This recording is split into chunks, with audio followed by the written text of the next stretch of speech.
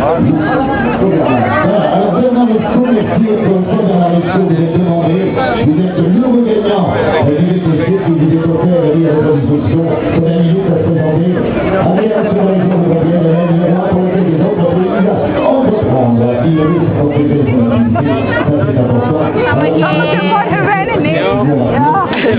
are you feeling a little bit of pressure because you weren't able to win the Tour of Flanders last week, and this Paris-Roubaix is looking to try and make your third victory?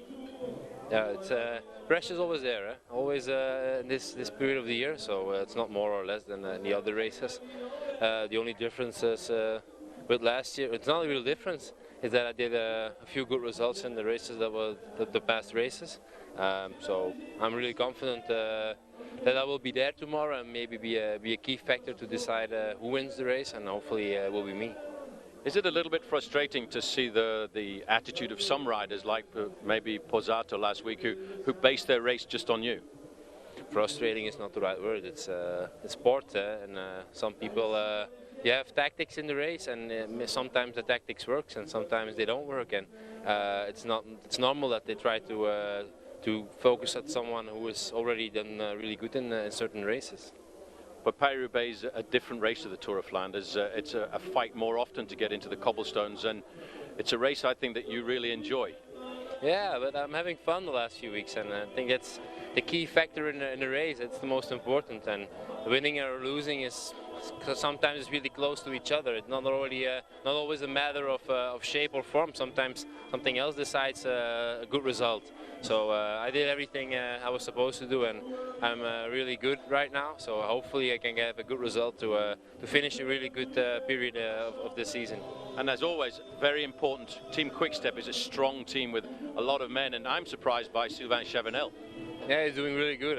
We were really surprised that he was doing so good in this kind of classics, and that's why we decided all together that it would be stupid not to take him to Paris-Roubaix, not to let him start, because he wanted to, and his shape is so good right now, so that you better use it, because in the next few weeks it's already a long time that he's on a good level. Good luck. Thanks, man.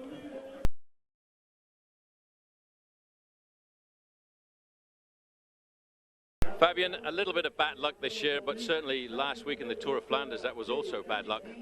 I think almost I have since after my win in Tour of California, I've always bad luck. I mean, crash, sickness, yeah, some problems with the bike. I mean, now in Flanders, chain broken. Now in Gent-Wevelgem, puncture. Lost this brake, was in the front, was also in the end going to the finish. What maybe I needed for have this little bit more that has on this Paris-Roubaix, but I know what I have to do. I feel good. I will give everything what I have, and I think with all those memories, what I had it in Paris-Roubaix, or even on the start line in Compiègne when I won in the Tour de France, I will keep this all in mind and give everything and fight for it and fight until to the end. The thing about Paris-Roubaix is if you don't have any bad luck at all, even if you're not 100%, if you've got the experience and the motivation, that can sometimes make the difference. Yeah, the race is so long, the race is special, and it's not the strongest normally. Sometimes he wins this race. I mean, I remember really good on the back when I was riding the first time this race. I was with Tuffy in a break, but really behind, and on the end he finished 5th. He did for sure a pretty strong race, but his experience and his smartness, he's bring him so long or so good in the front, and then I know what I have to do the same. I mean, I have to use really good my head. I have to put everything on the table and use my experience, use the motivation, what I have, and then we see. Well, that's what I heard that you'd been saying just recently. Sometimes in Paris-Roubaix, you're not actually racing against the opposition, you're racing against yourself. Yeah, you race against yourself, but you race against the cobbles, because this is the biggest fight what you have to do. I mean, you can stay behind the rider, but the pain you get, not because you stay behind the rider or it's because it's hard, it's because the cobblestones, they're going to hurt you, they're going to make pain, and you have to get over that and fighting until to the end. Good luck tomorrow. Thanks. Well, George, first of all, we saw your crash last week in the Tour of Flanders. How is everything? Have you got over those injuries? Yeah, I'm over them. It was a tough break, 200 meters from the line, but I feel good now. Fortunately, I didn't get hurt. I landed on top of a pile of riders, but I'm ready to go. You've always said that to win Paris-Roubaix, you need a very strong team around you. How do you rate Team High Road Columbia this year for the attempt to get the title? Team's super strong. I mean, you saw Eddie win on Wednesday, and we got Bergard and Eisel. He's feeling a lot better from his crashes. And Michael Berry's back. He helped me last time when I got second place here, so I'm excited that he's back on the team. We really got a complete roster, and I think we're definitely ready for tomorrow. I was talking to your team manager, Alan Piper, and he told me over the last couple of weeks you've trained and prepared in a different way for this season's classics. Yeah, well, I started a lot earlier this season just with the Tour Down Under, which has helped me be a little bit fitter for this time of the year, I believe. And skipped a couple of races, did a couple of longer, easier rides at home, and I think it's going to pay off for tomorrow. I feel fresher than I normally do and fitter. And I hear that you've been getting advice from other people around the world of professional cycling too about what kind of a technical assistance you need. Yeah, I've had some calls. I mean, I spoke to him. Museu actually called me. Just told me a couple of things about what has helped him in the past and what kind of equipment he's used, and just gave me some good advice. I got a lot of respect for him, so it was nice to hear from him. Some people say that a race like Paris-Roubaix, you might as well forget about high-tech specifications. Just go back to old, simple stuff that ain't going to break. Old school. Well, I've used a little bit of everything in this race, actually pretty much everything, and yeah, I've had some bad luck with some equipment, but I think it's really what you feel most comfortable in. I mean, I think the sport evolves so much that you got to go with higher tech stuff at times, but I think tomorrow I'm keeping it pretty stock, and we'll see how that works out for me. Antonio, a little bit of bad luck for you in Ghent-Wevelgem, but maybe it's best to have bad luck before Paris-Roubaix. Well, I think the bad luck was on Flanders. Ghent-Wevelgem, I just was not in the first echelon. I took it a little bit easy in the start, and I think also that for tomorrow, all the bad luck is gone. So I hope that everything is okay, but at least if I have bad luck, I know how to stand up again and go for the race again. I read some statistics that riders who've won Paris-Roubaix in the last few years have been 30, 31, 32. You're just about the right age to win Paris-Roubaix this time. Yeah, I'm 31 now, 32 at the end of September. I'm feeling, it's true, I'm feeling more comfortable on this kind of races as long as the years goes by, and it's true that less chances I have now because my career cannot long till many years more, but I will try to take the profit of this experience and don't miss a good chance.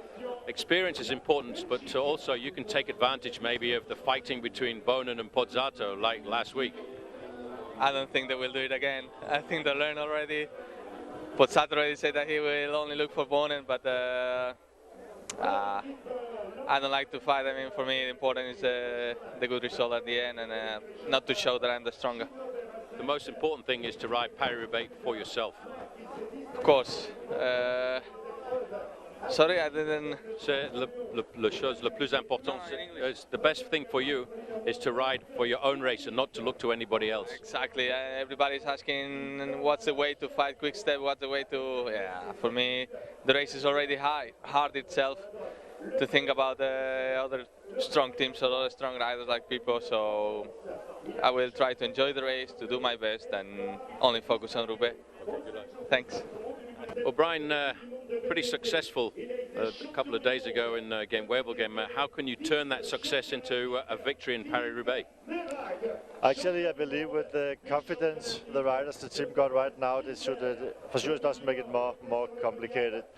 I believe the self-confidence for the riders is good, and of course I know like George, we got Eisel, we got Burkhardt and Ewald now, we got like 4 riders who actually can win the race, so it should make everything slightly more easy for us.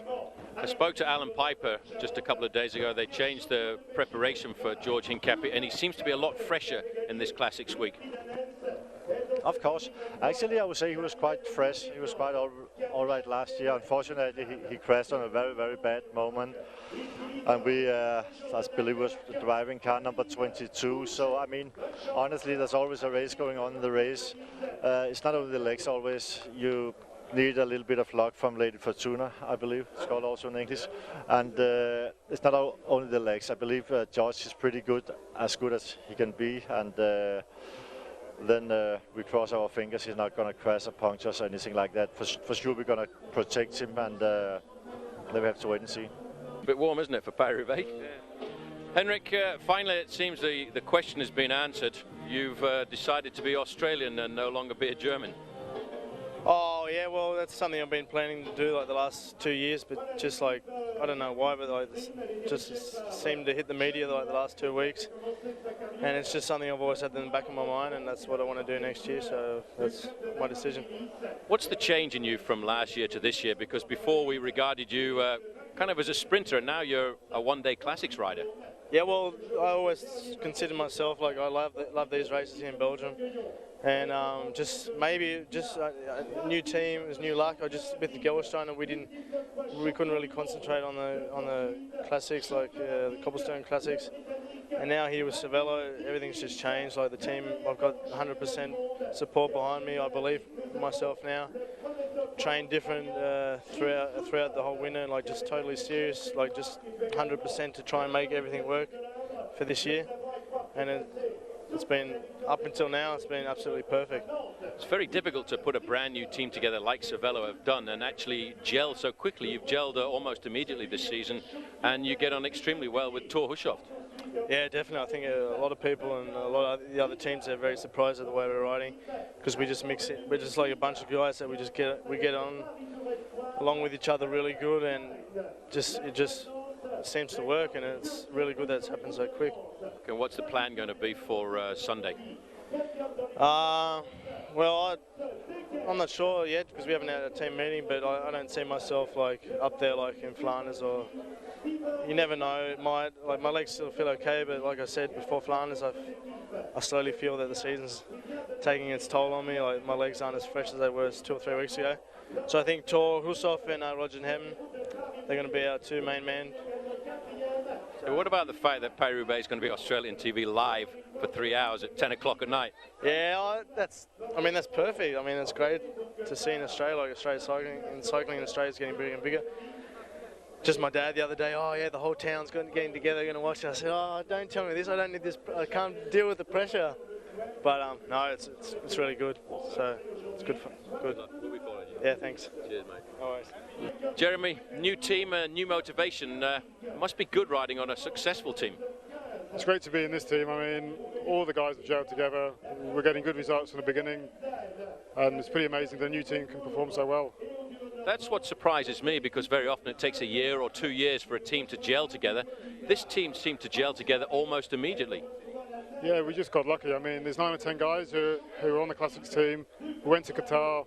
There's a few guys who went to California, but yeah, we just started in Qatar and we haven't looked back.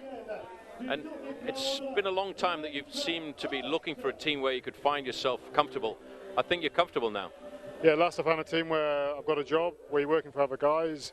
You get your chance when you get your chance, and in cycling that's what you need. I mean, you can try and win races all the time, but when you don't have a team with you, it's really hard. Thanks. Completely new team this year, and it seems that the team has become one of the dangerous teams for the Classics. Yeah, that's for sure. We are a strong, really strong Classic team, so everything works well at the moment. So just hope we just can keep going like this. I think you've got a very strong, solid team, because you can count on a number of people. You can count on Heinrich Hausler, you can count on Roger Hammond. It's possibly a team that will support you a lot better than some of your previous teams. Yeah, I think so. This team is really strong, and especially for tomorrow's Paris-Roubaix, it's really good. So I think we can be a few of us in the final. I think just talking to Heinrich Hausler just a little bit earlier, he said tomorrow it's the day for Thor Hushovd. He's our big man. He's the one we want to look after. Yeah, we see. I think I know that I have good form, so I just need the day tomorrow where everything works well, and then I think I'll be in the final. Do you think the weather's going to make any difference? Saying there might be a little bit of rain towards the end of the afternoon. Yeah, of course, if it's rain, the cobbles is different, but I don't mind if it starts to rain. That's fine. How are you going to feel going into this year's Paris-Roubaix? Yeah, of course, the team expect me to be in the final and to do a good race, but you never know in this race. I mean, it's you gotta have good luck here as well. Huh? You have to have a strong team behind you to get you to the important places. What's the team's strategy going to be? Yeah, we're gonna have Brad Wiggins for the final, so I think he's going really good. He did a good time trial at 3 days of the Palma, and yeah, I think he'll be up there in the final of the race. It seems as if Brad has motivated himself for these cobblestone classics. Is it to help you or is it to ride for himself? Yeah, no, he's here to help me, and he did this race 5 times, he said, and yeah, he really likes it, so that's good for me. Do you get surprised sometimes, because you're still a very young bike rider, to see yourself rivaling men like Tom Boonen, for example? Yeah, sometimes. I mean, if I'm in the break and I look around, it surprised me that I'm still there. But yeah, I'm 25 years already, so not that young anymore. Well, Tom Boonen seems to think that you're a man that he's going to keep a very close watch on tomorrow because he feels that you're the man could help in make the decision of the race. Yeah, maybe I could, but we will see that tomorrow. Huh? Okay, good luck. Thank you. Thank you. Thanks.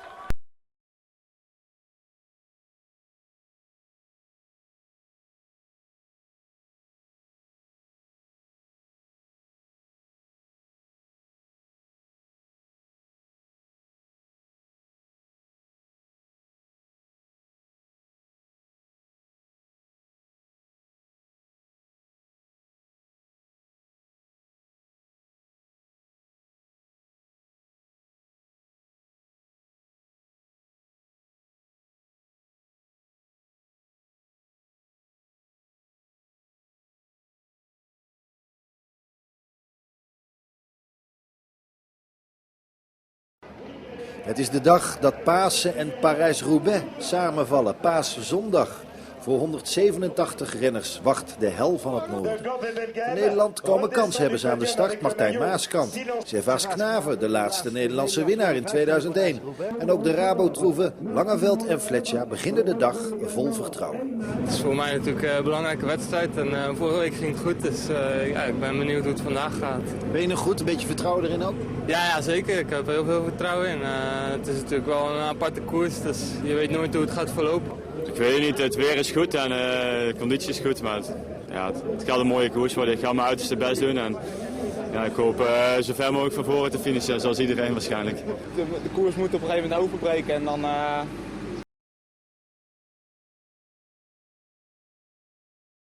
107e édition ne va pas échapper à la règle. Les équipes de motards qui vont suivre la course se mettent en place. La course va débuter. Physiquement, c'est bon, les pavés, c'est assez dur.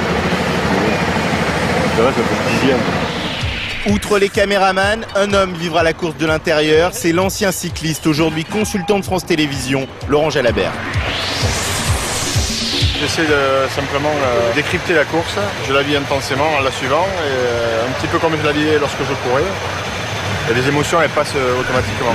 C'est le journaliste Thierry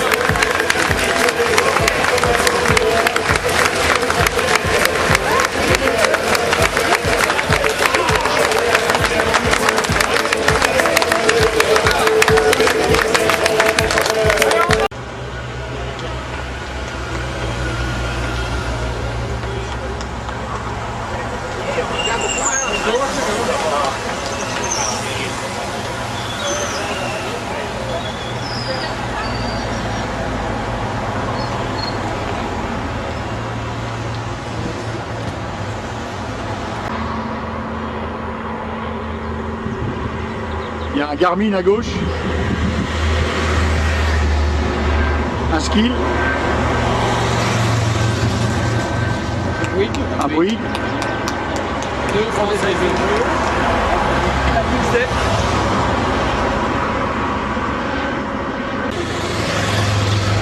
Et il roule. Qu'est-ce qu'il chasse derrière? Et il roule derrière. les skills qui roulent. Hein? Les skills. Les skills, ouais. Ah, ils sont pas trop, hein. Vous voyez le Bounnen là-dedans. Il est caché, hein. Le 5, j'ai vu du gros coup de step.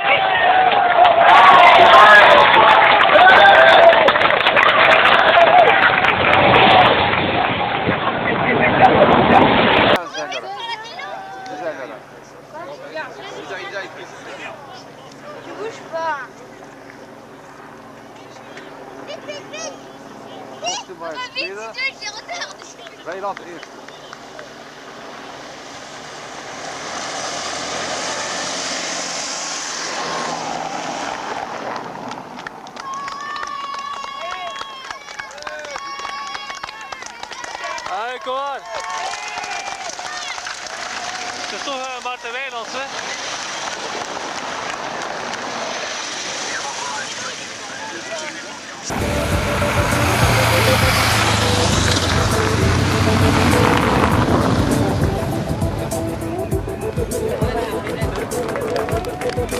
Allez, Steve!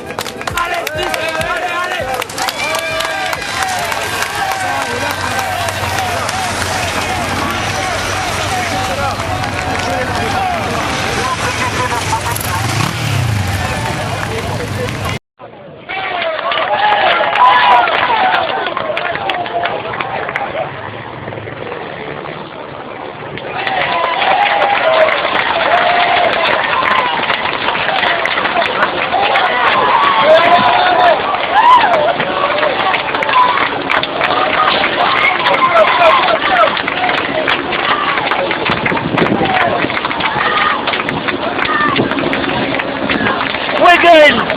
We go!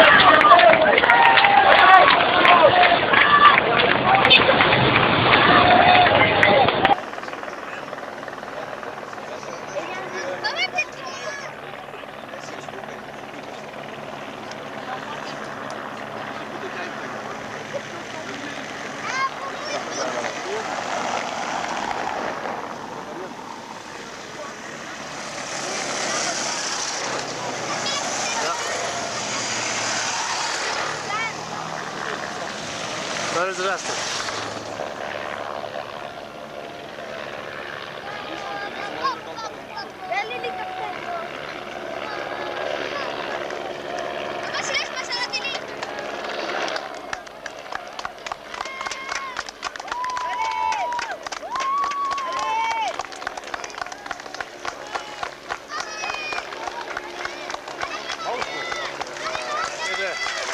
De volle rieven, boom! Ikash Lara. Capitano. Arversen, oei oei oei. Hoste.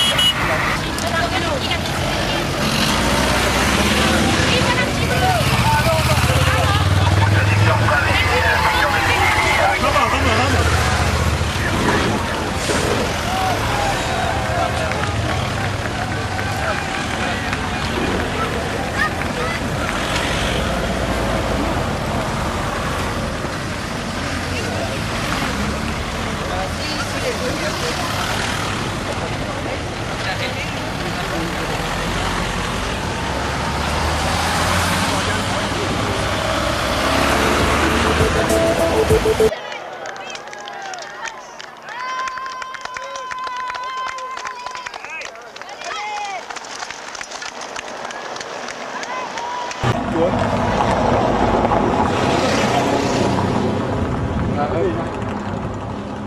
une tête, hein. C'est un Colombien qui est bien là. Allez, allez, allez. Ça roule pas.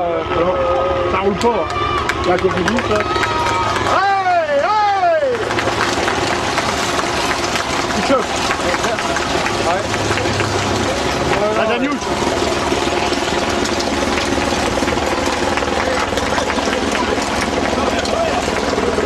C'est la manette qui était là.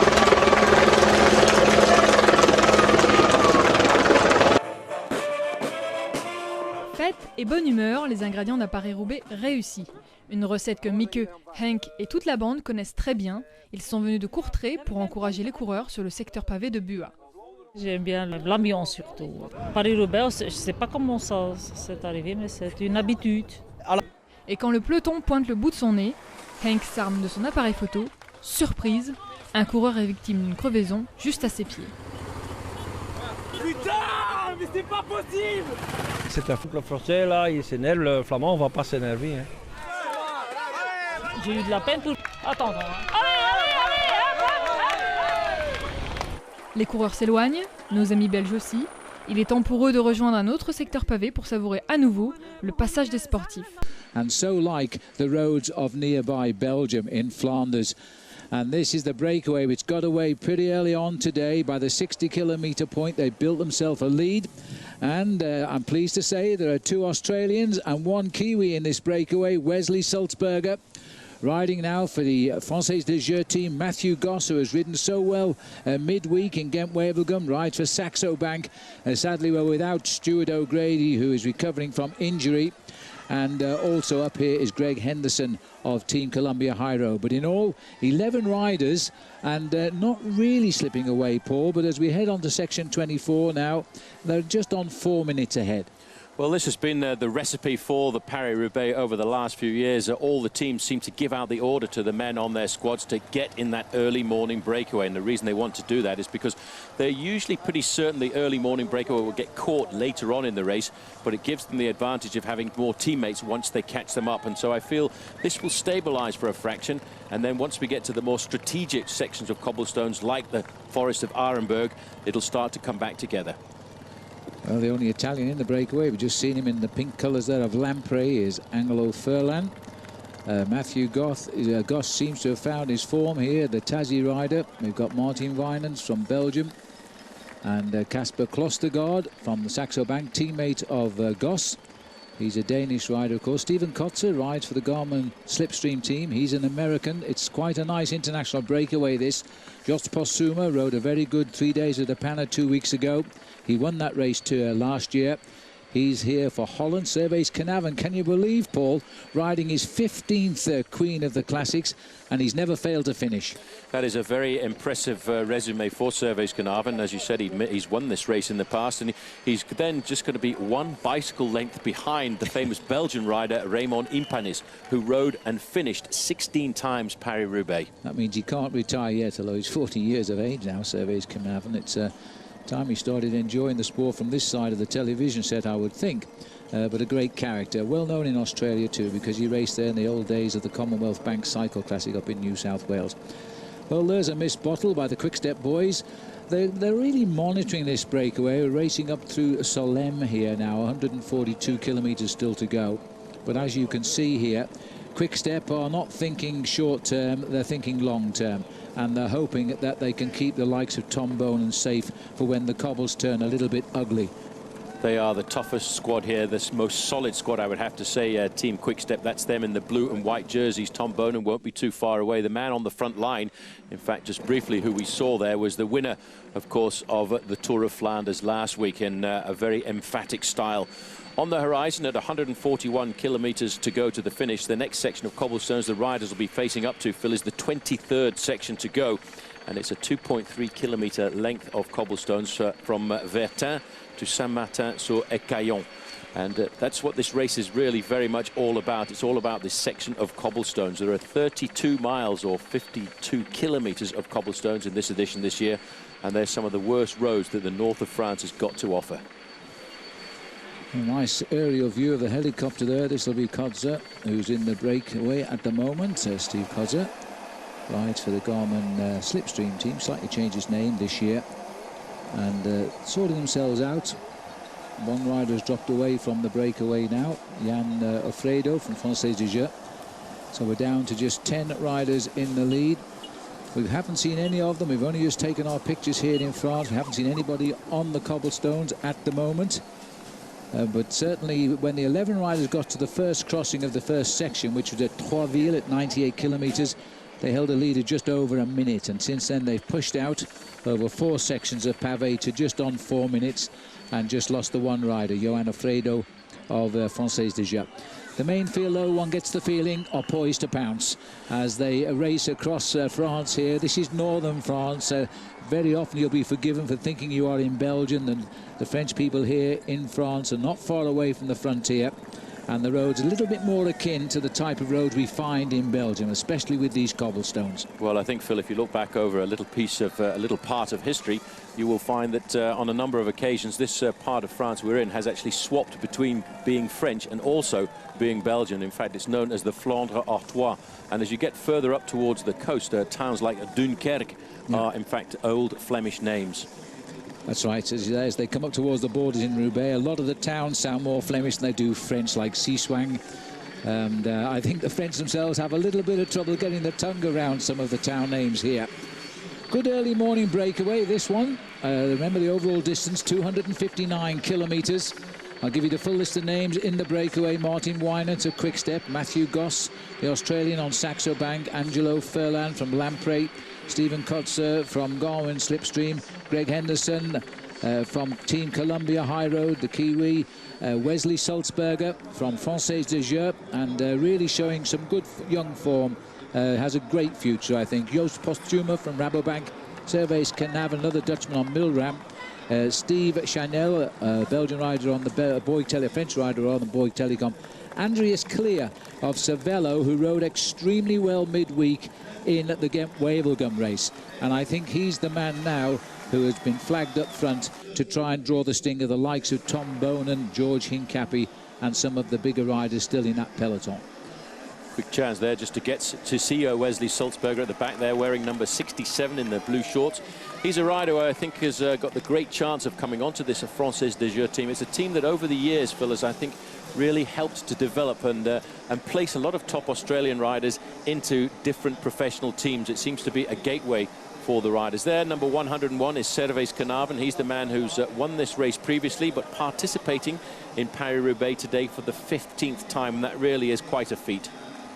I should imagine that Stewie O'Grady, the winner of the race a couple of years ago, who was trying to make this one of his targets for the year, and then had, dare I say, yet another fall, which resulted in broken bones, and he's now having to watch. But his heart will be here today, especially for his Saxo Bank team, who I think might have to lean rather heavily on the likes of Fabian Cancellara or perhaps Matti Breschel if they're going to bring the goods home today. Well, this is the section number 23 to go, 2.3 kilometers in length and a 3-star rating. Now, the cobblestone sections in Paris-Roubaix are rated by stars from 1 to 5 stars. Now, a 5-star rating is the most difficult section of cobblestones that the riders will face. And it's made more difficult by the length of it, but also by the condition of the cobbles. And some of the worst ones come a little bit later on. Groups of cobblestones like, of course, the famous Forest of Arenberg. Well, Paul Schoen alongside me is going to bounce along the cobbles now with the riders. He finished third in the amateur version, slightly shorter, same length of cobblestones though in Paris-Roubaix. He's ridden the professional one as well, and they are tough. The riders themselves will finish today with their hands bleeding because of the way they have to grip onto those handlebars. Oh dear. Well, talking about bleeding, here's a rider who had an accident a little bit earlier on. This is Martin Elminger, and he was one of the pre-race favourites for AG2R, and he's obviously gone down very hard out on the course. The strange thing about Paris-Roubaix is these 27 sections of cobblestones, it's very important to get into them in the first 10 or 15 places in the main field, and it's almost a battle every 10 or 15 kilometers to get into the cobblestone sections in the first part of the main field. That's why there are so many accidents.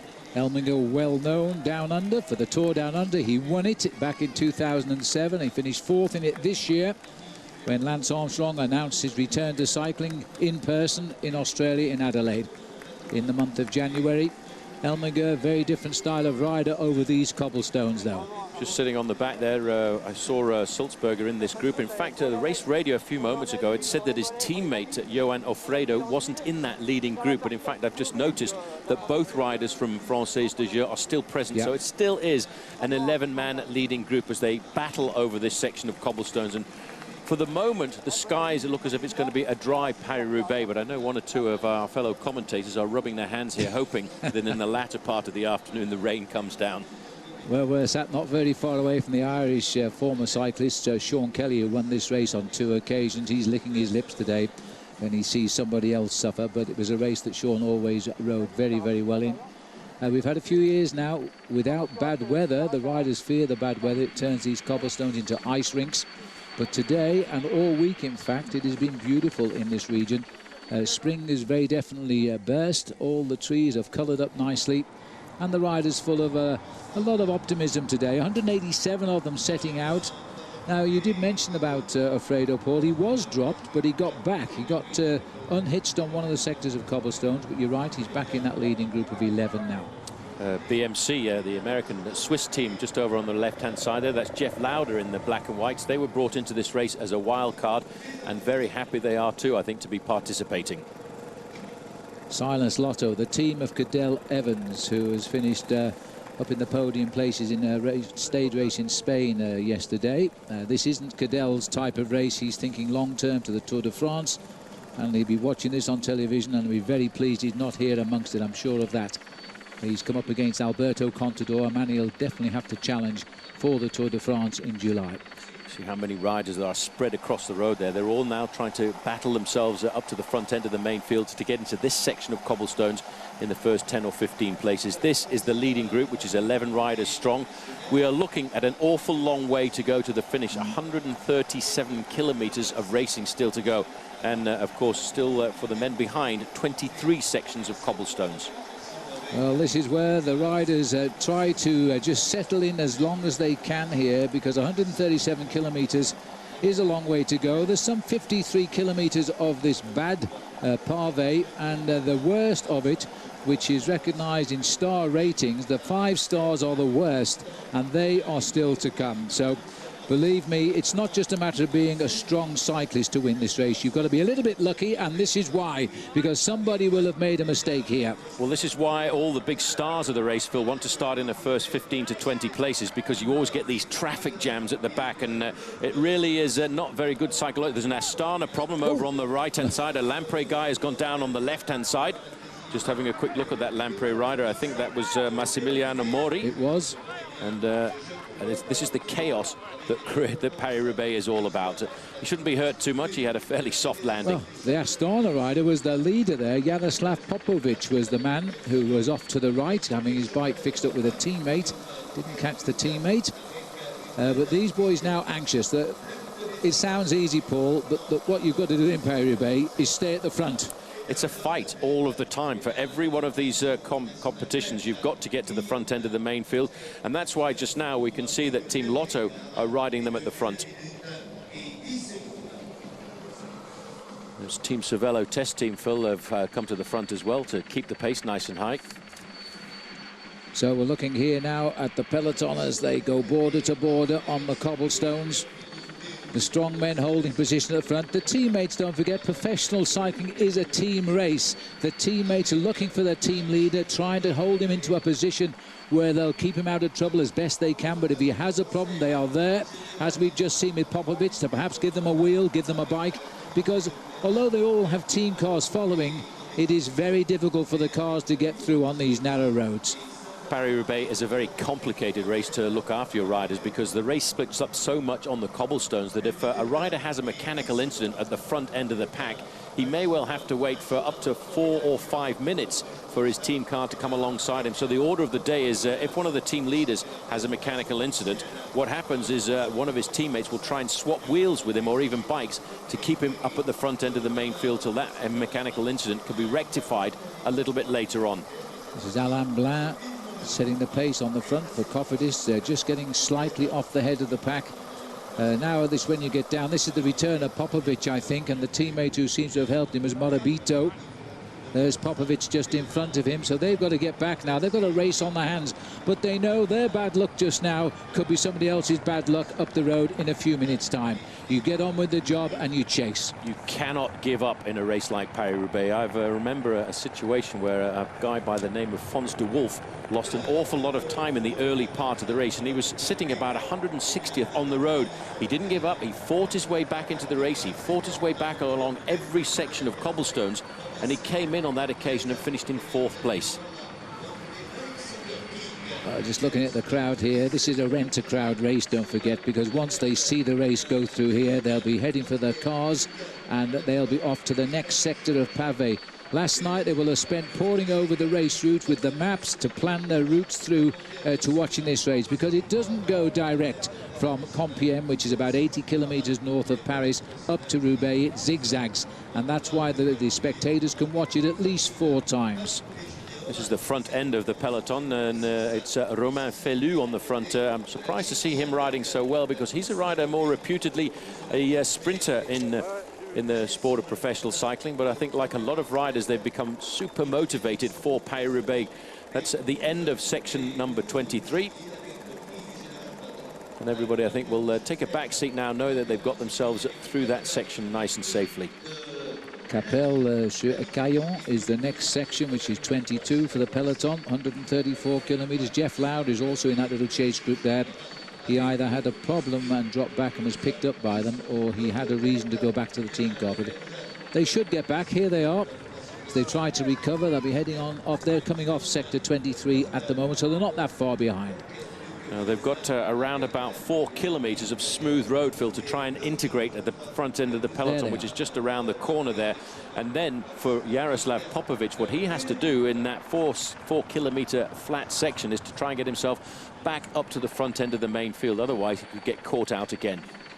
Well, although we don't have the mud here today and the puddles of water lying around, you do have the dust, and it is most unpleasant, believe me, riding behind the riders as the dust flies up into your face, because your eyes become quite sore after a long time of this. So you try and pick your own little trail if you can. Well, Arrière de la Course, this is the back end of the race, and we're still following the group with Jaroslav Popovic, who is taking all kinds of risks, and you see how narrow those roads were. Back to the front end of the main field, it's Silent Lotto who are trying to set something up. Their man for today has got to be Leif Hoster. He's been so close to winning this race in the past. He's been so close to winning, of course, the Tour of Flanders, where he's finished second on 3 occasions. But he, I think, today will be trying to change all of those podium positions into a victory. I think his best place, Paul, was last year, actually. It was 6th for Leif last year. He's had a couple of high finishes, but that was his best. I think his best place was second, actually, but he was disqualified because of the train. Right. Oh, there was 3 of them kicked out. Well, that was bad luck. That was a couple of years ago, and riders went through a closing level crossing here, and against the red flashing light, and that's an immediate disqualification. And all we saw on the stand that day was the winner, Tom Bone, and I think everybody else was gone home. They were all disgusted. Yeah, it was a little bit of a surprise. I felt very sorry for Leif Hoster on that occasion, because he rode an exceptional race on that day. 133 kilometers now to go as we look at this leading group. Servais Kanavan in the pale blue jersey of Team Milram at the back there. Phil has used all of his tactical knowledge to get into the early morning breakaway. This is the start of section number 22, the Pavé de Buste. Well, these boys have been ahead now for the thick end of 80 kilometres. I'll give you their names quickly again. Martin Winans, Matthew Goss from Australia, Angelo Furlan, Italy, Stephen Koza from the United States, Greg Henderson from New Zealand, Johanna Fredo from Fossetier, he's French, Wesley Sulzberger, another rider from the deep south of Australia, from Tasmania, Postuma of Rabobank, Servais Kanavan, the grand old man of Milram, Steve Scheinel of Bouygues Telecom and Andres Kleyer. What's going on here? This is another change of wheels here for Martin Elminger, number 121 at the back of the race. She's got a teammate there up alongside him, trying to take out the wheel to pass it along to his team leader. And for Martin Elminger, I think today is going to be a Paris-Roubaix a little bit too far. Well, Lloyd Mondori has gone on, but it looks like Elminger is saying enough is enough here. He's had a rough old ride and still 132 kilometres to go. So Lloyd Mondori continues to chase, but I think we said goodbye to Martin there. Former winner of the Jacobs Creek Tour Down Under in Australia, a man who made his name there with this team at AG2R, which has always been extremely successful in the Antipodes. Smooth roads for the peloton just for the moment. And if the Australians can start performing like they did on Wednesday, they had so many riders in the front group. We were chatting with Brett Lancaster yesterday.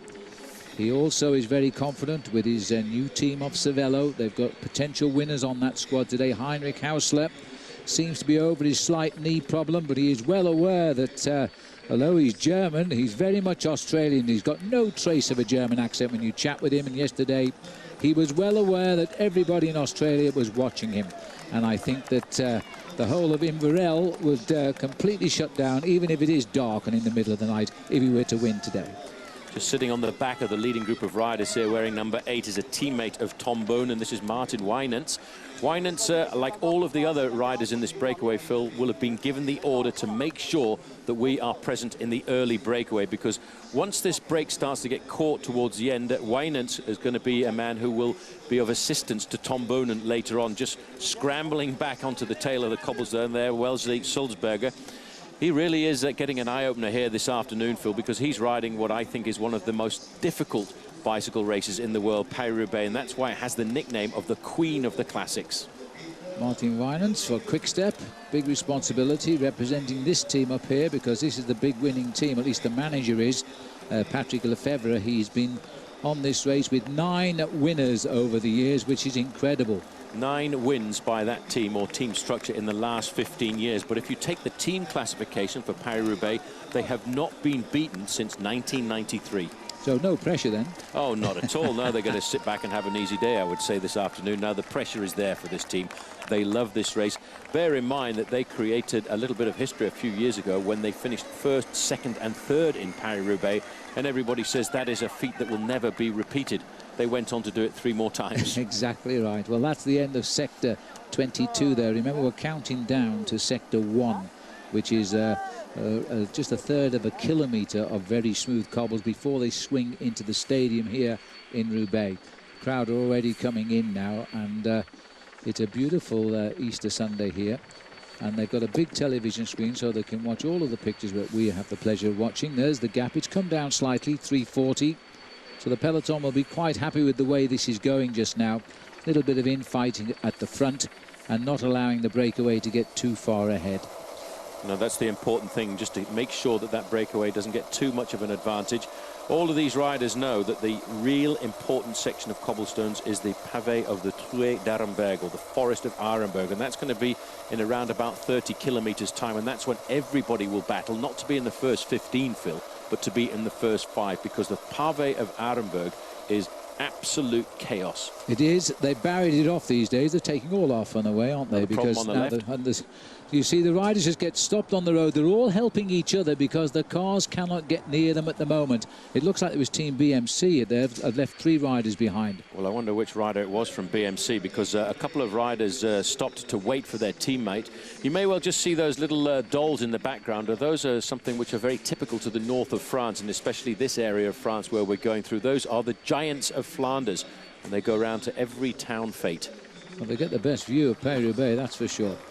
As the riders now pass underneath, I would suspect Alexander Moos, the leader of Team BAC, had a problem there with 2 team riders stopping to try and help him out. Well, this is looks like Bradley Wiggins on the front here. It's definitely one of the riders from Garmin who've decided that they want to do a special performance here this afternoon. And this is the section 22 for the main field. Yeah. And it's a cobblestone known as Le-Buat, and it's a 3-star rating. 3:38 is the gap at the moment. Somebody's been left by the leaders, but I'll have to work out who it is. They're down to 10 riders and 130 kilometres left to go. This is life on the back end at the cobblestones here. Just coming through there is Gatis Šmikulis from Latvia. He was in a chase earlier on. It now looks as though he's paying for the effort. He sat at the back. Well, looking through the trees there, the early springtime yesterday has been replaced by some fairly low cloud here this afternoon. There's not much wind in the air, although a lot of people were very concerned about the wind direction because that makes it very difficult on certain sections of cobblestones. This is what it's like at the back of the race, and suffering here just a fraction is Stijn Joseph of the young developing Belgian team Top Sport Vlaanderen. Yes, don't discount them. They've had 1 or 2 good rides this week while we've been based in Belgium. Not too far away from where we're actually commentating across the border in France today at Roubaix. But in 15 minutes you would be in Belgium, where many of these riders train for this event. Most of the teams have done reconnaissances this week on the cobblestones of Paris-Roubaix. Because of 1 or 2 slight changes, a number of cobblestone sections have been taken out this year because they've become just a little bit too dangerous for the event.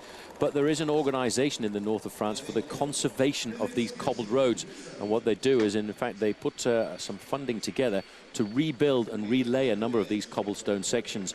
In fact, it was, I think you're more the historian than I am when it comes to Paris-Roubaix, but a few years ago, Paris-Roubaix had to reinvent itself because the roads between Paris and Roubaix were just becoming impracticable, and they had to try and find how they could race over more cobblestones. So they moved the start a little bit closer to Roubaix to start in Compiègne. So the race got up to the north of France where the cobblestones were, and now it zigzags around the whole of the community. And they're protected by law now. You can't put tarmac over these cobblestones because it's quite a big money spinner for the area known as Nord-Pas-de-Calais, as the riders here are bringing a lot of people in. Hotels are fully booked around the region for the Paris-Roubaix. It's the one classic race, I think, that really does draw the public's imagination. Greg Henderson here. A nice position there on his bike, a man who's better known maybe to people in New Zealand for his performances on the track at the World Championships and the Olympic Games. But here he's part of Team Columbia High Road, and the Team Columbia High Road are hoping that their leader, George Hincapie, will have a good crack at getting himself a victory this afternoon. And obviously, I have to think Greg Henderson was given the nod to get himself into this early morning breakaway to be of assistance to the team a little bit later on in the race. You never know what Greg can do. An ex-world champion on the track. He's married, in fact, to another world champion on the track, Katie McTeer, who comes from Beach Road down there in Melbourne. And of course they're based over here for the season now, and Greg is a very fast finisher. If that race were to come to the track, he would be odds-on favourite to win, I think. He'd be one of the few riders show no fear of the bankings of the velodrome.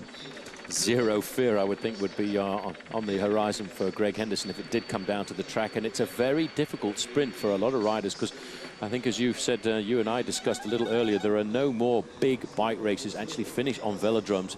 And it really is, for some guys who don't have a history of racing on the track, very difficult to judge the sprint down to the line here. Well, I've got 11 riders back in the break again, and that's what they're saying. So, in fact, whoever was dropped off has just come back in. Well, that's Heinrich Hausler, number 152 in the black jersey of Team Cervelo test team, sitting at the back end of the main field, and that's not a good place for him to be sitting. There's Sylvain Chavanel, number 2, the man who, for me, was a real revelation last week in the Tour of Flanders, and a solid teammate for Stijn de Volder and, of course, Tom Bonen. I think in some ways, Paul, you could say he's the revelation of the new season. He's got the new team here, Quick Step.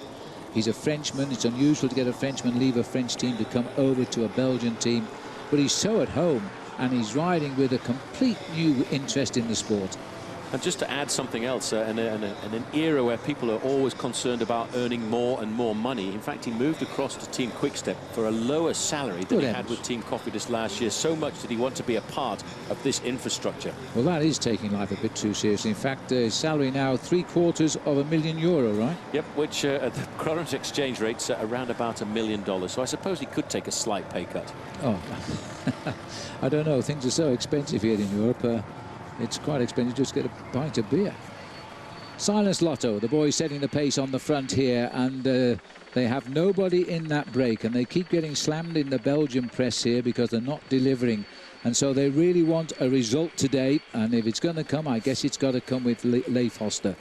Well, that's probably why the second in the line at the front there was the big man we see in the Tour de France looking after the interests of Cadel Evans. That was Johan van Sommer, and that's him, the tallest of the riders in the red and black silence jersey. Good race for him, although being a tall man, he probably has a little bit of a private battle with the cobblestones because his equilibrium is a bit higher. But there we are, the whole peloton together at the moment. 187 out this morning from the blocks in Compiègne. It was a little bit overcast at the start. The slight wind, which is continuing to rise, has blown away the cloud bank. Really, it's a very pleasant spring day. And just looking at these riders now, it's the calm before the storm. Even though they have a breakaway, they're currently shown at 3 minutes 51 in front, so they're going absolutely nowhere. These boys are waiting, I reckon, for the crossing of the forest. Well, I've seen situations in the past when we've come to the Forest of Arenberg, or the last 10 or 15 kilometres, a breakaway has been in front by 3, 4 or 5 minutes, and at the exit of the Forest of Arenberg, it's been cut down to a single minute. That's how important the Forest of Arenberg is in the whole scope of a race like Paris-Roubaix. It's a couple of kilometres, the Forest of Arenberg. It is a beautiful area of France. It's an old mining area, but the forest is a very old one, and in 1974, they brought together 3 of the main forests of the region and made them as one. And it's now totally protected. It's the only time that anything goes through the forest, and it's Paris-Roubaix. And it's a section of cobblestones that have been around since Napoleonic times. This again is a look of what's going on at the Tête de la Course, the head of the bike race there in the orange jersey of Team Rabobank is Joost Postuma. And as you said earlier, Phil had a very successful crack at winning the 3 days of Le Pen, a race that he won last year. He's sitting on the wheel of another Dutchman, the man in front of him, the lowly crouched Servaes Knaven. That was a quick look into the face of Greg Henderson, but this is Knaven. That was the little town of Maing. We've just come through there. These are dotted all over the area. The breakaway, as we're watching here now, Joost Postuma, 3:50, another couple of seconds nibbled off. Nothing to talk about. Angelo Furlan, one of the most experienced riders in the breakaway, and the only reason for the Italians to cheer right now in this breakaway. They have a very good record in Paris-Roubaix, though. Furlan got himself 3 wins last year, but he's nearly 32 now and will be in June. Steve Kotze riding for Garmin Slipstream, and the man who has said that he really does enjoy these cobblestone classics and hopes that one day he'll be able to really participate. Just also up there as well, number 155, that was Andreas Clear, and he's a rider who could be quite dangerous if this race doesn't get caught. I'll put him down as probably the most dangerous man in this breakaway if it didn't get caught, because he's a winner of the Ghent-Wevelgem Classic a couple of years ago, and he knows how to ride cobblestone. So he's a good man for Cervelo to have in the early move. And sort of like a game of chess, you put a few people up front, hoping that you see them later in the day and they might be of some use. 124 kilometres to go. I must say, this race is moving quickly today. The judge, I was speaking to the referees yesterday, a little bit concerned about the rising wind because it will largely be favourable and make for a very quick race. Well, interesting you mentioned the game of chess. Very often these men we look at in the early morning breakaway, Phil, are the pawns in the game before the kings and queens and knights and rooks come out to play a little bit later on. And then the queen bites back and has her own say in affairs. And the queen on this occasion is the queen of the classics, and that's the French nickname for Paris-Roubaix, or the Hell of the North. Yes. This is Matthew Goss sitting at the front here. He's really accelerated it. I mean, this guy's got such a great future. Well, he had a third-place finish just about 4 days ago in the semi-classic in Belgium, the Ghent-Wevelgem race, a race that saw him and his team very aggressive indeed.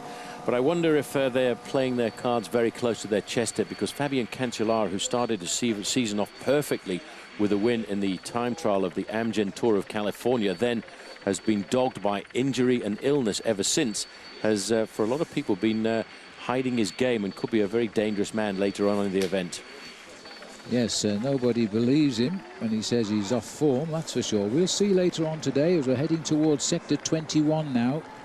And there's a service required here. BMC are having a rough old ride. That's Tony Cruz there, who used to ride alongside Lance Armstrong, and he now rides for Team BMC, which basically is built around the Swiss star Alexander Moos. But they're a team who have managed to get themselves a wild-card selection into a number of the top races, probably because of their team manager, Jean Lelong, who himself for many years was a member of the organization of Armoury Sporting, the people who organized the Tour de France and some of the greatest one-day races in the world, like this one we're watching here, and of course nowadays Liège, Bastogne-Liège and Paris Tours. Now just look at this. This is what we call fast tempo riding. They're probably around 48, 49 kilometers an hour. These boys at the front are riding to the limit of their ability to stop movement from behind as we head now towards the next sector of pavé. Now there's all the chefs with the géants of the region. One before, they'll watch Paris-Roubaix go by, and then actually they'll probably just finish cooking dinner on this Easter Sunday because it's 2:15 local time here. Well, I think the French may well have a late lunch here on the weekend of Pâques, or Easter, as we remain with Team Silence Lotto on the front end of the main field.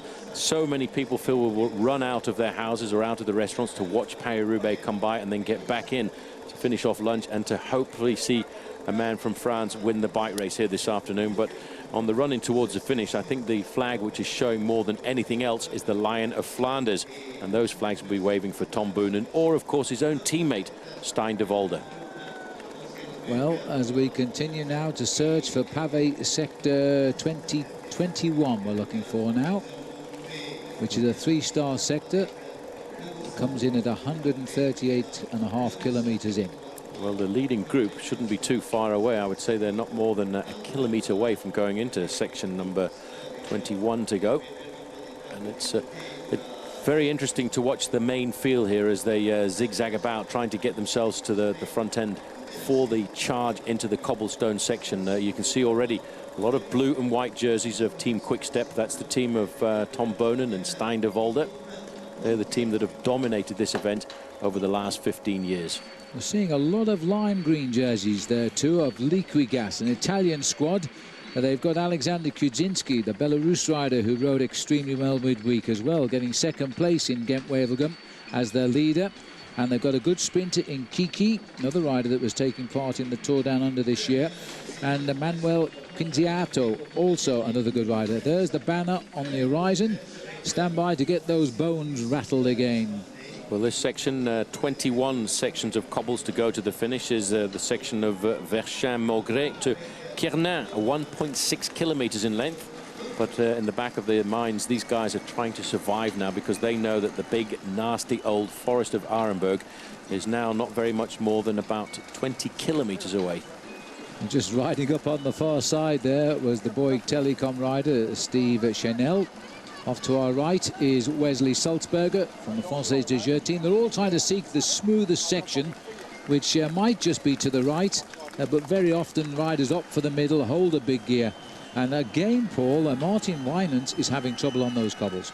Well, everybody's looking for that smooth piece of road over to the left-hand side, but very often that is the most dangerous place to ride because there are always little breaks in that smooth part, and that's where you see the accidents happen. The safest place to ride the cobbles is right in the middle on the crest of the cobblestones.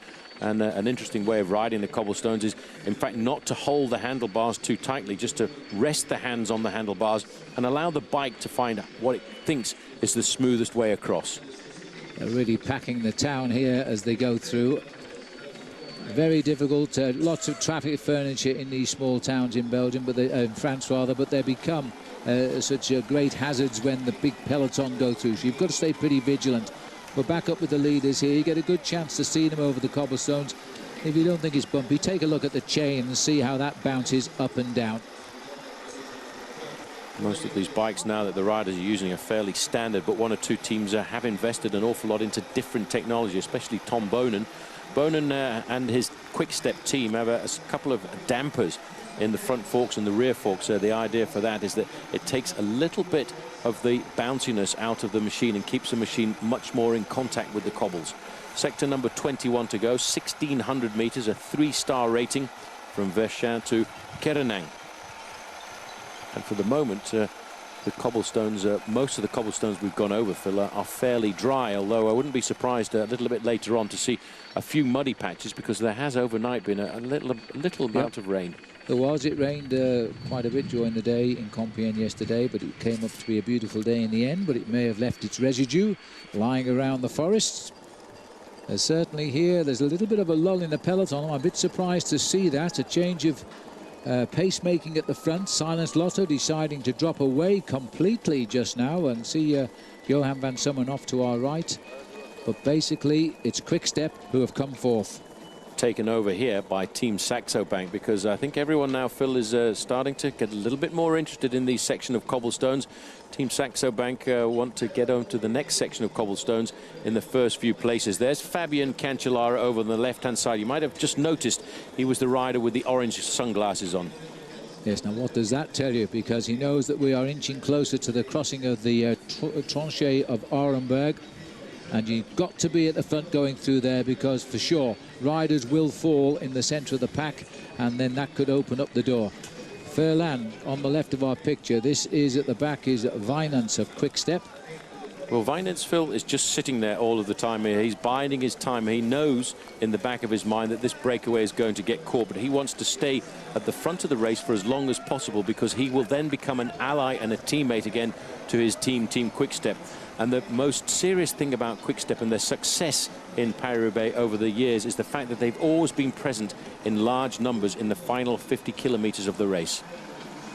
118 to go as the peloton are on that section of road now. In fact, you will notice a lot of team cars are lying around the route, because they know that the cars can't get through to service riders, so they plan their campaign as well. They put mechanics and spare wheels all over the place in the hope they've chosen the right place if one of the riders go by. It really is a lot hit and miss on this event. And you know, the great winner of this race, Roger de Vlaming, who won it 4 times, he never punctured once during those 4 victories. No, he didn't. In fact, he didn't puncture at all in his first 10 participations in this bike race, Phil, and it was only the last 3 times that he rode it that he started having flat tyres, and he put that down to the fact that maybe his form wasn't so good at the end of his career. Well, he was getting a bit old. 3:55, they're not catching them up at all at the moment. It's come back from 4:08, back inside 4 minutes, but basically this is a regular chase here. They're not trying to catch the leaders. It's more an internal affair here. They're setting the pace to beat each other. Well, Lotto very dominant at the front. There's just a small bottle. That is a very dangerous thing, because if you try and move direction on these cobblestones, even in the dry, they can be extremely slippery because they're made of granite. They're very smooth. Some of these cobblestones have been around for more than 100 years. And they're covered in little films of dust, and that makes your bike jump all over the place. But this is good pacemaking now as we're racing along section 21 here with the peloton. This is Johan van Sommeren tapping out a tempo here. In 3rd position in that line of Lotto riders, in fact, was his teammate Leif Hoster, making himself present at the front. On to sector 20 now at Quérénaing with the leaders here. 117 kilometres from where we're sat in the stadium here. And these boys now beginning to keep the rhythm well. We'll know a little bit more about where they're going once we get through the Forest of Arenberg and who will be the main aggressors to try and bring them back. Greg Henderson. It's a long way from New Zealand for Greg, but he really has adapted to European racing.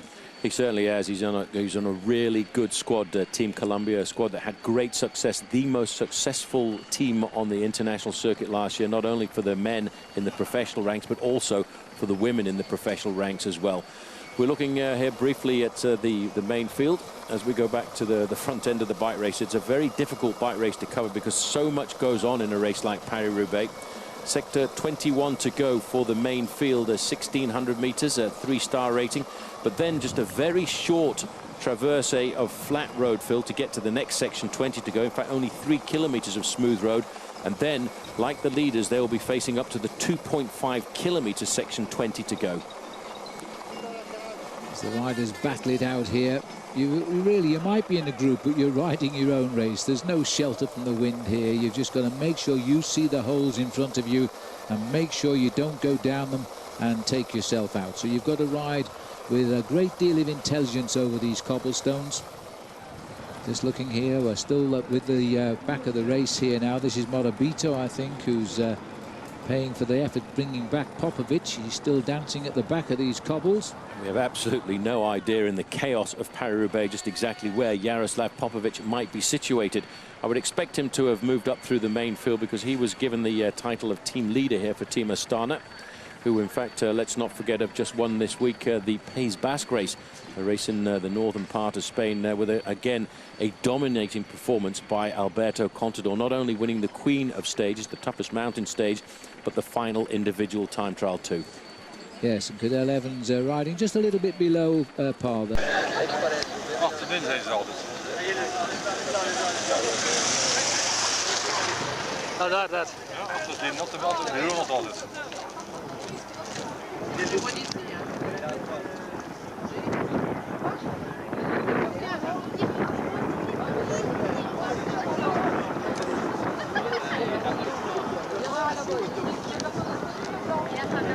Dat is snel op kop.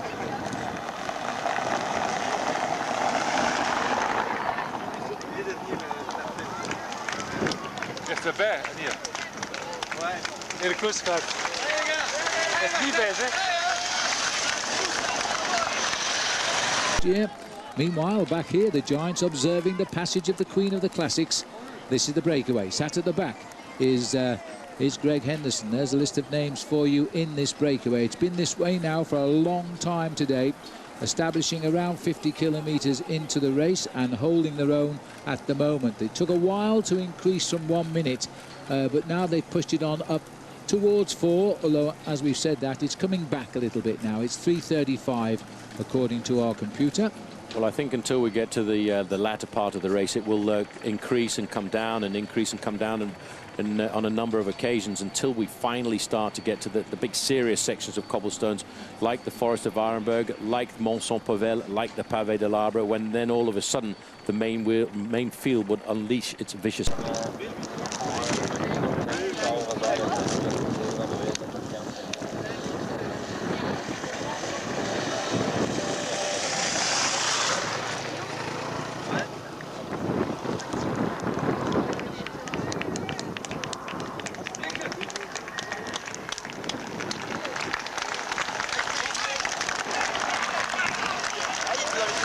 Section number 20 to go, and that's 2.5 kilometres.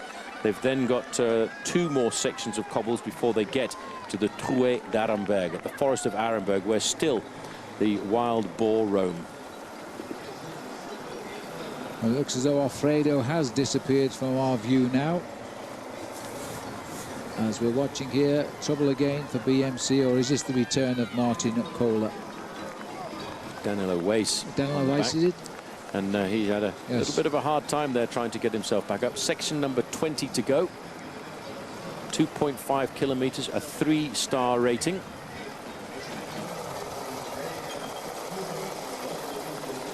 ...115 kilometres then as they bounce over the cobblestones here.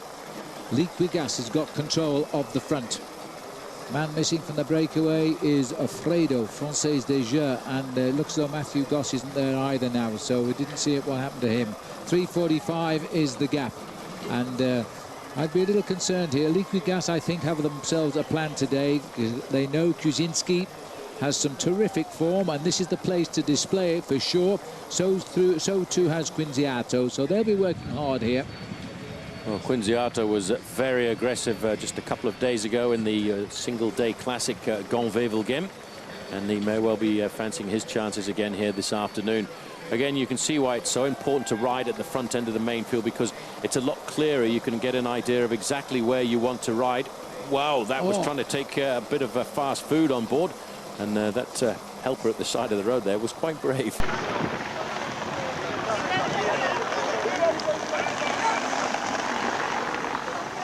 Servo op kop nog. Ja, servo op kop. Is dat een breed, hè? Met die modder hier?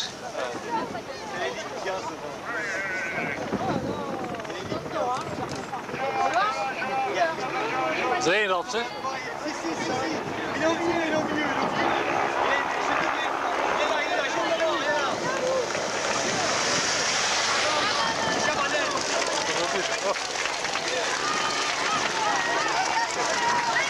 Chabanal hier. Oh, de bal.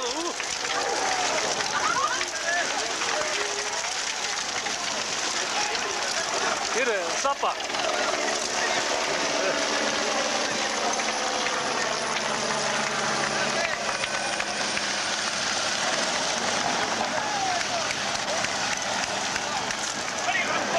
Brave, but it was a bad catch to say the least.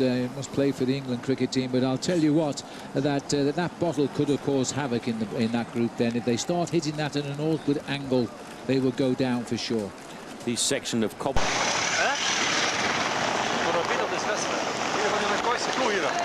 Allee, kom maar.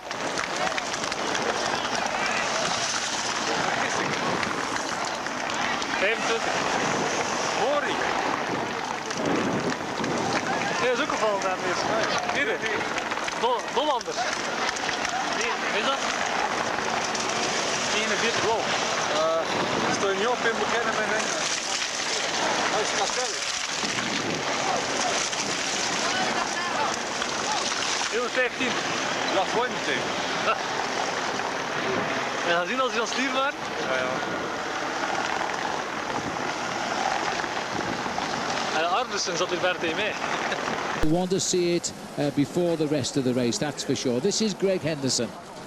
Well, he's very much at home, and he's got a great pedalling style, Greg Henderson, to get himself over these cobbles. What's very important riding over the cobblestones is to be able to combine great strength with suppleness.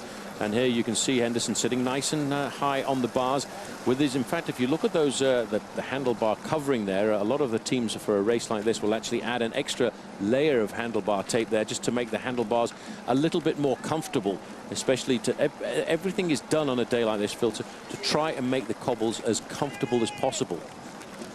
Well, Greg has had his best possible start to the season, 2 wins already here in Spain, and that's terrific for him, as he now has got himself into the breakaway. Well, just at the front end of the main field, a name has just popped up there. It was number 85, Enrico Franzoi. Now, he's a rider that Sean Kelly earlier on this morning tipped to me as being a great outsider for a chance of victory here in Paris-Roubaix. So maybe Sean knew something that we didn't. He certainly knew something I didn't, I must confess. I've just seen Stein de Volder down there for Quick Step. He's riding very handily near the front of the race, and a man that enjoys the cobblestones. They're all getting very nervous just now, and they're not at all concerned about this breakaway, which is down to 10 riders. They're just making sure that they don't have any problems themselves. Liquigas setting the pace. Well, just to put the race into a little bit of perspective, we are now circumnavigating the northern town of Valenciennes. Once the riders come off section number 19, they've got a fairly long piece of road through the town of Denain before they get to Wallers. And they've got one small section of cobblestone section number 18 to go, which goes around the town of Wallers before it takes them to the tranchée of Arenberg. And that's the first 5-star one of the day at 2.4 kilometers, dead straight in length.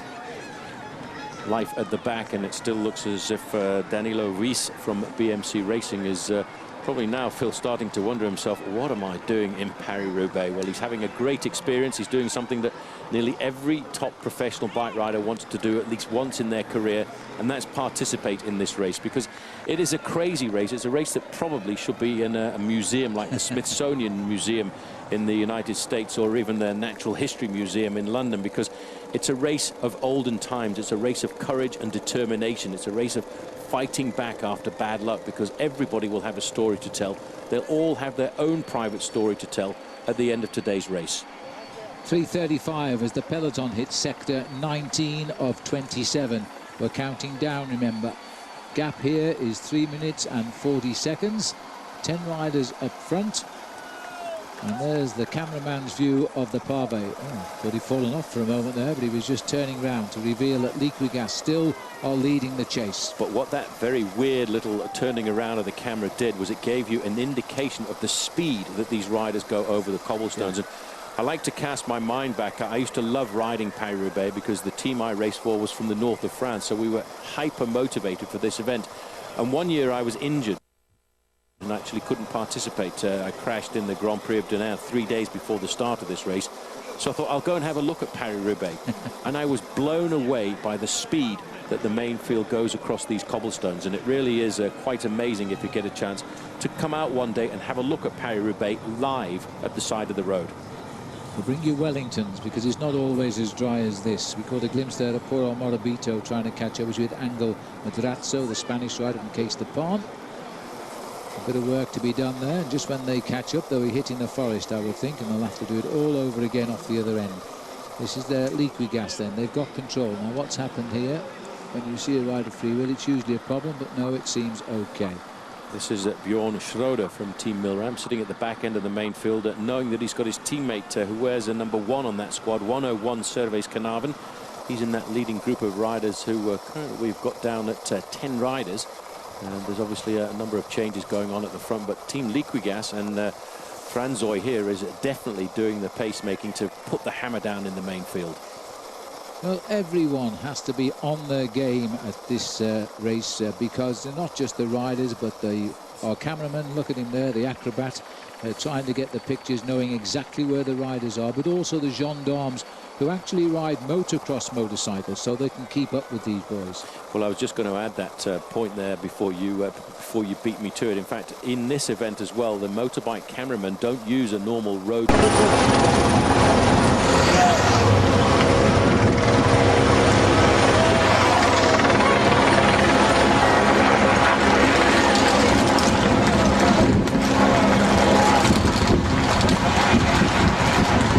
Tous à tous.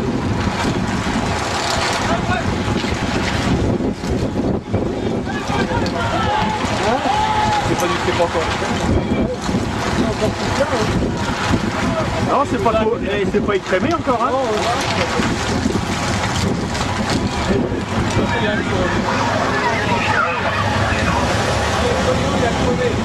Cross-type machines, because of the nature of the course that they're on. It really is a great job of work that's done by most of these guys.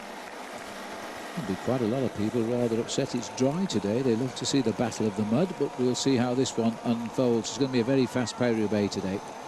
This is back with the leaders now. In the pink there is Furlan. This is Posthume, the Rabobank rider. As they're working well together, there doesn't seem to be any passengers.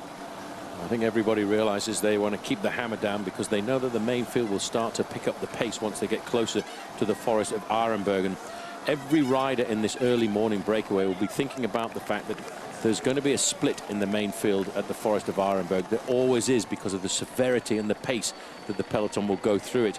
And they will then get picked up a little bit later on in the race, and they will then become great helpers for their men trying to win the race overall. The time gap, because of the pressure of the main field as we get that little bit closer to the forest of Arenberg now, has come down to 3 minutes and 15 seconds. Put that down to excitement. This is the town of Tillon, and the leaders are through, and they've even got little speed humps there which have been put in to slow the traffic down. They contend with everything in Paris-Roubaix these days. This is the main field here, and a very narrow approach it is again. We're heading to Sector 18 now at Havluy. Well, that's just outside of the town of Wallers. And Wallers, as everybody knows, in the north of France, is not very far away from the forest of Arenberg. In fact, it's around about 10 kilometers between those two sections of cobbles. Now, a little bit of help required at the front here now. Liquigas are getting a bit tired. Franzoy says, I've done enough. Anybody else going to give me a hand? But on these narrow roads, you see, once you've got your head of the field here, you can block off anybody coming by. So you don't have to go fast anymore because nobody can make any progress. Big Matty Heyman in the middle for Team Rabobank there. He's also had a very good last week of racing, and he seems to be finding some form and enjoyment in these cobbles. Looking over to the left-hand side there, whenever there's a gap, it gives somebody a chance to move to the front end of the main field. That's just somebody trying to get himself into the first 5 spots. Well, he's succeeded. He's got to the top spot. Once the gap opens, rider, that is. Once the gap opens, you've got to take that chance immediately. Well, they've got some good riders on the Katusha team. Robbie McEwen, by the way, stays away from this event.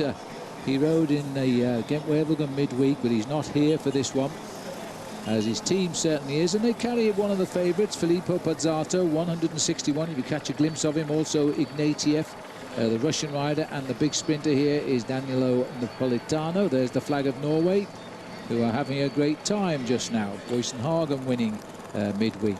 I wonder who the flag is for, if it's for Boysenhagen or whether it's for Thor Hushovd or whether it's for the national champion Kurt Atle Arvesen. Well, Norway certainly has come on over the years. They don't have many world-class cyclists, but the ones they've got really are the best. Well, a lot of people putting the name Thor Hushovd to the top of the pack this afternoon because he has a solid team around him. He's a teammate of Heinrich Hausler. And spoke to Heinrich Hausler just yesterday, Phil. He says he really was starting to feel as if he was going down a little bit after what has been an exceptional start to the season. I think he was boosted by the fact that he knows this race is going out live in Australia, and he knows that everybody will be staying up very late in the evening to watch him. Yeah, well, that's a terrific incentive too. as the riders go around the right-hand side of the roundabout. We've got a little bit of a move here by a skilled Shimano rider. I think it was Tom Willems. It was an interesting piece of history this afternoon, by the way, because for the first time ever, a Chinese rider is participating in Paris-Roubaix, and that is Yin Long, who is a member of that same skilled Shimano squad. Well, it really is good to see those riders get to this level of a sport, which is pretty alien to their country. They've got some good track riders, especially among the women, as we saw at the Beijing Games, but now they're making progress in the world of professional cycling, and good for them. Well, they're snaking across the road, they're chasing wheels here, trying to hide a little bit out the wind. There's the policeman, he's finally free to fly on his motorbike.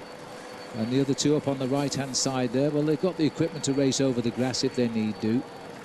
Well, the leading group now are looking at around about 3:15 is the time they have to make up the main field if they're going to get caught. But it's for the leading group, they're now looking at 4 kilometers to go before the next section of cobblestones, and that is the section of cobblestones from Avluy to Wallers.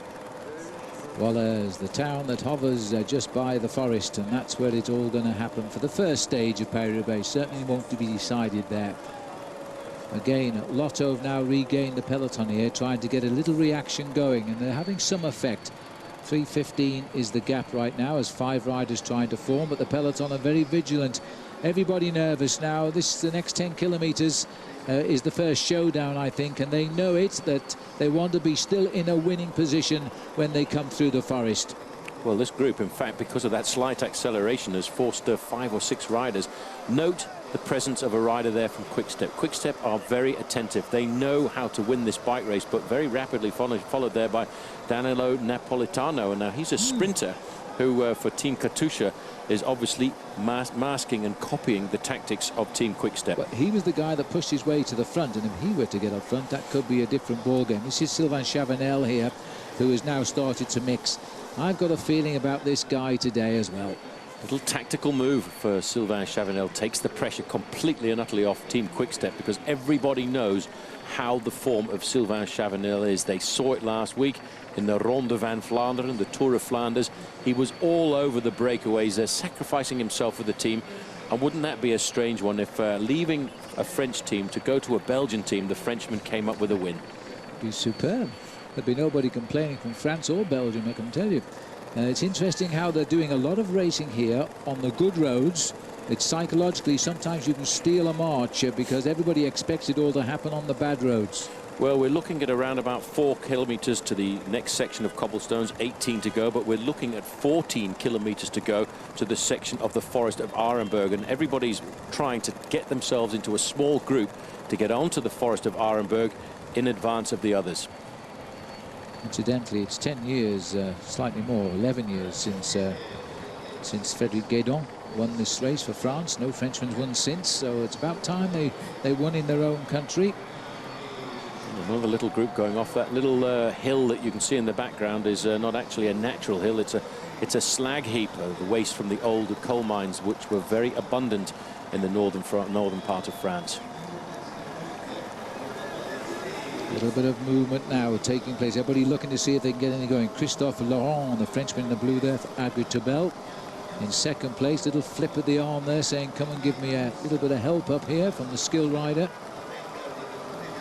Good move by Laurent. He knows this part of the world extremely well, and he knows at Paris-Roubaix very well indeed, and he realizes if there's a slight lull at the front end of the main field, all he needs is a 30-second or a minute advantage to get himself safely into the Forest of Arenberg, because once this group starts to get there, Phil, it is mayhem. It's a battle. It's a war to get into the Forest of Arenberg in the front few places. This is Kupshov from Kazakhstan here. His battle is to just get back in the peloton right now, as he's been back to the bar to collect all the drinks. Now he's got to go and find the guys to give those drinks to.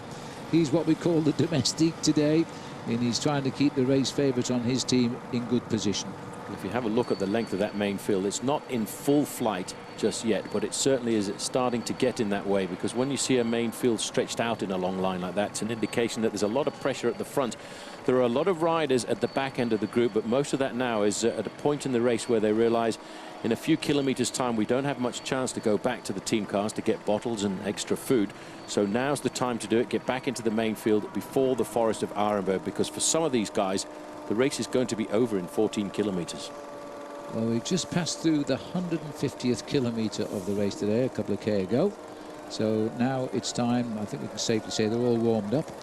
And it's now a question of good positioning for what is the last crucial 100 kilometres of the race, because that's when we can pick up most of the cobblestones. Not sure if we saw that nice little bunny hop halfway down the main field. One rider there looked like a Rabobank rider, came straight into that traffic circle, and all of a sudden there was a directional island in front of him. He couldn't go left or right, so he just jumped straight over the top. She's crossed the guard here at the moment on Saxo Bank.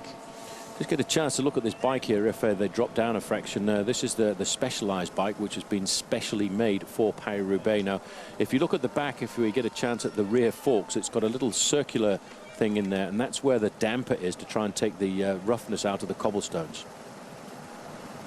Postuma going through. Nearest camera here is Chanel. This is a good solid working breakaway. This, there didn't look to be any passioners at all. There are 10 of them. Been away for a long time now. Waiting as they head up towards Wallers and into the Arenberg Forest. Good smooth road here. They know what's happening behind. They're not thinking about whether they're going to win Paris-Roubaix. They're just getting on with their job just now. They expect somebody from this pack to join them at some stage today. 1.5 kilometers to go to the next section of cobbles for the leading group, and that's the section now Louis to Wallers. It's section number 18 to go. It's a section which is fairly long at 2.5 kilometers, so that will rattle a few bones. Well, it always amazes me how they squeeze in and squeeze out as they approach those sections of the road with the strips down the middle. They've really got to stay alert, otherwise you catch those, you have a nasty fall.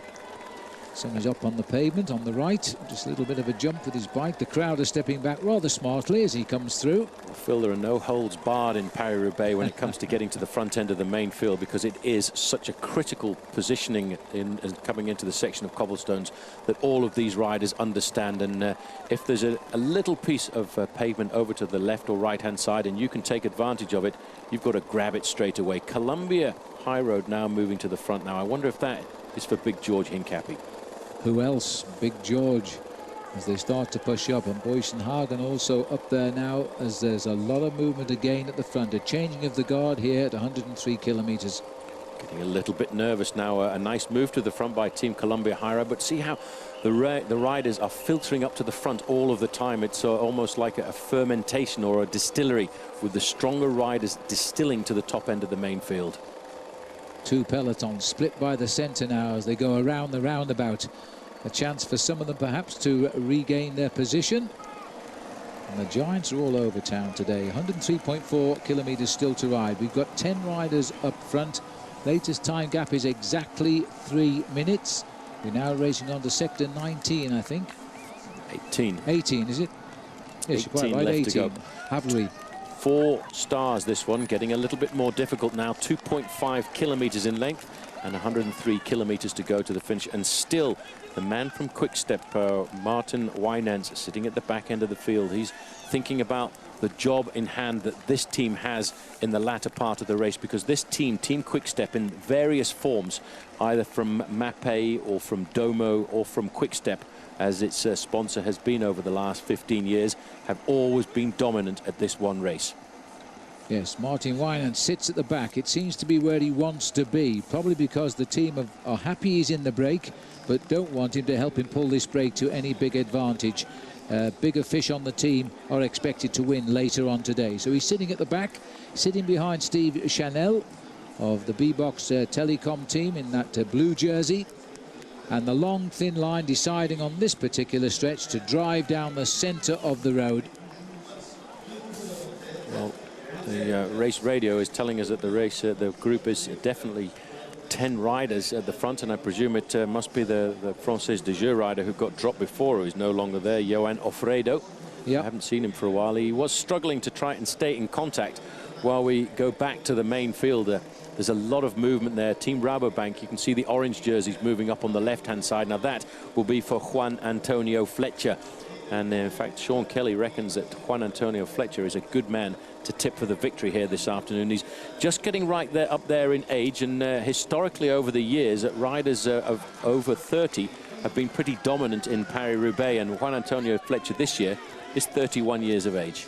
And no Spanish cyclist has ever won the Paris-Roubaix, by the way, but Fletcher finished second 2 years ago, and Miguel Poble was second in 1958. So they've got 2 second-place finishes from Spain, never a winner. I have a feeling that Martin Winans is feeling very comfortable in this group. He's just sitting there waiting for the race to come back to him from behind. There are the list of riders for you. 101 kilometres to go here. We're on sector 18 of the cobblestones of 27 sectors. We're counting down, remember. And this breakaway has been away for much of the race today. They've built a lead of over 4 minutes. It's back now to just inside 3.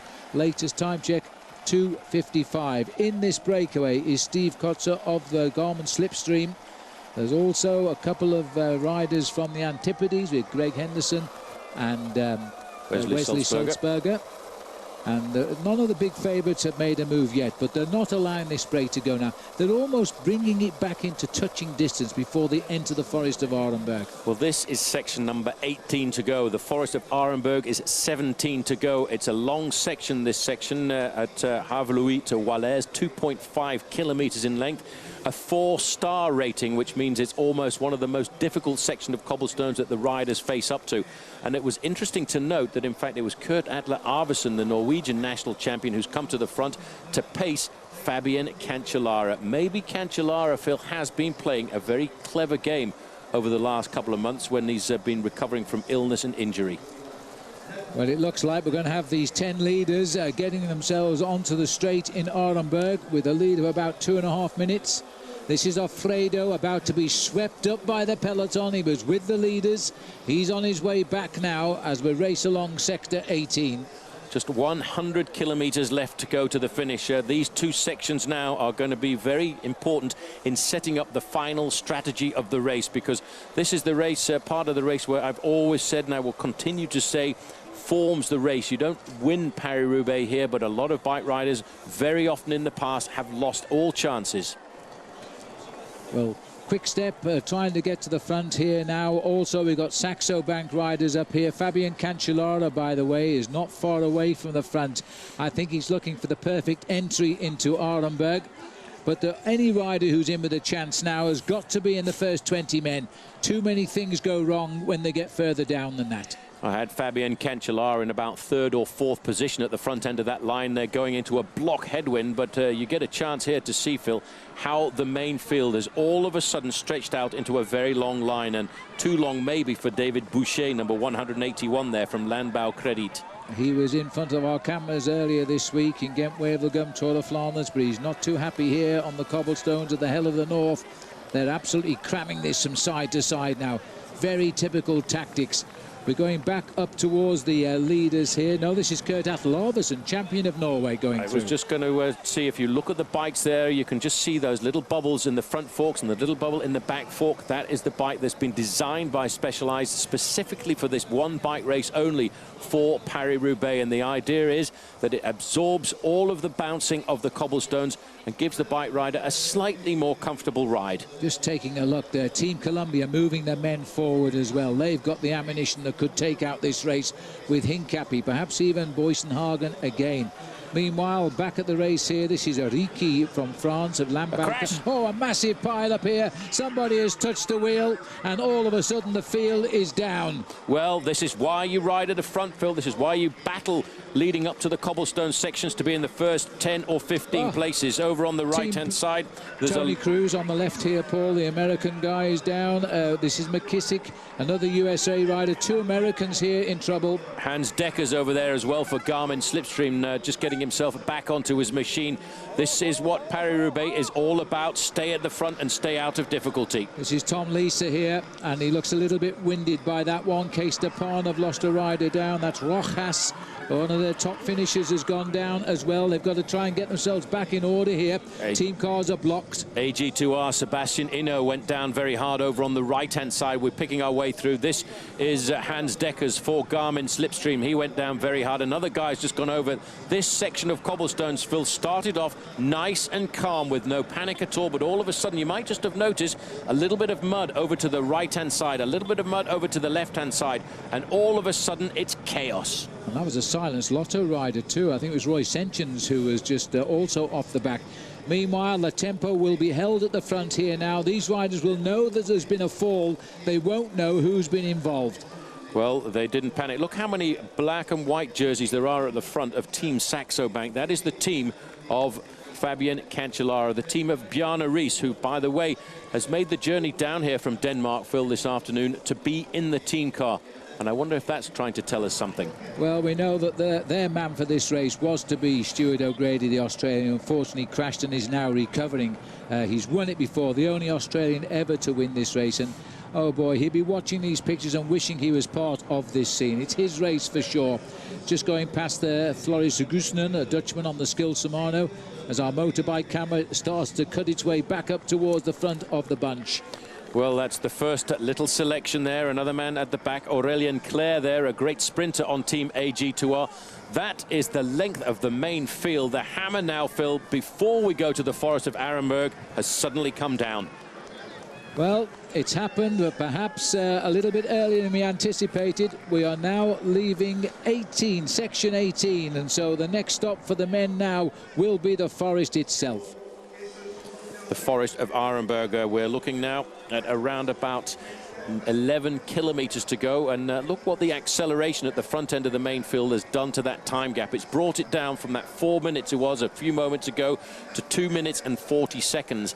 And Team Saxo Bank now all of a sudden looked like a team that weren't going to be have a role to play in Paris-Roubaix.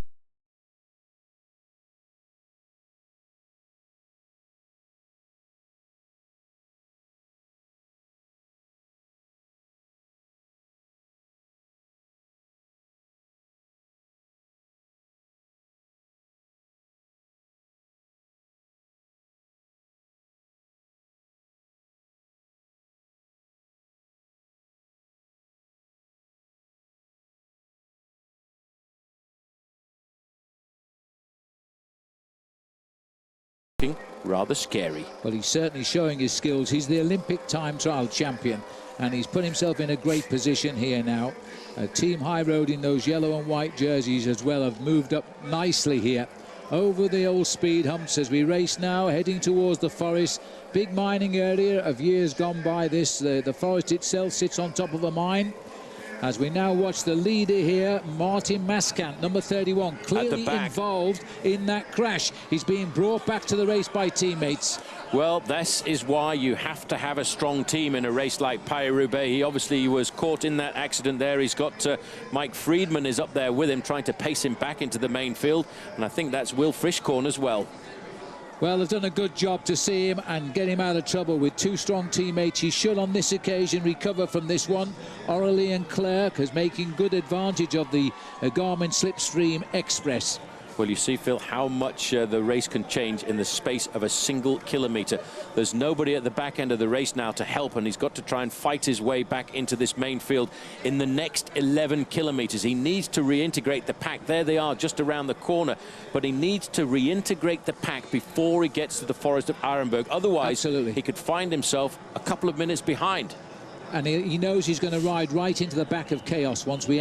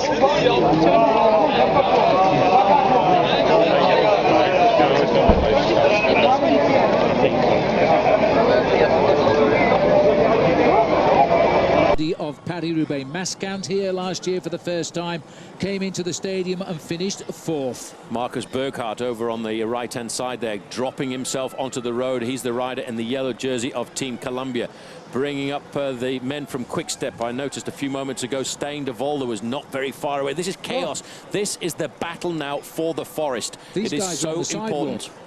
Use everything. There is Tom Bonen on the left-hand side. He's on the wheel of his teammate.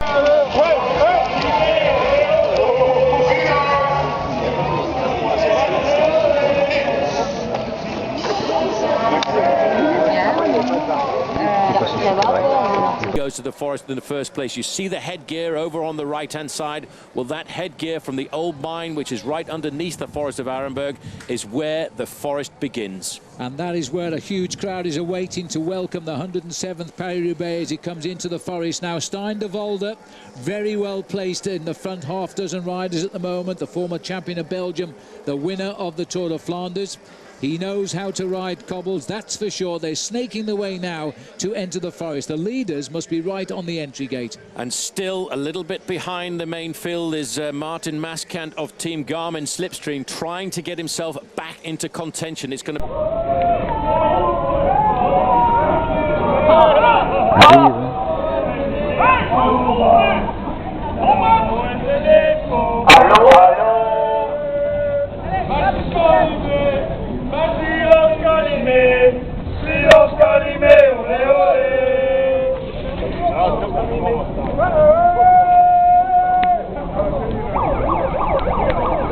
But he cannot panic. He's got to think, I've still got a chance here this afternoon.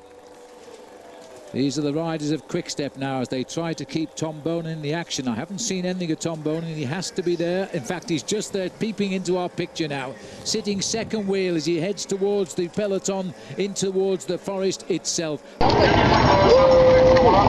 une minute, donc les 10 coureurs de tête avec Willems, avec Clear, CYSOING, on a également Postuma. Last time we went into the forest, the first man in was Stijn de Volder, third man in was Tom Bonen, fourth man in was George Hincapie. This is the leading group, Phil. They have survived. There's Steve Kotzer there in Garmin Slipstream. Probably doesn't even know that his teammate further back has been involved in an incident and is struggling to get back into this race. This is the old mine which goes under the forest of Arenberg. It's no longer a working mine. It's a museum to the mines that have dotted the northern part of France, and many of them operated by Polish immigrants who moved across here over many, many years. And just to the left of us, our picture now is the level crossing of the railroad, and then we are into the forest itself, and it's a dead straight. You can see the other end, there's the bridge, that's the entry point, the level crossing is up, so there's no...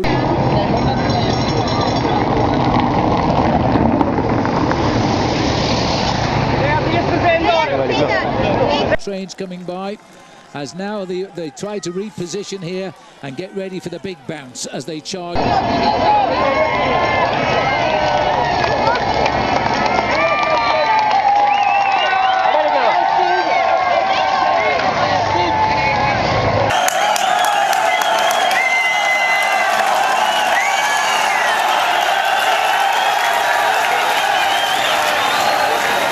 as they go in here now. This is Henderson at the rear of the race.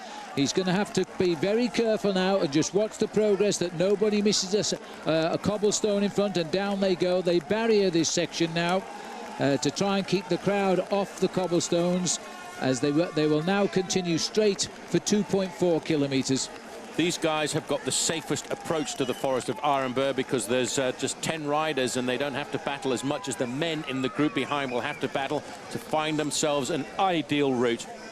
Kodze over on the left-hand side, he will write this book down, this day down, Phil, in his book of memoirs of his professional cycling career.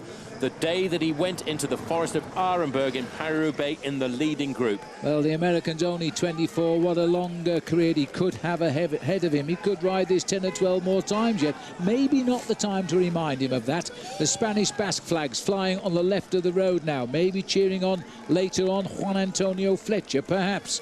As this is Angelo Furlan, the Italian in the breakaway, who's just keeping his nose out of trouble. But at the moment, all going according to plan here. Nobody making a...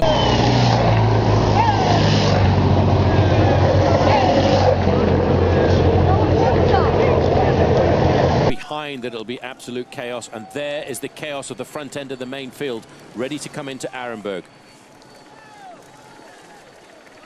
So as we look now at the peloton over the top of the old mine head there, the peloton is speeding towards the entry into the Forest of Arenberg. The time gap to the leaders of 10 is 2:40. Martin Mascant, the unlucky rider there, who had that crash, is still, as far as we know, chasing to come back, with two teammates being paced back at the moment by Frischkorn and Michael Friedman, the two Americans trying to put him back.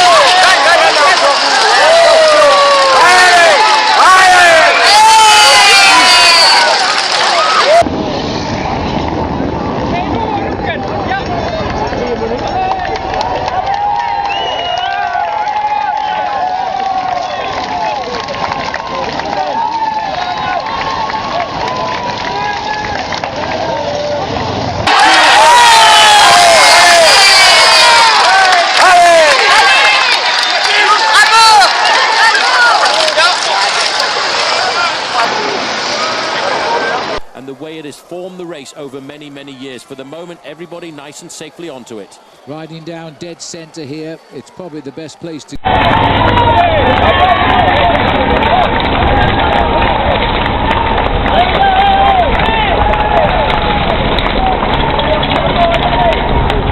Perfect straight line. It's all about speed now. Our cameras foreshortening the distance here. The crowds are watching everything in the distance there.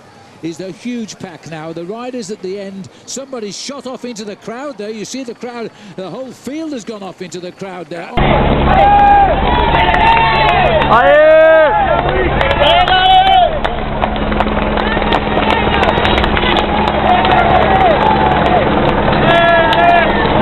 The number of riders gone down. This is the damp part in the middle of the course. Somebody went straight across the road as if he lost complete and utter control and into the crowds. And that...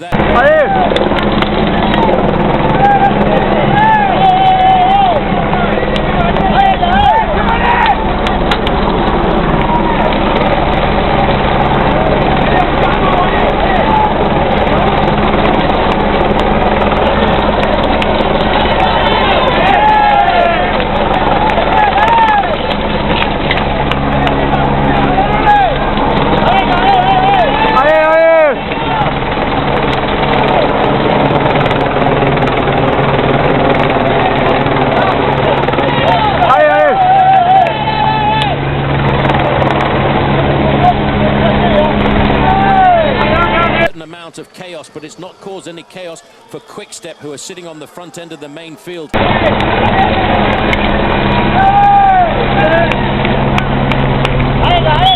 Running behind, and this is actually going to be pretty bad, Phil, for Martin Mascant. Again. Now, where is Maskant? He was coming up, but he'll have been delayed by this. This is the big problem. He comes onto the back of the field to find he's in trouble again. There's the race director's car. Stop now as they try to sort the riders out here. One rider virtually undressed there, and it looked to me as though it was Hayden Royal.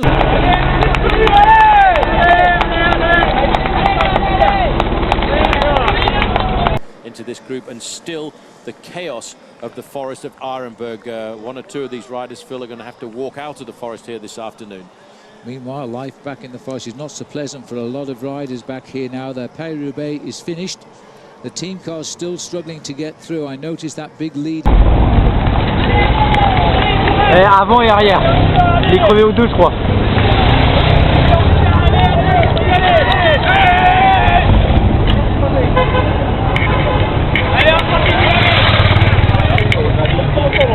Ah, faut une ferme.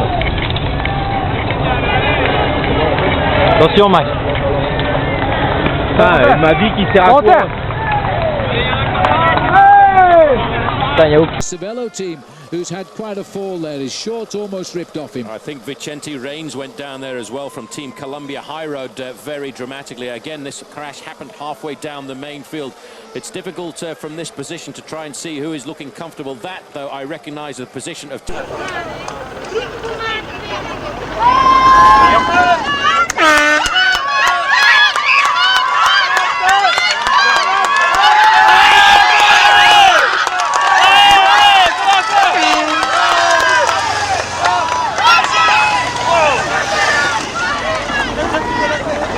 Right in the middle in his quick-step jersey. This is the Tête de la Course, the survivors of the 10-man breakaway, which is splitting up a fraction, but I don't think they've lost anybody. Wesley Sulzberger felt still comfortably on the back of the group. As they leave the Forest of Arenberg, a bit of smooth road for not for very long now as they race towards Hornaing. Now you see the importance of staying at the front of the race, because that crash happened in the pack about dead centre, and Bonen should be okay. I think Hincapie's up here too. That's Hincapie in fifth wheel there in the yellow jersey, and you can see the chaos that has happened in the Forest of Arenberg. It really has been the first sorting out. As I've always said over many years, and I know people get a bit bored with me saying it, Phil, this is where you can lose Paris-Roubaix. This is where you have to ride at the front end of the pack. And still the pressure is on here. The gap is down slightly. They came in 240 behind. They're going to go out at 205 behind the leaders. But it's the crash which has done the damage right now. We don't know who's gone just yet, but we'll work it out. But certainly we've got some strong riders driving now at the front. There's confirmation, 205. A lot of black jerseys there. That's Johan van Summeren trying to stay in contact, but the black jerseys indicate that Team Cervelo...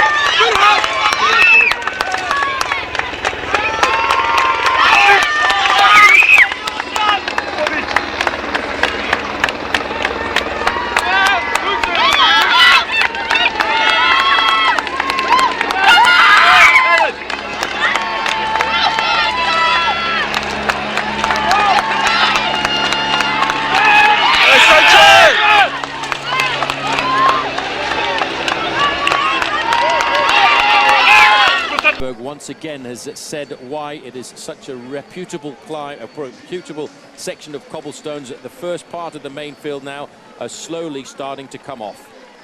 Well, the next section of cobblestones, a mere 3 stars, but they'll be bad enough now as the riders try to repair the damage here.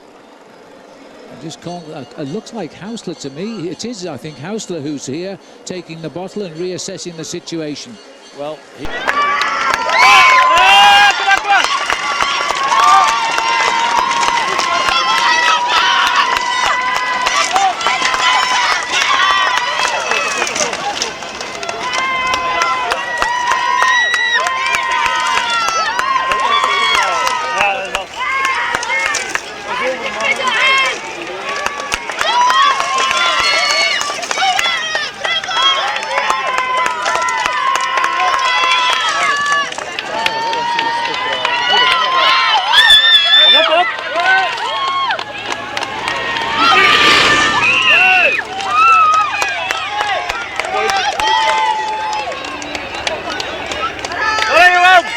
section of the front end of the main field. Yes, and now he's content to slow down, see who joins him, and start mixing at the front. He won't slip too far down this group because that would be too dangerous. Well, Leif Hoster is in the group. That's Fabian Cancellara just looking over his shoulder, trying to sum up what's going on. That's George Hincapie in the yellow. Hincapie too has passed the first selection of this race. Well, George has his uncanny habit of knowing where to be and when to do it. He loves this event and he's placed himself perfectly. I think Hausler's dropped back, Paul, to check on the whereabouts of Thor Hushoff and then get back into the action. Well, there's Cancellara. He wants to see which of the men in black have managed to get themselves into this group. There's a lot of riders from Cervelo test team, but also for me...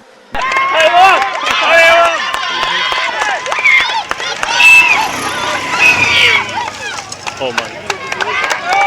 Hey, come on, come on! Hey!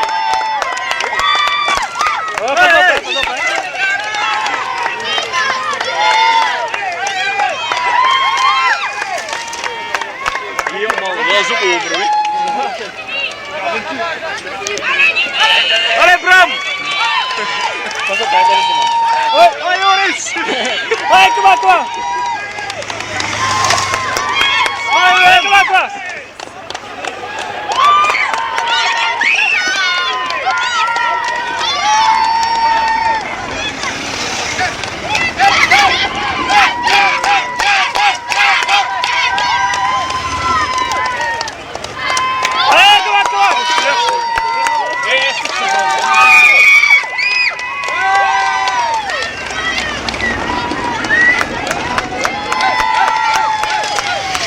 Winner and a two-time winner of this event. The record is 4 wins, but Tom has a chance of getting 3 this time, and he becoming one of only 6 riders to have won this race on 3 occasions. So the first battle is over. The forest is behind the riders now, and so far the big stars have read it right. Just caught a quick glimpse there of number 150.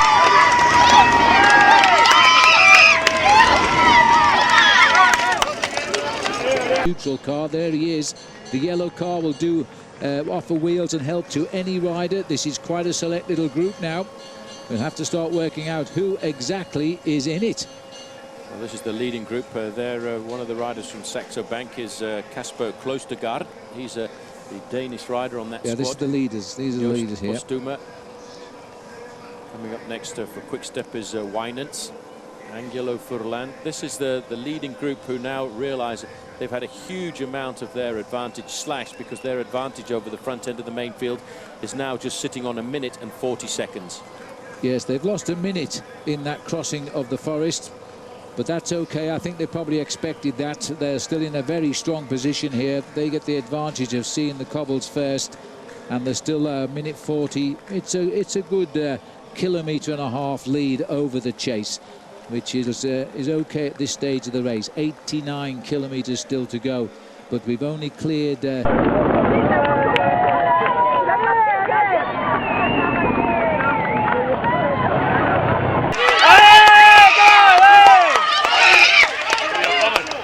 16 to go, unfortunately, yes. And that's the important thing now. There's a lot of riders from Saxo Bank have made the selection here this afternoon. That's Fabian Cancellara. He realises that they are now in a very strong tactical position because they've got a lot of riders in this group. Also, a lot of riders present from Team Cervelo. That's Roger Hammond there, the rider who previously finished 3rd in this race, and the best British performance for many, many years. Alongside Barry Hoban, it is the best British performance as those 2 riders equal our 3rd finish. But Cervelo have done what they did the other day. They've put a lot of riders up here.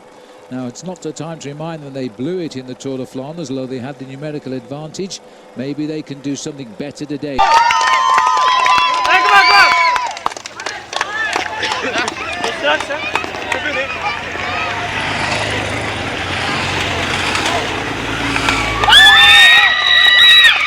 Seen Hincapie in this group for Columbia High Road. He does have the advantage of having Greg Henderson a little bit further up the road, but that's not the presence for Team High Road I was expecting here this afternoon, because they've got some strong boys on board. Michael Barry, for example, Edvald Bosenhagen and Marcus Burkhardt.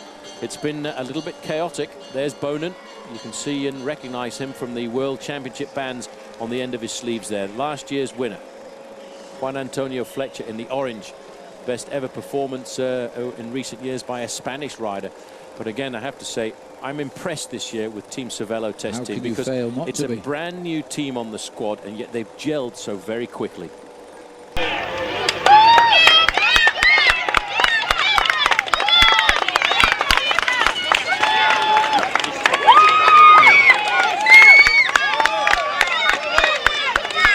Team High Road, which became Team Columbia High Road midway through the year, did last year.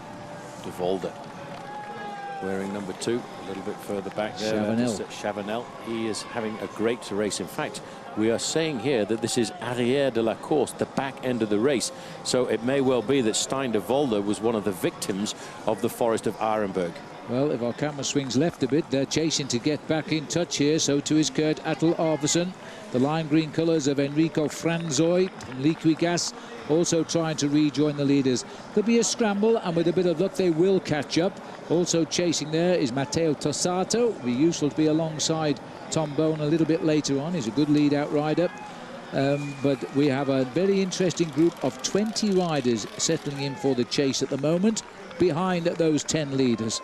Well, they've got a little bit of respite for a few kilometres at least, in fact.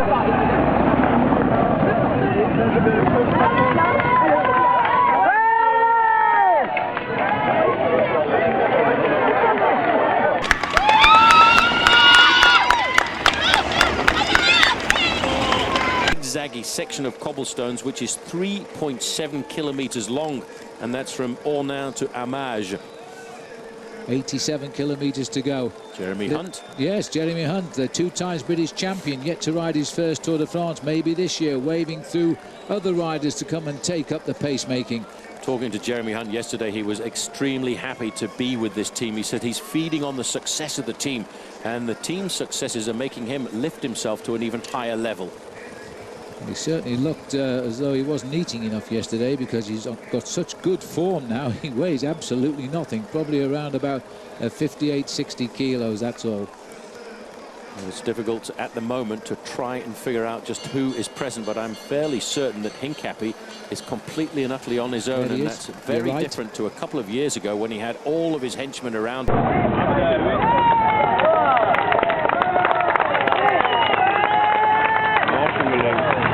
Pozzato is there, the leader of Team Katusha.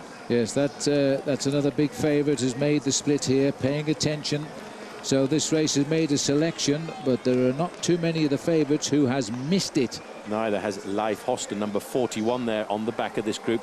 Not got a lot of teammates there, but as you say, a lot of the big names were very present at the front end going through the Forest of Arenberg. Number 11 there.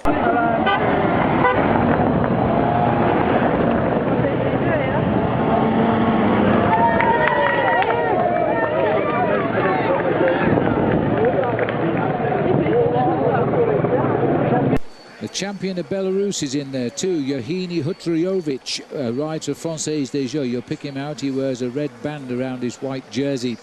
And he's also riding very well this past 10 days here in Belgium and France. A lot of riders now putting their backs into this because they've got to move and try and cut into the lead. The gap continues to come down, it's 140. Then...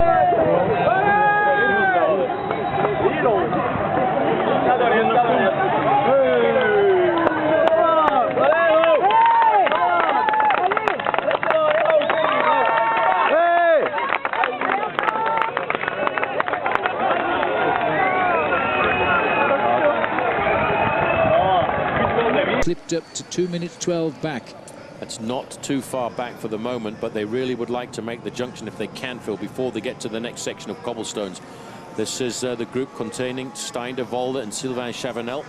They're 30 seconds behind, catching up with Tom Boonen's group, and there would be a lot of help here for Boonen. Look at them, if they could get up alongside him. They're all his teammates. Well, they're all his teammates and the men who want to grab themselves a front row seat in the finale of Paris-Roubaix. Matteo Tossato, a great helper. Number 2, Sylvain Chavanel, the Frenchman, in great form in this Classics campaign season. And, of course, the man who won a week ago in Flanders, Stijn de Volder, caught out by that crash. But the tactics is obvious. Get as many men from Team Quick-Step back up to the front of the race. Well, I counted 30 riders here now, up from 20, so people are getting back to this chase group as they reorganise. It's almost incidental as a breakaway ahead right now, because our director is correct to watch this. This is the breakaway being told the gap. I think it said 135, but unfortunately our television one is rather black. It looked like 135. 135 is the gap for these riders over the front end of the main field, which contains most of the pre-race favourites. But making a scramble to get back 3 riders from Quick-Step, and if those 3 riders from Quick-Step, Phil, we mentioned Chavanel, De Volder and Tossato, get into the group with Tom Bonen, Quick-Step once again become a serious factor in Paris-Roubaix. And they might win the... Bon, j'arrive à Paris alors. Oui. Qui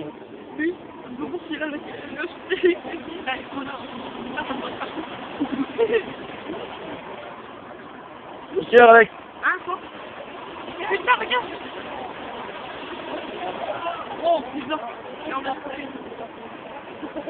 Ouais, les v'là, les v'là, les v'là.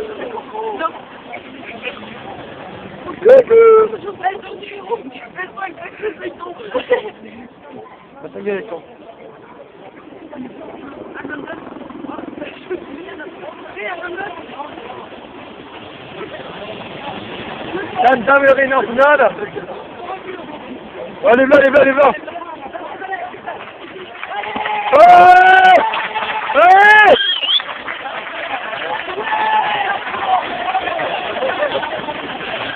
But it just shows the strength of these riders.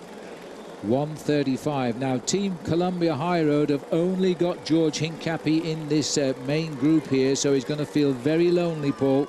Well, I've just got a feeling I saw another rider with a yellow jersey on there. I didn't see him earlier on, and it seems to me as if maybe Team Columbia have reinforced George Hincapie from the arrears. There are 10 riders. I think you're right. There are 10 riders who have joined, and one is Team Columbia, because there are definitely 2 riders here now. In fact, I think there might be 3 riders from Team Columbia. Everybody is scrambling to get themselves back into this race. This is definitely Cancellara on the front from Saxo Bank in the white jersey. They've got plenty of men present. Jeremy Hunt, not too far away either. He's thinking about working for the team here this afternoon. Roger Hamilton is the smaller of the riders in black.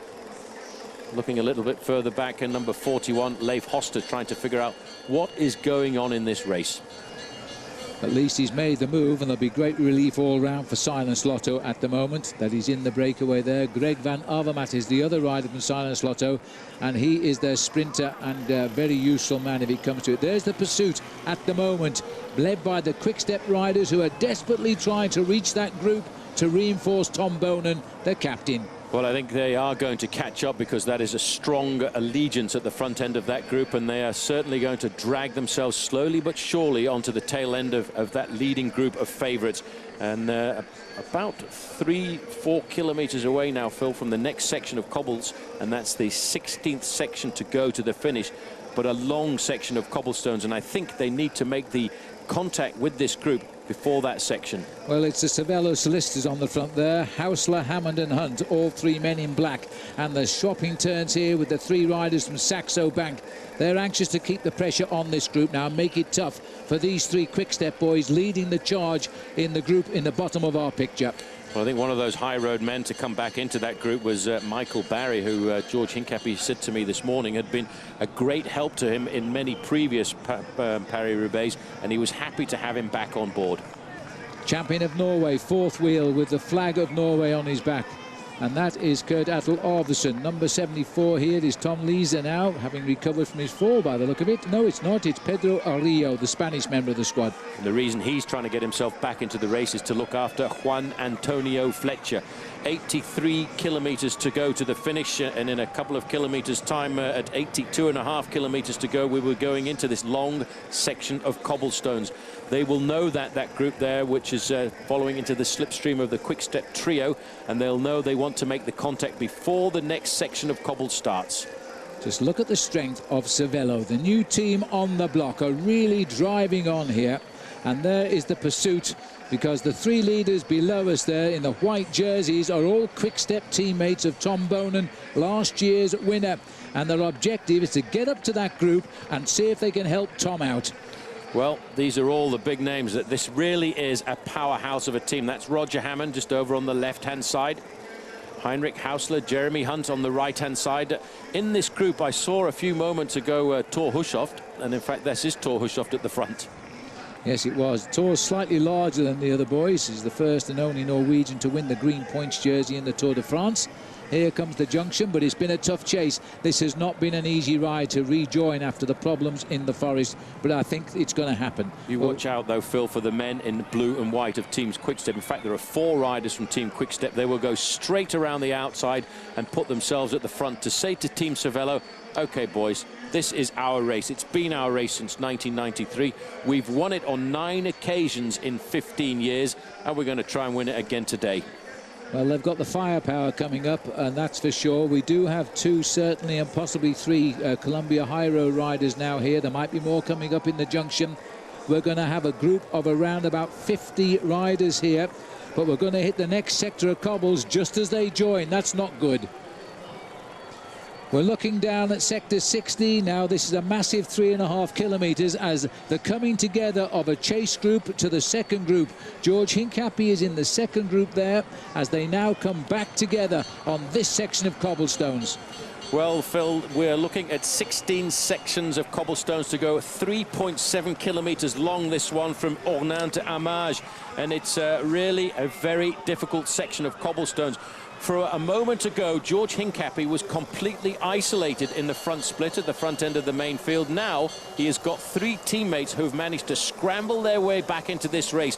So much are they decided here this afternoon that this could very well be George's day. And you see, this is the benefit of having a team around you. They've gone straight to the front to control this race in favour of Hincapie. Take a little bit of pressure off him now and also show the rest of the race they're here. And not to forget, of course, that in the leading group of 10 riders, George Hincapie has another teammate, the Kiwi rider, Greg Henderson, who is in that leading group of 10, who are still holding on to around about a 1.5-minute advantage. Well, we also know that Tom Bonen has made it. So too has Stein de Volder. Leif Hoster is up here. Pozzato has also made the gap. There is still, in fact, I can't think of any of the outstanding favourites yet, Paul, who've made a slip, because Cancellara is here as well.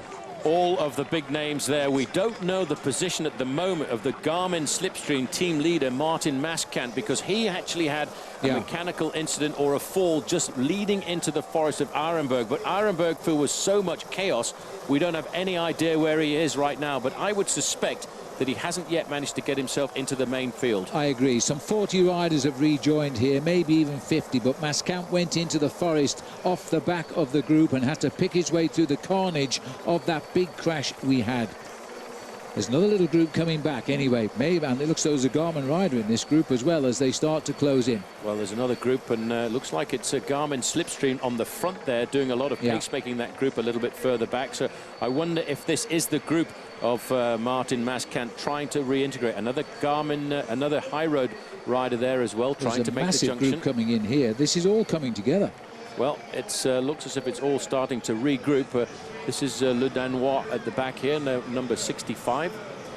It's a difficult time to make the junction, Phil, on this 3.7 kilometre section of cobblestones. Still sitting at the back there, Pedro Orillo, number 74, with Columbia High Road very happy now to dictate the pacemaking over the front end of the main field. Well, just inside 80 kilometres or 50 miles to go, it looks as though the main pack of riders here has basically come back together again. But at what cost to some of the chases they've had to do? And now they're going to have to do it all again, because once we get to the next 5-star section, there's bound to be more problems. Happy with the presence, at least, of their American rider in this leading group, because there he is, just over on the left-hand side. Every now and again, the Argyle jersey slipping through. That's Stephen Kodzeb doing a great ride for the team this afternoon, getting himself into this breakaway. But he will be more interested in knowing what is the position of their team leader, Martin Maskant, 4th in this race last year, 4th in Paris-Roubaix in Tour of Flanders 1 week ago. Well, we'll keep an eye out for him, but I can't believe he hasn't made the peloton now. It's such a big group which is reformed here under the charge of Team Columbia High Road. The women's department won the Women's World Cup race yesterday with Ina Teutenberg. They are having a tremendous season again, Columbia High Road. Well, Ina Teutenberg winning the women's edition of the Tour of Flanders a week ago as well, certainly dominating the women's racing, as the men's team dominated the international circuit for the top professionals last year. 4 high road Columbia riders on the front end of the main field. gives us a chance, Phil, just to look back and see who is recovering in this bike race. And this high road rider here, I think, is Boysenhagen. Yep, it is Boysenhagen, the winner midweek of Gent-Wevelgem, his first big semi-classic victory, and he's riding those cobbles like an aged veteran right now. Which is pretty impressive, Phil, when you bear in mind that he clocks in at 21 years of age. It really is quite phenomenal. He's going to be, I think, a star of the future. Well, he's right up there, and he's trying to get through on the rough road to help his boys in yellow and white at the front of the race, because they're his teammates. Well, still, they're only halfway through this section of cobbles. This is the 16th section to go to the finish, and it's one of the longest sections in the race this afternoon at 3.7 kilometres long. It is, in fact, the longest, and it's not the smoothest by any means here. The boys are lucky they've got that little bit of mud sector, which is nice and dry to ride through on the right. Very fast pedaling here, but you've got to keep the eyes in the back of your head if somebody makes a mistake. Number 37, Chris Sutton, the Australian here, who's really doing well to be in this position right now. Well, it's a very chaotic race, Paris-Roubaix, to cover, to try and figure out just who is where in an event like this. But Chris Sutton is certainly just about keeping himself in contact here as he weaves around the rider in front. He knows that he has to stay on the wheel of a rider. Once somebody lets the gap go in a race like Paris-Roubaix, it's very difficult to bridge that gap. Well, he's been on the back end of a rider letting the door open there, so Sutton moving on. He's had a win this year. He won the overall race at the Tour of Zeeland in Holland. So he's off to a good start. He finished 4th in the first big race of the year too, in the Tour of Qatar. So he's developing nicely now because he's still under 24 years of age. Marcus Burkhardt. C'est toujours Ezel qui mène.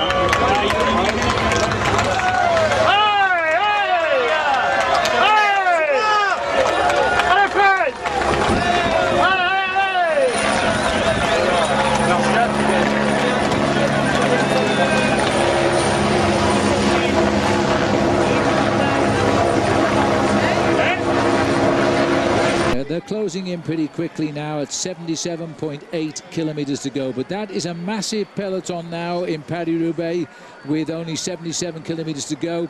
Hard work had to be done, though. You're only here by the fact you're good, because everybody else is now behind. Time for a bit of time out. There's George Hincapie with the white sunglasses sitting in the middle. This is Jeremy Hunt in the white helmet. I think everyone now is trying to figure out which teammates are here. Sylvain Chavanel is the man for Quick Step in the blue and white jersey at the front. So that would indicate that he and Stein de Volder have managed to catch back up. Yes, a reassessment moment in the Queen of the Classics now, as the gap is at 1:30.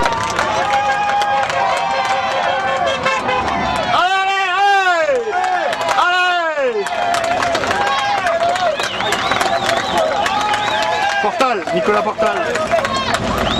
They will feel they're under control by the peloton. They won't worry about them too much. The big push has been on. There's a lot of riders, and in fact that is de Volder, and he's only just come up to the race here, so now he's got to get going quickly. Interesting to see if anybody waits for him. I suppose if you've got a puncture, Paul, that wasn't a bad time to have one. Well,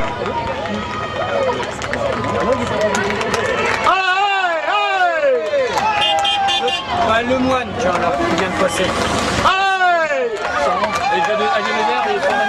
Stone section. I think the reason he probably wanted to change there, Phil, because he was involved in an accident. The bike was not 100%, but he waited until he got onto the smooth section of the course to get the bike change, and they'll try and rectify that problem and get his machine back to him if they can. Astana now on the assault. Well, this is an interesting move here. Astana don't really have an obvious winner of this race, but now they're playing an interesting tactic.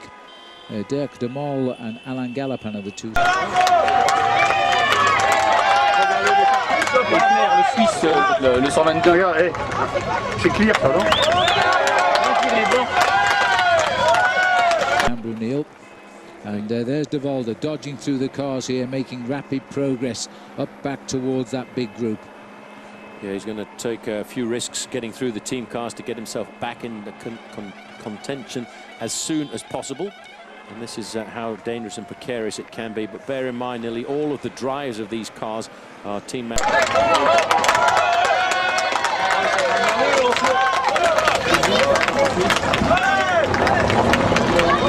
Have been top professional bike riders. They know what to look for, they know what to expect, and they will be looking not only in front of them, but in both the rear view mirrors on the side of the car to keep a very close eye on any riders who might be trying to catch up.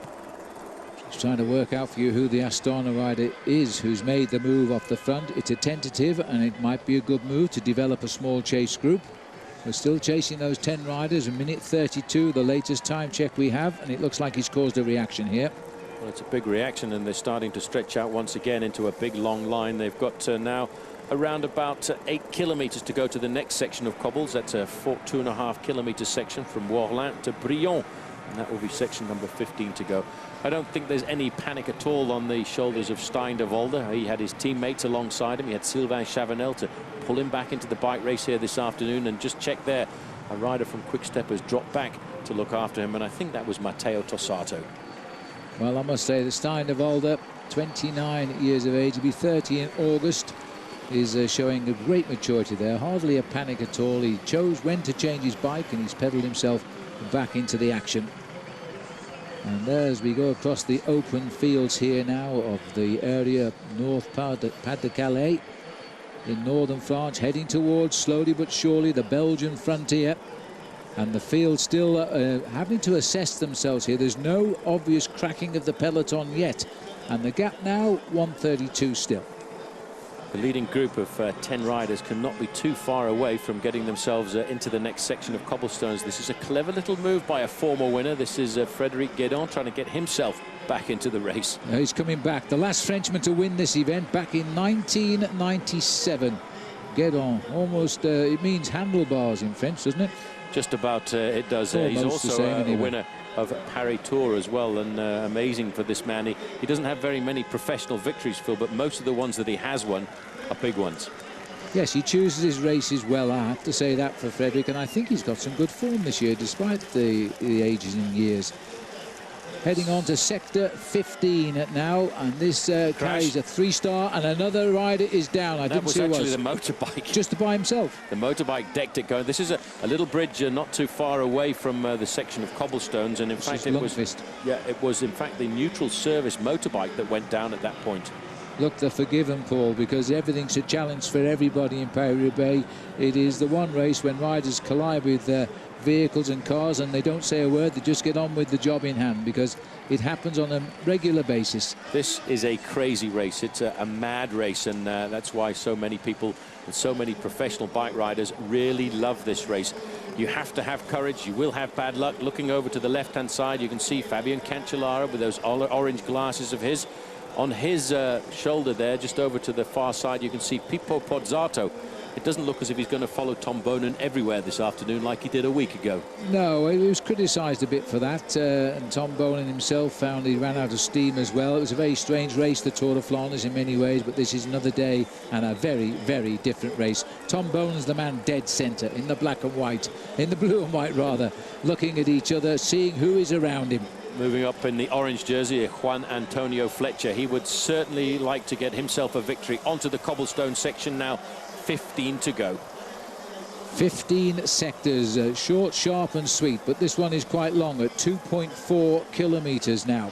About 1.5 miles of bouncing cobblestones. A 3-star rating, so it's an average section of cobblestones. The most difficult ones are 5-star rated. This is the front end of the race. Still Greg Henderson up there making himself a useful ally, I think, later on in this race for Team Columbia High Road. And only one man has disappeared from this 11-man leading group at the start of the day, and that was the Frenchman on the same team as Wesley Sulzberger, and his name was Johan Offredo. We saw him getting picked up by the main field a little while back.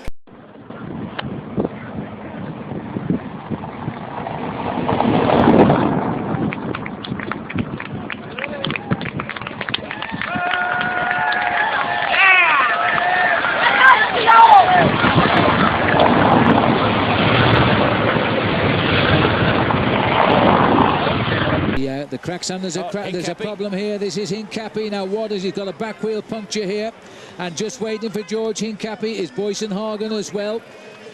Well, this is again a little slice of bad luck for George. He's wrestling with that wheel to get it out of the bike. It's stuck in there with the rear derailleur. The mechanic is up alongside him. But as a great champion, just look how he's not panicking. He's waiting for it all to come back together, lets the mechanic do his job of work. He was very lucky that the team cars were very close up behind him. Well, a back wheel puncture. He's got the tyre in now. Boysenhagen is waiting, a very valuable rider who came back, don't forget. George could have been isolated here, but it's not as bad as that right now. George has got to get back. Now, this has all happened on Sector 15. I don't think he will have too much of a problem getting back at this stage because he was in a compact group of riders. The team cars were very close behind him. And you see, looking at the main field here, Phil, they haven't put the hammer down on this section. They've had too much of a battle leading up to this. So I think we can relax a fraction for the United States and the big supporters of George Hincapie, because I put my neck on the line that very quickly Hincapie will be back in the pack. I think you're right, because it's an unmanageable size group, this, and he's hit the right time of the race, if there is such a thing as the right time of the race. If you're going to have any bad luck at all in a race like this, you've got to make sure that it's a time like this. Sector 15, 2.4 kilometres of racing, a couple of 100 metres into it. Hincapie gets a flat tyre. Boysenhagen seemed to wait, but I haven't seen him drop back to pick him up just yet. Well, I'm just looking back down through the team cars there. I can't see the yellow jersey of George Hincapie, but I wouldn't be surprised to see it coming up very rapidly.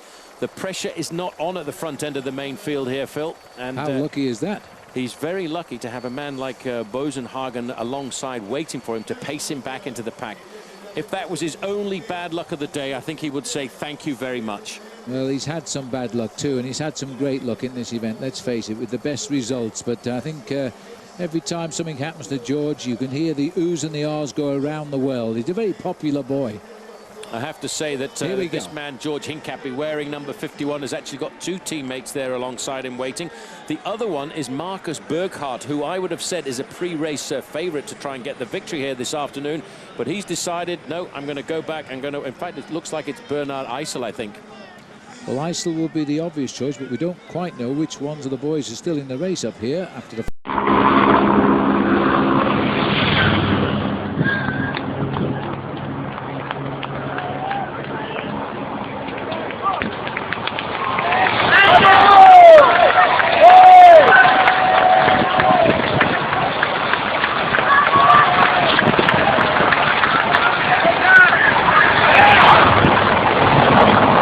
Really a party to that, because he eased the field backwards and allowed Boysenhagen to break away and win the day.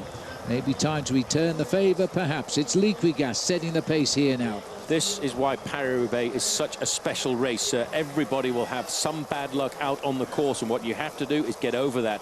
Don't have it make a blow to your morale. Fight your way back into the event.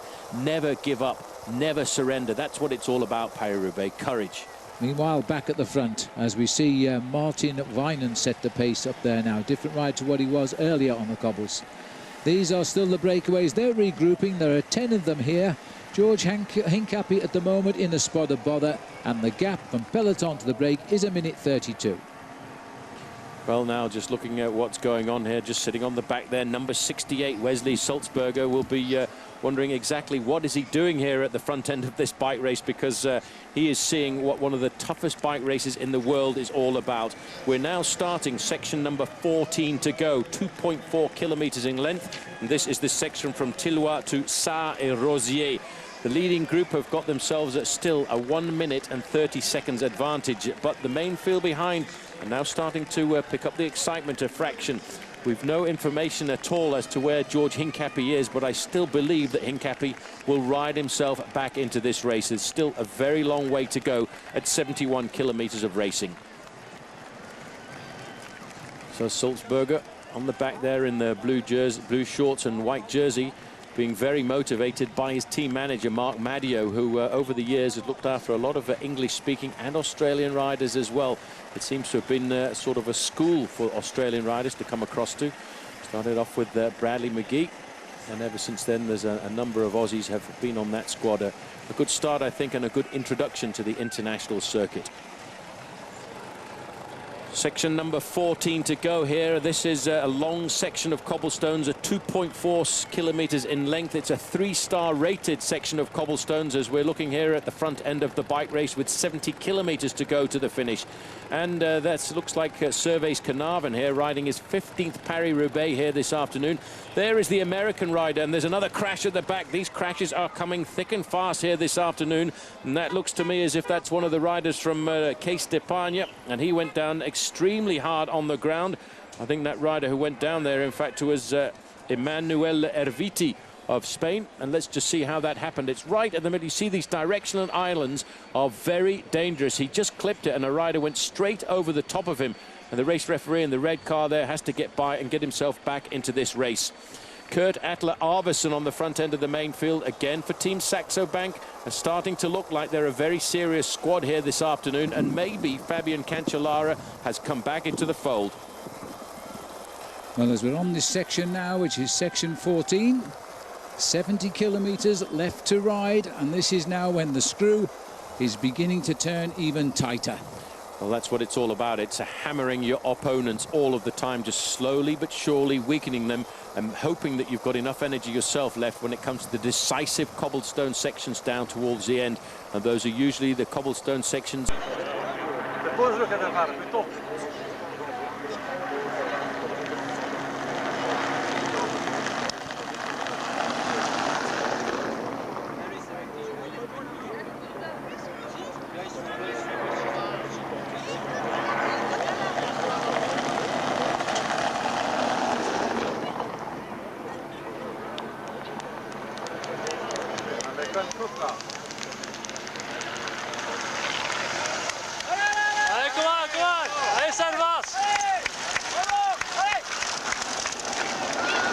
They are in the middle. Now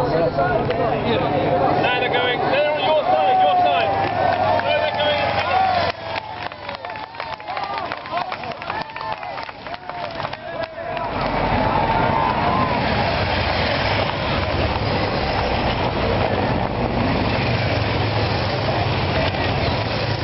That breakaway anymore. Well, George Hincapie and his teammates have just managed, Phil, to get themselves onto the back end, the tail end of the race convoy. So, yes, in a few moments, Hincapie will be back in the pack. But what a job of work number 53 did. Edvald Bosenhagen, winner just a couple of days ago of Ghent-Wevelgem. He's learning the hard way what it's like riding for a top team. But he's done well. He really has repaid George there. A man that's won the semi-classic midweek, went back and has played a major part here in bringing Hincapie back into what he will see as his race, Hincapie. This is the one that he wants finally to try and win and become the first American to do so. You always get a little bit of bad luck. Let's hope that's it for the day for George now, because he's...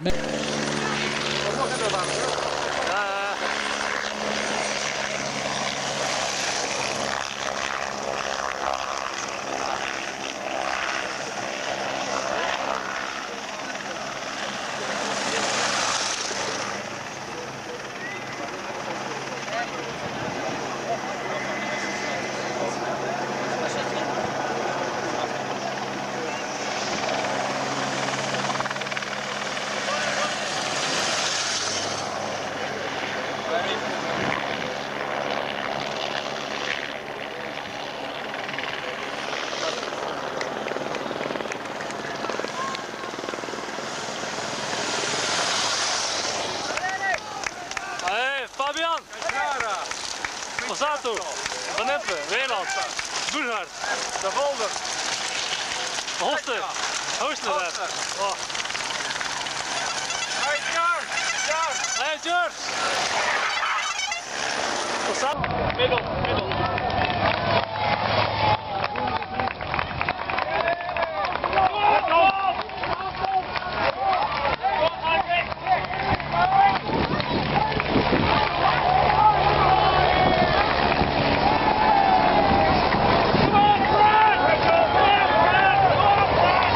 Which is a large main peloton, and finally George Hincapie has managed to make contact with the field again after a mechanical incident, which it took quite a long time to get changed.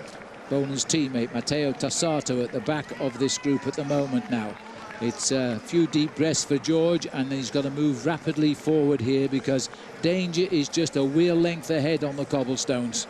Well, Tassato was...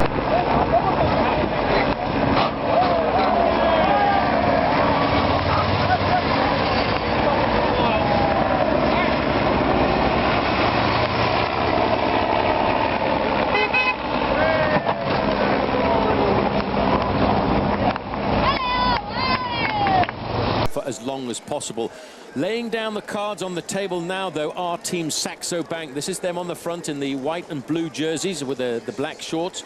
The man with a different coloured jersey there is Kurt Atle Arvesen, the Norwegian national champion and a winner of a stage of the Tour de France 12 months ago. But the same team.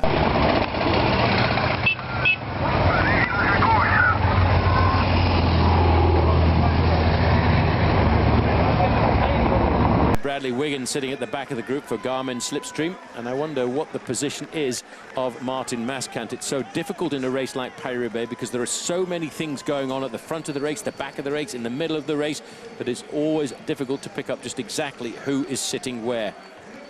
There aren't too many Garmin Slipstream down there. I can't see any at the moment at the head of the peloton. The Saxo Bank boys in that white jersey, black stripes, riding forward. They've got a lot of riders in this group right now, which is all's well for Fabian Cancellara. Well, Phil, they have 7 men in the first 7 places of the main field, and they also have a man in the lead.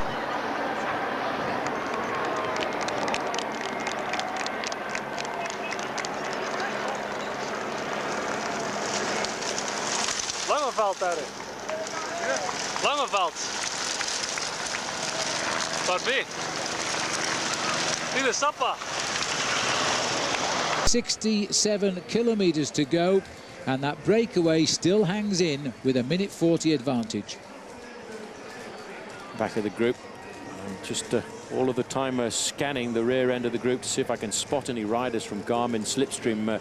Martin Maskant was 4th overall in this bike race last year. He was 4th a week ago in the Tour of Flanders, and everybody had him tipped as an outsider for victory here this afternoon. But I'm having a feeling here that Team Saxo Bank have got a little bit of an idea here. Now, the reason they've done this is there's obviously a slight crosswind.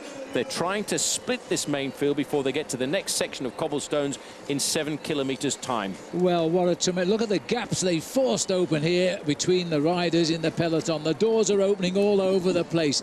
That is tremendous. The wind is coming from the right shoulder of the riders and forcing them into a long, thin line. Any weakness now, it finds you out. And this is tremendous team time trialing by Saxo Bank. They are driving at the front. I keep looking for Martin Maskant. I think Bradley Wiggins is sat at the back there in the hope that Maskant makes contact. But right now, really, he'd do better to move up the field because this peloton is cracking wide open at 67 kilometers from the finish. This is a very, very tough section now of the Paris-Roubaix. Odd men just left there. That group was with the peloton. Now it's a chasing group and having to do something special to get back on terms. It's not often you see Paris-Roubaix in this sort of stress, believe me. So sitting here down the back of the line, that's Bradley Wiggins here. There he is, number 38. Number 5 there is Tassato. And see what's happened? They've lost, the door has gone completely open now. They're going to have to try and repair the damage and waste more energy on the gendarmes there on his specially adapted motorcycle as he heads towards the next section of Pavé. And the Rabobank rider here, Pedro Horillo, in there to help perhaps Juan back into the action. Referees are doing well. We're approaching the feeding station here now. Second feed of the day. If you're in bad ways, this is where you tend to abandon the race. But this race is still very hot in this particular area. And the damage all being done by Saxo Bank. Stuart O'Grady, the former winner of this event for Australia, out with injury, would appreciate this sort of an effort for his team today. He certainly would, but again, a preconceived plan, and it's not surprising to note that Bjarne Riis came down to be in the team car for today. So much did he have confidence that the team had a great chance of coming up with a victory once again. He really is a great master tactician, and the pressure on the front, that's Cancellara just swinging off. Not even worried, Phil, about the fact that we're still looking at 65 kilometers to go to the finish. Look, they've spread eagle the peloton again on a smooth stretch of road here, and Cancellara will be in his element at this sort of a race. They're coming out of the second feed. There is huge problems for the riders behind now, and they might find that when they were tensing themselves for the battle of the cobbles, they may have lost this race on the smooth roads. Well, there's 2 very nasty sections of cobblestones coming up in about a kilometer's time, Phil, when they come into the outskirts of Beuvry-la-Forêt. There's a section of 1.5 kilometers, which is 13 to go, and then almost immediately after that is the old Chemin de l'Abattoir. the chemin which takes the riders into the outskirts of Orchies. The track to the slaughterhouse. That might be just very effective today. Tommeke over on the right-hand side, the affectionate nickname for Tom Bonen. He has not been caught out in the crosswinds. He is very attentive in a race like Paris-Roubaix. He's won this race on 2 occasions. He did say that he feels it's a lot easier to win Paris-Roubaix than the Tour of Flanders. Well, he proved that last week when his teammate came up with a win. Well, he's got to go through it all again today. He's looking to win it for a third time, Tom Bonen. The record is 4 with Roger de Vlaming, another great Belgian cyclist. As we look here now, there's a little bit of a regrouping as we get into the town of Orchies, as the riders now reform, but they've left a little bit of chaos. Our cameras have moved forward, but I think behind now we've got a lot of split groups trying to get on turn. There aren't so many riders here now. Well, looking over the shoulder, the rider from Saxo Bank wants to see how much damage did they put in. They took advantage there of the crosswinds, and that's the important thing. But the thing is that despite all this chasing, they're taking a lot of time out, but they're not bringing back that breakaway of 10. It's 1 minute and 24 is the gap just at the moment. Sat here at the back of the race, number 133 is Damien Gaudin of France on the B-box team. And also number 38 for Garmin Slipstream, the American squad, the British rider, 3 Olympic gold medals, and that's Bradley Wiggins. And that was on this visit to the Olympic Games. He's got plenty more as well. But he's sat at the back and he's got split off because that was the damage done there by the team of Saxo Bank. Now they're saying it's a 1 minute gap now, so all of a sudden it's come down quite dramatically here as we now race on to the next sector of cobblestones here, number 13. That's from Beuvry-la-Forêt to the outskirts of Orchies, a section at 1.4 kilometres in length. And it was all blue and white jerseys on the front this time, Phil, for the first time. And that was Team Quickstep laying down their law. Well, is that what they're doing now? Are they actually taking this race and putting in a serious effort here now? The big teams of the world of cycling are putting their big men into the engine room and driving on to try and split this race up. The bottom of our picture, you can see the trouble some of the riders are now in. This rider for Agri-Tubel is Kevin Ister. He's having a good early season. Well, it was a bit of a surprise finisher in races like Het Volk in the early part of the season, when I think he finished in 2nd place. But this is the acceleration for Quickstep. They're now slowly but surely turning up the gas a fraction. Every time they accelerate like this, it adds a little bit more fatigue into the legs of their adversaries. Well, there's a lot of urgency around now, and they're just trying to drive this race on to eliminate it. Bonen in person stepping on the tempo there. He's decided he wants to take it to the boys here this afternoon, and that he's unbelievable the way he floats over the cobblestones, and his acceleration here has started to crack the group. Wind a little bit further forward. This is still the leading group of 10, Tête de la course, and it's still Greg Henderson there wearing number 56, looking nice and comfortable. Tom Bonen has a teammate in this leading group of 10, that's Wijnands, number 8.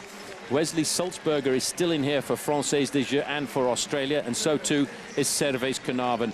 I have to say, l'ancien, as they say in French, the old man who's still riding with the legs of a youngster. And there's only 9 riders there, and this is a gap. There's a group coming up now, but it surely can't be the chase group, as our clock's telling us 50 seconds here. But it could well be the big effort of... Oh, there's something happened in the crowd. Goodness knows what happened there. Nothing to do with the riders. Very strange. In fact, there was a motorbike there. C'est une moto suiveuse accompagnant la tête de la course qui a percuté de plein fouet la foule. À terre, une femme est grièvement blessée et ne peut même pas se relever. Sur place, les témoins du choc n'ont pas eu le temps de réagir. Ça allait trop vite. Ça allait trop vite. Hein? Mais quand on a vu tout le monde à terre, la moto, elle roulait trop vite. Elle a zigzagué en arrivant, et puis elle a monté là sur la bordure. Hein? Vitesse excessive ou non, il est trop tôt pour le dire, mais le motard est entendu à la brigade de gendarmerie. Le bilan est lourd, 16 blessés dont 3 grièvement et parmi eux, un enfant de 4 ans. Pas de pronostic vital engagé pour le moment, mais les soignants restent extrêmement prudents. Un traumatisme abdominal qui pourrait engendrer une hémorragie. Et c'est le potentiel qui nous fait craindre et qui nous fait prendre des précautions. Les blessés les plus graves ont été transportés par hélicoptère au CHRU de Lille afin d'y être opérés en urgence. Right on the ground, and I don't know at all what happened there. Bonen looked across to see what was happening. Maybe there was a motorbike parked at the side of the road and it just tipped over. We might get a chance to look at that once again. Picking up this rider now who was in the break from B-Box Bouygues Telecom, Steve Chanel, looking over his shoulder to say, whoa, here come the big boys. Well, as the race goes on here now, there was certainly a spectator and a gendarme on the floor there, but the race itself continues to drive on. This is a major section in this year's Paris-Roubaix. It's 62 kilometers to go. The split is being forced wide open now. Van Sommeren over there wondering, where is my man, Leif Hoster? Cancellara says, well, guys, this is me. I had a hard time in the Amgen Tour of California, but now I am back. Somebody knew something we didn't. Cancellara has been very, very quiet, but today he has come out to try and win his second Queen of the Classics race. And at the moment, the race is completely split asunder. They're saying now 20 seconds is the gap to the leaders. I'm not sure whether Sars-et-Rosières is still in the lead, but I only counted 9 men in that leading group. Well, I think the man who came back, Phil, was the rider from Bouygues Telecom, Steve Chanel. I'm certain that a man like Sars-et-Rosières won't get caught out by a move like that. But Bonen looks over his shoulder to see what sort of damage he's done. Also in there, Juan Antonio Fletcher for Team Rabobank, and he's being extremely attentive himself.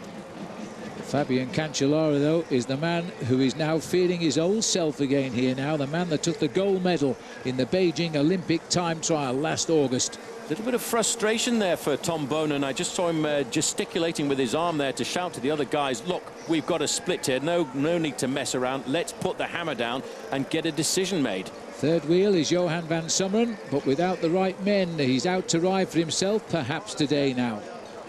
For Van Sommeren looking over his shoulder, where's Leif Hoster? I'd like to know what's going on here this afternoon. This is the town of Orchies at 62 kilometers to go, and once they come out of this town, they go through a small industrial area, and then it is, Phil, that climb, that section of cobbles we always talk about, the Chemin de l'Abattoir, as you said, the road to the slaughterhouse. And that might be very fitting today at 61, inside 62 kilometers to go now. This field is all, I think it's Heinrich Hausler here, the rider for Cervelo, which is something of a surprise after what he told us yesterday, but he's mixing it with the best right now. Very select little group there, some 10 riders about to join 9 front runners. That'll put us, these riders haven't been seen since about the 50th kilometre of the race today. Now you're about to see why the men go in the early morning breakaway, because there's a rider from Quick-Step in that early morning breakaway. We've talked about him a lot, Martin Wijnants, and he now all of a sudden will change his tactic around. Having sat on the back of that group for a long period of the race this afternoon, I'm certain that on the next section of cobblestone, somebody's going to ask him to turn up the gas. Well, looking now at the coming together of the lead chase group in a terrific piece of pacemaking. And now Tom Bonen and Fabian Cancellara are catching the leaders at 61 kilometers to go to the finish. It's the first time that anybody in the main field has seen the front runners. And George Hincapie, I don't think, has made it on this escape. Well, it looks like he got caught out. Tom Bonen has got the bit between his teeth here this afternoon, because he is not even going to wait for the cobblestones, Phil. He has decided, I want this race. I'm going to race all the way to Roubaix here, and he goes out on the attack. Scrambling across the gap there is Fletcher, and Tom is going to have to slow down once again and wait and rethink the next move of the day. Well, this is going to be an interesting section now. We're heading to some really rough patches of Paris-Roubaix as the riders cross the town of Orchies and head to the trail to the slaughterhouse, and Bonen has got himself right on the front in that blue and white jersey. Quick drink before we go back into hell. Well, Heinrich Hausler is in this group. Just having a look there to see if that was Jeremy Hunt as well, who managed to get there. Some teams completely and utterly got caught up in that acceleration a few moments ago of Team Saxo Bank. Tom Bonen was not one of those riders. About a kilometre now to the next section of cobbles at Orchies. Juan Antonio Fletcher is in this group. Steve Kotzat, Phil, because of the fact that he was in that early morning breakaway, is still there in the orange helmet over on the left-hand side. He is riding at the front end of Paris-Roubaix for the United States. Sector number 12 now. This is Orchies. It's a 3-star 1,700-metre journey. But it could be so crucial today now. There's so many riders scrambling behind to try and get back in touch. Well, Cancellara there on the left-hand side, he knows this section of cobblestones. He's all of a sudden managed to get himself back to form at the right time. Sick and having to retire as the leader of the Amgen Tour of California on the first day on the open road. Went back to Switzerland and had a little problem when he went out training, and now all of a sudden he's got himself back to form at the right possible time. Sector 12. Remember, there are a total of 27 here. And now Cervelo are driving at the front here too, just trying to get on terms here. The Rabobank rider is going off the back now. Not surprisingly, Jos Postuma losing ground. It looks like as though we've got Steve Kotzer also dropping back now. Not surprised, they've suddenly lifted this up to a new dimension. Looks like Leif Hoster was just trying to ride across the gap there, Phil. He was one of the riders caught out in the acceleration, but he knows now is the time. If you want to get a victory in Paris-Roubaix, is not to give up and keep yourself in contact. I can see Johan van Sommeren dropping to the back of the group, and if he looks over his shoulder, he may well just see the shadow of his own teammate, and there he is, just about 10 seconds off the back. He should rejoin inside 60 kilometres to the finish now. This is an insane race, to quote Bernard Hinault, the great winner of this event and the 5 times winner of the Tour de France. But it really is at this stage every man for himself. Well, another man coming across here for Team Quickstep is their big, strong Sylvain Chavanel. Frédéric Guédon is there as well, number 61. Also, Leif Hoster, number 41. The experienced men here of Paris-Roubaix, and sitting on the back, one of the most experienced, 101, Servais Knaven, riding this event for the 15th time. And finished everyone and won it once, and he's tagged on there nicely. He was in the front group, he's just slipped to the tail of it now. This is the section known as the road to the slaughterhouse, Le Chemin des Abattoirs, and it looks as if these men are starting to...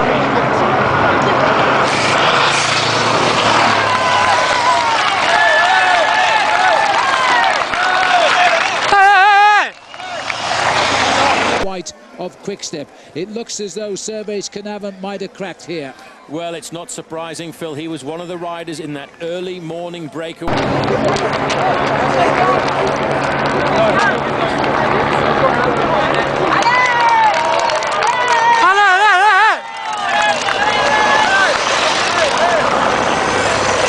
He looks fast.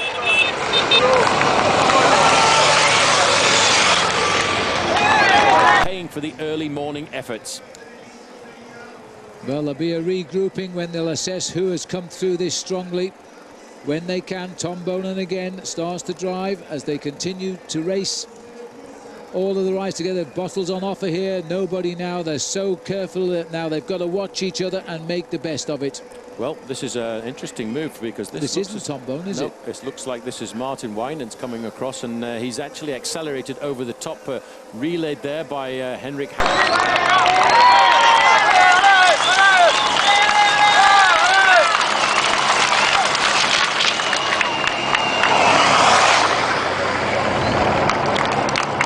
Come on!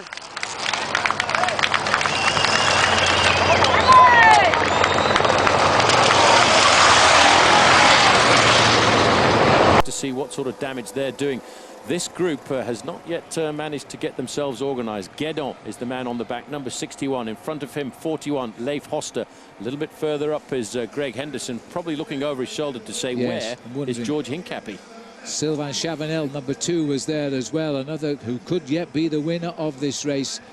And no sign of George Hincapie at the moment. There is a steady regrouping.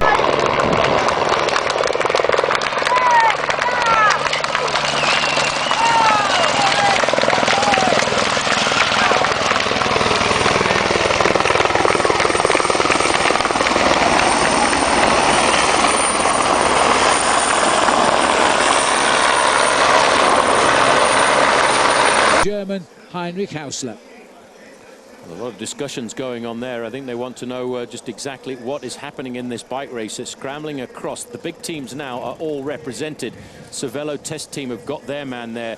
Quickstep probably not happy with the man they've got present.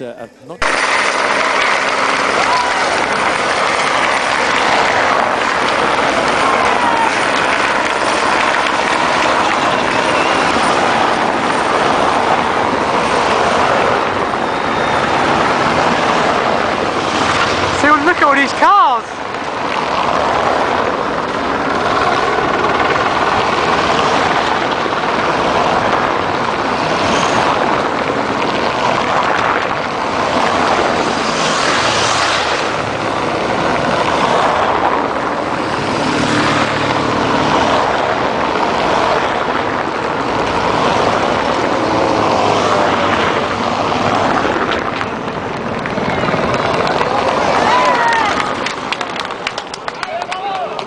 winner now. He looks around him all of the time. Johan van Sommeren, number 48.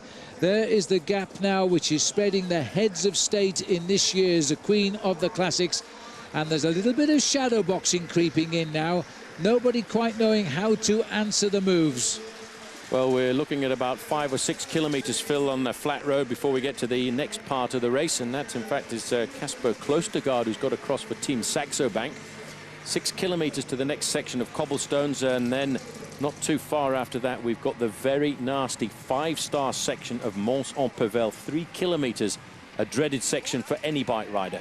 5 riders, the original 10 breakaway are now spread asunder. Klostergaard, though, was part of those original riders, and he's still fighting in amongst it. But the teams are changing now, as the Liquigas rider here is Quinziato, and that is why Liquigas have raced all day at the front of the peloton. A dangerous man to have in this leading group, I'd have to say. Quinziato, he's been in good form over the last 5 days. Juan Antonio Fletcher must be thinking, right, mates, this is my turn for L'Espagne this afternoon. Never in the history of the sport, Phil, has a Spanish rider won Paris-Roubaix. And this man, I reckon, has got a very good chance of being in this move. Well, he's a man for the classics. He's proved it time and time again. He holds the best finish ever here, along with his countryman, Poblet. So they've had a second place, but they've never had the win. Maybe today. Well, I don't think Quick-Step are too happy with the combination of that group at the front, so they've decided they want to get some organisation here. And Tomaca, again, Phil, is put into a position where he's actually panicking a fraction and using up all of his teammates. He's got to be careful here, because he does tend to get a little bit excited and throws his energy to the wind. It cost him, I think, a good finish in the Tour de Flanders a week ago.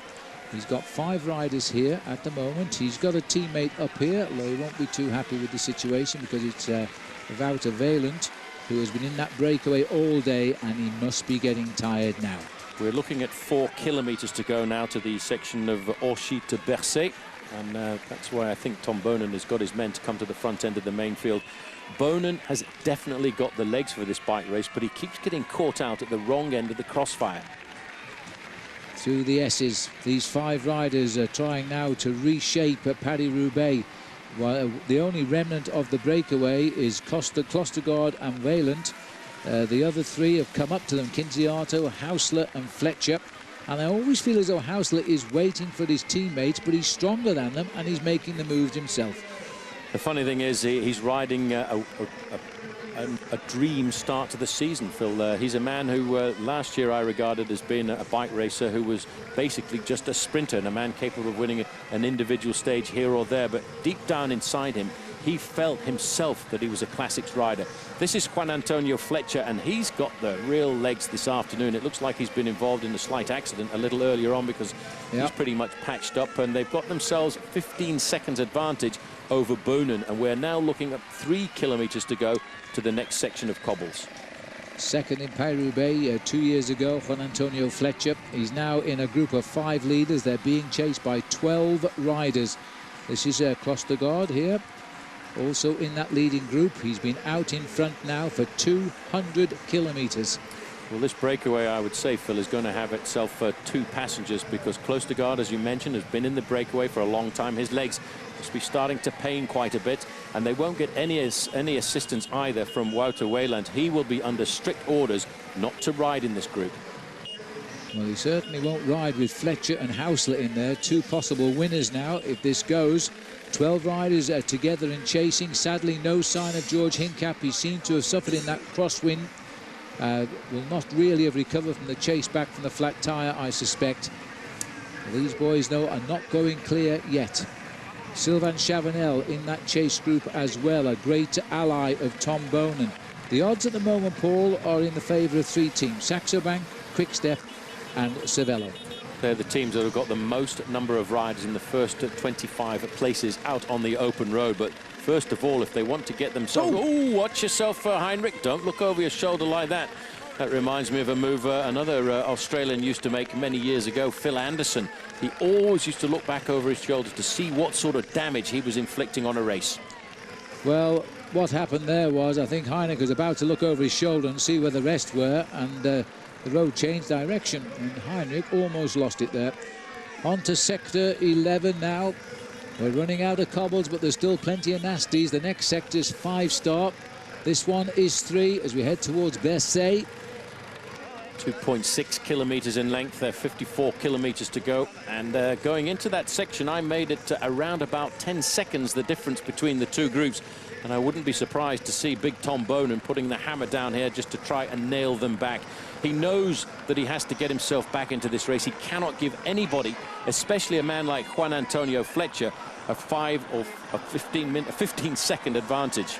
Well, there is Tom, and he's actually on the wheel there of Wouter Wayland, so he must have come back from the lead group as Bonin now checks into his back wheel. So we didn't see when that happened, but certainly there's the group coming for you now. Cancellar, the big danger for Saxo Bank, is in there. Leif Hoster is here for Silence Lotto. Chavanel still very much the dark horse who could run away. Roger Hammond is here. Tor Hushoft is here. They're the Cervelo boys, which we thought that possibly Hausler was working for, but just now he's in front, and Andreas Clear is here too. Good to see Greg Henderson there in the yellow jersey of Columbia High Road, still looking fairly comfortable sitting on the back of this group of the heads of state of Paris-Roubaix. Sylvain Chavanel is looking rather dangerous there as well, and he may well be the dark horse here this afternoon. They may well switch the tables around a little bit later on and give the Frenchman a free hand. After all, he was the man who was very dominant last week in the Tour of Flanders and played the team card to absolute perfection. Sitting at the back there in the yellow and white of Team Columbia High Road is Greg Henderson, then New Zealander who's been in the break all day. He must feel a little bit confused now because, unlike the others, his team leader has not joined him in the front. George Hincapie still down the road a ways. Well, Hincapie, we have another. This is Bonin, and right on his wheel this time is Pippo Pozzato. It's looking a little bit like a replay there. You see, this man had done his job for the day, Phil. He's gone. That's Valent who's gone there. Number 8 sat up, was in the breakaway. He's now passed out of sight. And Bonin now as the team leader, it's up to him. Well, look how he can accelerate. He loves the cobbles, he loves this classic, and he knows that the 10 or 15 seconds, he's got to put it behind him immediately, because the next section of cobblestones they will come to, Phil, is Mont-Saint-Pével. It's 2.6 kilometers in length, and it is a very difficult section of cobblestones, and that's why I think Bonin has taken the chance here to ride across this gap. And that's Pozzato, yes, Pozzato and Hushoft, the 3 riders now trying to reach those leaders as our camera swings up, and there they are. 5 of them here, and big Tom Bonin, a previous winner 1 year ago and 2 times a winner, is bringing up Pozzato and Hushoft. These are the Iron Men of the Queen of the Classics. Look at the ease that Tom Bonin has ridden across that gap. He's used his acceleration to bridge the gap very quickly indeed. He's joined the leading group of riders just when he needed to. Trying to get across there now is his teammate Sylvain Chavanel. Well, this is yet another phase in the changing face of the Queen of the Classics today. Tor Hushoft there, who won the first Belgian Classic of the year, Het Nieuwsplank, based in Ghent in February. And no Norwegians ever done this one either. This is the nasty stretch of this piece of cobblestones. Time has been in the past, we've seen that covered in water and riders skid for miles, but today it's just dust. Well, Bonin made the effort to get across the gap there. He'll start to feel a fraction more comfortable. These riders are going around these corners at an incredible speed, but that acceleration of Bonin to get across the gap has forced the other riders now in the second half of the race here, Phil, to react and come back into it. In all, there are 15 leaders again now. 15 riders. Some are tired, don't forget. Some were in the early breakaway. The rest have fought the way to be in front of our cameras. There's been no easy route to the front today, that's for sure. But there never is, you know, in this event. And just turning the gas a little bit here now, Andreas Clear, just dangling off the back. He was already up there when he saw the arrival of his teammate Hushoft. Also up here is Heinrich Hausler, another black-clad teammate of Clear. We'll be very careful here. It could really end up being the battle of the teams, because the big teams that we talked about before the start of Paris-Roubaix, Saxo Bank, Quick Step, and of course Team Cervelo are the teams that are represented at the front of this race by multiple riders. And there's a move now coming from Sylvain Chavanel. Now this is going to put the weight onto the shoulders of everybody else. Sylvain Chavanel attacks. He's on the start of his best ever season, this rider. He's got a new team, and Quick Step are playing the cards on the table one by one. Henrik Hausler was the man who saw that as a very dangerous move and nailed him back immediately. The way Hausler is riding here, Phil, I think he knows that his teammate Thor Hushovd has got a very good chance of victory here on the Velodrome of Roubaix. And we haven't mentioned Fabian Cancellara for a few minutes, but he is also in this group of riders. Let us not forget that, and he is a huge danger. He will try to hold off any attack until the last 8 or 9 kilometres, I think. Then you use his specific talent of riding alone against the watch and try and ride them all off. Frédéric Guénon at the back here, but the attacks are coming thick and fast at the front. And this time it's Cancellara having a dig. Oh, must have been hearing the commentary. He obviously was. Followed there by Johan van Summeren, followed by Juan Antonio Fletcher, and again Tom Bonen making sure he doesn't get caught out. We're heading up to just 50 kilometres left to ride now. We're beginning to see the cream of this year's Queen of the Classic races. Very sad to see that in those crosswinds, Hincapie didn't seem to make it, but there's still a tight chance yet. We've no idea now where anybody is. Our cameras are right at the front. Johan van Summeren wondering whether or not the counter move is going to come from his teammate, and his teammate that's in this group is Leif Hoster. He's been very close to the victory on a number of occasions in these big cobbled classics. That's him at the back, number 41. Well, as we look down from the belfry here, there is the head of this year's 107th Paris-Roubaix. I make it 15 riders have come together. The boy in the lime green will be Quinziato. He's the only one here. And in the centre there too is Van Summeren. He's the taller of the two. Leif Hoster is here. Cancellara, Hausler, Thor Hushovd, Tom Bonen, Sylvain Chavanel. These are big names. Any one of these will be worthy winners of this event. Just gone through the official banner at the side of the road there, Phil, indicating 50 kilometres left to go to the finish. That's 31 miles of racing and still 9 sections of cobblestones. 15 leaders. This looks like Chavanel again. He's having a dig now and he's being chased once more. Clear has gone after him. Well, Clear is obviously digging extremely deep there to make sure that at least his team, Cervelo Test Team, are represented in the front group. By the way, just for interest, Sylvain Chavanel has had a special pair of shoes made for the bike race here this afternoon. You get a chance to see them there. They're turquoise blue. Very attractive. Not fast enough because it looks as if everybody's coming back. Fletcher, the man in orange there, making the effort to pull everyone back. Hausler slipped to the back of the line here just for the moment. There he is. Just seeing who else is coming up. In front of him is the Scandinavian rider from Denmark, Kasper Klostergaard. He's got to be tied. He was in the original break of 10. Now, I don't know what Heinrich was saying there to Klostergaard. Just take it easy. Careful there around the directional island. Everybody nice and safe. The man who is riding the most sensible race so far is the man at the back in the red and white there, the black jersey of Team Lotto. That is Leif Hoster. He hasn't made any efforts at all, like Cancellara, like Tom Bonen, like Hausler. He's just sitting there waiting for the moment to lay down the hammer. And he's a man who I think could launch a very serious attack over the next couple of cobblestone sections. Well, we've got plenty of 5 stars. We've got 2 5-star stretches left and quite a few 4-star stretches to come.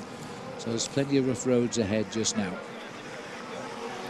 Just looking down there, it looks like Quinziato has moved to the front in that lime green. We've dripped down behind the houses. There's Quinziato. You can see him now as he makes this corner first. This is Mont-Saint-Pavel. And this is a 5-star section of cobblestones now as we enter Mont-Saint-Pavel. This is Sector 10. As we look now at the leaders, there's 15 riders come together. Sadly, no American here. George Hincapie hasn't made it. But Cancellara is here. Heinrich Hausler is here. Tom Bonen, the winner, in second place, to keep an eye on the fares. It's Andreas Clear setting the pace. Thor Hushovd is in the group. So too is Chavanel. This is a 5-star section of cobblestones at 3 kilometers in length. And look at the flags now starting to show the wind that is pushing these riders, buffeting these riders as they get closer and closer to Roubaix. It's a nasty section of cobbles here this afternoon as we have a quick look. And you can see there that I think we're going to have a little bit of respite for a while, Phil, because I'm not sure whether or not anybody is too keen on launching the attack after all of the viciousness we've had so far. 48 kilometers left to ride now, and it's the boys in black who are trying to use quite a numerical advantage here as they can drive on these cobblestones. They're holding at a sensible speed here. because they've now come down to the elite of the day. 15 riders, 48 kilometres or 30 miles still to go. The stadium now is packed here in Roubaix as they watch the action coming towards them. And it is Cervelo. We've seen them ride this sort of a race already last week in the Tour of Flanders, and they got it all wrong at the finish. What are they going to do today?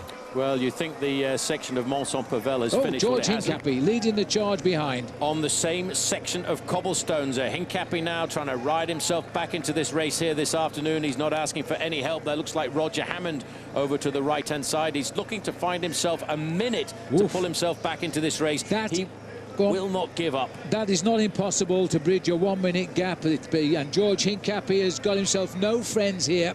One of the big favourites left to chase, split off in the crosswinds. He's got to close a minute. It is a big ask, let's face it, but it is possible. All he needs really, Phil, is for a slight amount of tactical manoeuvring in that leading group of riders, and Hincapie can get himself across the gap. Look at the position of the man. Look at his body language. That is not the body language of a man who wants to give up. He doesn't want to surrender in Paris-Roubaix. It's such a special event. But he's only got one teammate to help him here, and he's doing most of the work himself. He's so anxious to try and repair the damage. There's a big hole in the peloton between the front 15 and this very large group here, and they know Hincapie's reputation, and it looks as though they're not going to help him. Well, he's the man who has missed out because of the fact he had a mechanical incident before that long section of road where there was a crosswind where Team Saxo Bank put the hammer down. George, I don't think, had managed to get himself back to the front end of the main field, and that, I think, is a little bit of bad luck. Yeah, you can see Clear setting the pace in front of Tom Bonen. Bonen has also been down in a crash because you can just see his shorts there on the left-hand side, a little bit dirty. Well, as we're looking here now, we've got most of the names for you now. Tom Bonen, Sylvain Chavanel, Fabien Cancellara, Matti Breschel is here also, and Casper Klostergaard, Leif Hoster, Johan van Sommeren, Frédéric Guédon, Juan Antonio Fletcher, Quinziato, and the British rider Roger Hammond. They are some of the riders in this front group. Bonen is going again. He's putting the hammer down on this next section of this Mons-en-Pavel cobblestone length. Behind him there is Pipo Pozzato. He has now decided that he's going to split this group. He's a man who has got a real dedication to win this Paris-Roubaix this afternoon. He's trying to do something special there. The man on the back there is Juan Antonio Fletcher. He wants to stay in contact too. That then in fourth position is Thor Hushovd. But just look at the style of this man now. He just smashes on those pedals. He's broken the group again. He's pulling away 5 or 6 riders here as the door is opened. The fifth rider in the line there is the man we mentioned just a few moments ago, Leif Hoster. He's been sitting at the back waiting to see when the effort needs to be made. I think he's just made a very serious effort. 1 minute the gap to the split containing George Hincapie, but the leaders themselves have now split under the impetus of the champion of Belgium. Well, he's not literally the champion at the moment, but he certainly rides like one, Tom Bonen. Well, Pozzato, unlike last week, has decided, yes, I'm going to work with Tom Bonen here this afternoon, and we're going to damn everybody else to the back end of this main field. And this is a serious acceleration. Quinziato now, number 88, is being dropped from that group. Well, that's proved a little bit of a cobblestone too far for Quinziato, as he's cracked there under the impetus. We're still looking here at the riders chasing. This is the second group, and George Hincapie trying to bridge the gap here. With the help there of Roger Hammond, one of the men in black from Team Cervelo test team. And I have to say, this is proving to be a very difficult section of cobblestones. So we're watching the crowd here enact the situation now where we're seeing 5 riders trying to push themselves into the lead. 4 riders now, and there's a little bit of a bridge going on here as again Tom Bonen and Pozzato see the others about to rejoin, or do they? Well, Quinziato are scrambling here. They've turned right now, having come off the section of cobbles at Mons-en-Pavel, and they've got 6 kilometers before the next section, and that is at the Pont-à-Marc. And Quinziato now is going to dig very deep to try and stay in contact here if he can, but he's only going to come back onto the second half of the split. Well, Tom Bonen, you can't fault the fact that he's doing everything to try and win this race, but he's finding an awful lot of tenacious riders are preparing to go with him. There is Pozzato, who shattered Bonen and really took him out of the race in Flanders. He's with him again now. Well, one team having been severely criticised by the Belgian press so far this season is Silence Lotto. Well, Silence Lotto now happen to have two riders in this leading group of 6, Johan van Sommeren and Leif Hoste. Hoste still playing a waiting game. Now, this is a first interesting gap. That's around about 15 seconds to the second half of the split, and they're riding into a headwind. Yes, and that's what's helped the split, of course. Well, it's becoming a battle of the Belgian riders yet again on French soil here. And Monzon Pavel has caused a bit of a split with Bonen, who is now right up front there, and with him is Pazzato. As we go back, Johan van Sommeren, this is Leif Hoste sat at the back here now. He's made the first split, and also there is Thor Hushoft. It's beginning to look like a strongman's breakaway. There's the full lineup: Fletcher, van Sommeren, Hoste, Bonen. 5 terrific names in the world of cycling, and there's the 6th. Pippo Pozzato. I have to say, Johan van Sommeren is an incredible bike rider, Phil, because he can sit at the front of any bike race, I think, whether it's Tour of Flanders, Paris-Roubaix or the Tour de France. He's prepared to ride himself out for all of his teammates. Thor Hushoff now is taking the responsibility for Team Cervelo test team. This is now starting to look like the heads of state. Well, they're looking at each other. They're not putting their backs into it. It could all come together again here unless they do something about it. Pozzato's going to have to take up the running. The 2 riders from Silence Lotto in second and third wheel. They've sat on and watched so far, but they've made the move. Now they're going to have to help to drive it. Well, race radio telling me now, Phil, this is a 20-second advantage, and for Tom Bonen, he's got to be feeling quite comfortable because Bonen has one advantage over the other riders in this group. He doesn't have to win this bike race alone because he knows exactly how to win this race on the track from a group. One team who got severely caught out in the crossfire were the team that started this split, and that's Team Saxo Bank. Yes, well, you never know when the tide turns, do you? You seem to be in complete control of the race. You go over a section of cobbles and you're in all sorts of trouble again.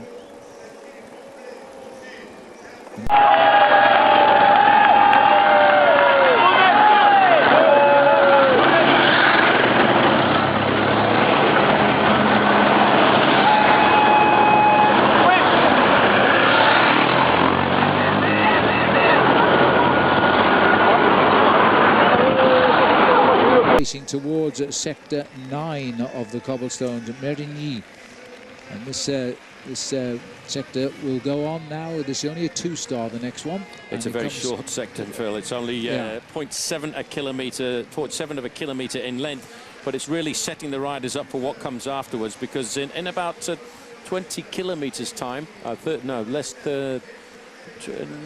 16 kilometres time, they've got the cobblestones of CYSOING, and they are very long and hard, and that's where I think we might see the next attempt at a decision being made. Well, one thing's for sure, the majority of the favourites have got to the sharp end today, sadly without George Hincapie, who had a bit of bad luck there, and that really put him on the defensive. Next time will be sector number 9.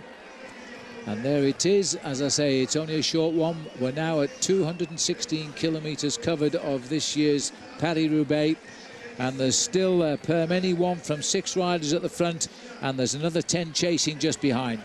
Well, I have a feeling that we're going to see Johan van Sommeren now completely and utterly sacrificing himself for the team here. He went straight to the front on this cobblestone section. He will be feeling very comfortable in the fact that his team leader, Leif Hoste, is in the group. But they've got to try and hold off Team Saxo Bank, who've got all of their riders in the second half of the split. Well, that big acceleration by Tom Bonen really caught out Fabien Cancellara and the Saxo Bank riders. He hit them at exactly the right time, as it turns out, because Cancellara done a big turn on the front. Now the Silence Lotto boys are driving, and this is Hoste. Hoste on the front now, taking over of his teammate Van Sommeren, the taller rider in second position. Hoste is really stamping on those pedals. He's stretched out the gap now to 24 seconds as they come off this 9th section before the finish, Mérignies to Pont-à-Marc. Well, Hoste hasn't won a race since 2004, but he is still one of the favourites for today here. This is Fletcher packing his pockets, the Spanish rider, again in at the kill of a big world classic. Well, sitting on this group here, which is being led by Team Saxo Bank, is a man wearing number 2, and that is Sylvain Chavanel. Now, if they pull it all back together, you can be certain to see an attack come from the Frenchman, who's probably now starting to nurture thoughts of the possibility of a victory in his home race. The strength of the big teams around you now, and Saxo Bank, who looks to be so much in control here for Cancellara, are on the defensive, and they're not looking like they're going to reshape this just now. Well, they've lost themselves 25 seconds. We've got a fairly long section of flat road, 3.5 kilometers before section number 8 to go. And the next section will be the section just on the outskirts of Ennevelin. And that's what I think these riders from Silence Lotto realize. Now's the time to put the knife in and try and get that gap up to 35 or 45 seconds. And then they can start to figure out how they're going to lay down the next part of their tactics. Heading to the last 8 sectors of cobblestones now. 41 kilometers still left to race here. A mere 25.5 miles of racing. But there's still 1 or 2 pitfalls on the way. 6 riders shaping it up. Pizzato, Bonen, followed by Thor Hushoff, Van Summeren, Hoster and Fletcher. Everybody else has got to fight back. Well, Kinziato recovered a fraction there, Phil, because he's got himself onto the back of this group. I'm happy to see that Frédéric Guédon as well, the former winner, who's becoming somewhat of a veteran of the sport now, has also seen this gap. They're saying that Roger Hammond is in this group. Well, Hammond was in the group apparently, but I haven't actually seen him. But there were 4 riders on Cervelo there. Well, I don't think either of those 2 riders there are Roger Hammond, and I'm pretty certain that was the shape of Roger Hammond in the group with George Hincapie, who we saw about 10 kilometers ago. Well, this group here has pushed it out now to 30 seconds, so they're edging away here. Is this the express train to Roubaix right now, driven by the rider who won this event last year? He wears number 1, Tom Bonen. Well, I think the other riders in this group now, Phil, are going to have to start to think how are they going to get rid of Tom Bonen, because Bonen, I think, if he comes onto this group, onto this velodrome with this group of 6 riders, there's not many riders in this group are going to get their wheels across the line in front of him, except possibly Pipo Pozzato. What a way to spend Easter Sunday, Paul. Tom Bonen snatching a drink there. The sun is beginning to peep through now. It's a lovely warm spring day here. The promise of rain has gone away as these riders try to get to grips with the queen of the classics. The man in black is Thor Hushoff, the god of thunder here, who wins big races and wins them with a lot of regular appearances at the front. He started well this year in Belgium with a win of the Ghent Classic race. And now, not too far from Ghent, he's racing towards Roubaix. Oh, well, it sounds as if Race Radio's calling forward for some race help for Johan van Summeren. Well, in about a kilometre, they're going to go into another section of cobblestone, so I hope for Johan van Summeren, Phil, it's not a mechanical incident. Tom Bonen going to the back to talk to his team car. As we drop back to the second chase group here now, which contains Fabian Cancellara, but also the very dangerous Sylvain Chavanel. There he is, sitting and waiting now, resting on the fact that his man, Tom Bonen, is up front, and if this group gets dragged across, then he's in with a chance as well. Well, on to number 8. Here we go. This is a 3-star now, and it comes at 219 kilometers in and 1.4 kilometers in length. And who's going to set the pacemaking over this section of cobblestones? And I wouldn't be surprised, Phil, to see that once again it's big Tomoko Bonen. 1.4 kilometers in length and just inside of 25 miles. Just look how fast he went round that corner there. He's complete and utterly confident in how his machine is going to handle these stones. 30 seconds is the gap now to the 6 leaders. Slowly but surely, Tom Bonen is stamping on these pedals. Every time he sees a cobblestone, he jumps on it. And we're at sector 8 now, and there is Bonen driving. He's never happier than when he's on the front, but he's got a big rival there in the Van Summeren just behind. Well, also got a big rival in Pipo Pozzato, the man who followed him all over the roads of Flanders last weekend. I have a feeling, Phil, if I was to be Tom Bonen's team manager here this afternoon, I would actually try and calm Tom Bonen down a fraction, because if he uses too much of his energy, he could find himself in a bit of difficulty when we come to the next section of cobbles, or a couple of times to the Carrefour de l'Arbre, because he may well find the counter move coming from Pipo Pozzato. He's got to be wary of Pozzato, and he's got to be wary of Leif Hoster too. This is the chase group, the Cancellara group we'll call it now, as they're on the same sector of cobbles. There's Quinziato. He was blown away from the big move, but he's got himself back into the chase. Guédon is there as well, François de Jeux, another man who's won this race, number 61. Well, they're slowly pulling themselves back here because it's down to 25 seconds, and they've got to give everything they've got. They've got a lot of passengers in that group, Team Saxo Bank, and the reason for that is they are the team who have missed out this afternoon. Johan van Summeren man of the match for Team Silence Lotte, whether he's riding for... Bounan, regarde derrière, Bounan.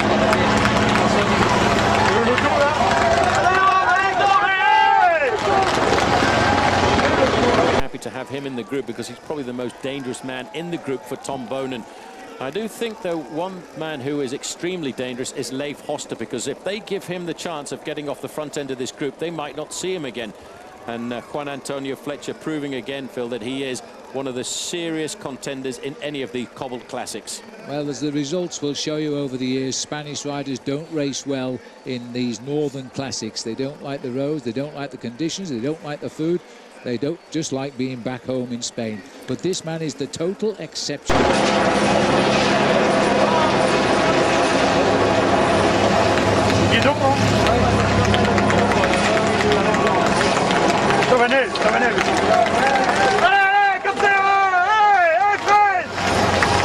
A Dutch team. Pozzato coming to the front. He dreams about winning Paris-Roubaix, and so too does Thor Hushoff. This is the group of George Hincapie at the Arrière de la Course. Hincapie riding at the front end of the group. And I feel a little bit sorry for Hincapie because he actually was at a situation where when the race split to pieces, he was at the back of the pack. Well, he's in a bunch of 20-odd riders there, and as you can see, there's 18-odd passengers because it's just George on the front doing all of the work to try and put matters to rights. No one helping him. That's the lonely life of being a star, I guess. Well... Hincapie. Fini.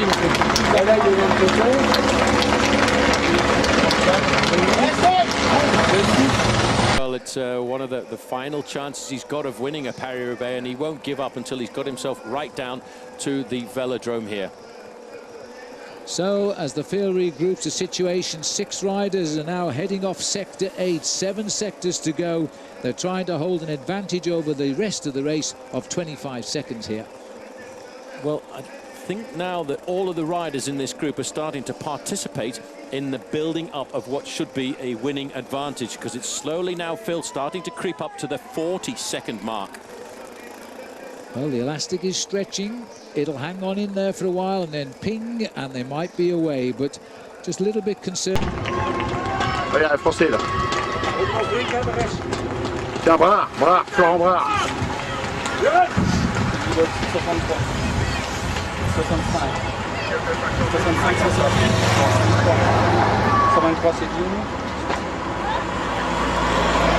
Just yet. There's 1 or 2 riders up here and not throwing all theirs away. Well, we're looking now at about 12 kilometres to go to a very difficult section of cobblestones, and that is the section at CYSOING, which comes at 26 kilometres to go. And that's where I think we may well see the next challenge coming to somebody trying to win this bike race. Boonen, I think, will be very attentive of Leif Hoster and, of course, of Pippo Pozzato. But he's got to make sure that he doesn't expend too much energy, because he needs that on the run in towards the finish. Well, the next sector of cobblestones, number 7, is nothing to write home about. It's actually it's 2 in 1, really, isn't it? It makes a total of about 700 metres. A little bit of tarmac in between. 35.7 kilometres left to ride here now. And the gauntlet is on the floor. And who's going to pick it up and take the challenge here? The leaders are Pozzato, Boonen, Fletcher, Hushoff, Van Summeren and Host. The 2 teammates, Van Summeren and Host, have the advantage, at least numerically. And they've got room to do the old 1-2 if they attack. Well, 2 riders in this group, if they want to win, I think have to take the opportunity to try and attack. And one of those is Juan Antonio Fletcher. The other, of course, is Leif Hoster. If it comes down to a sprint, I don't think Hoster's got very much of a chance against Pippo Pozzato or Tom Boonen. And he will know that in the back of his mind. And he'll know to win Paris-Roubaix here this afternoon, he's got to win it alone. I think you're right there, actually.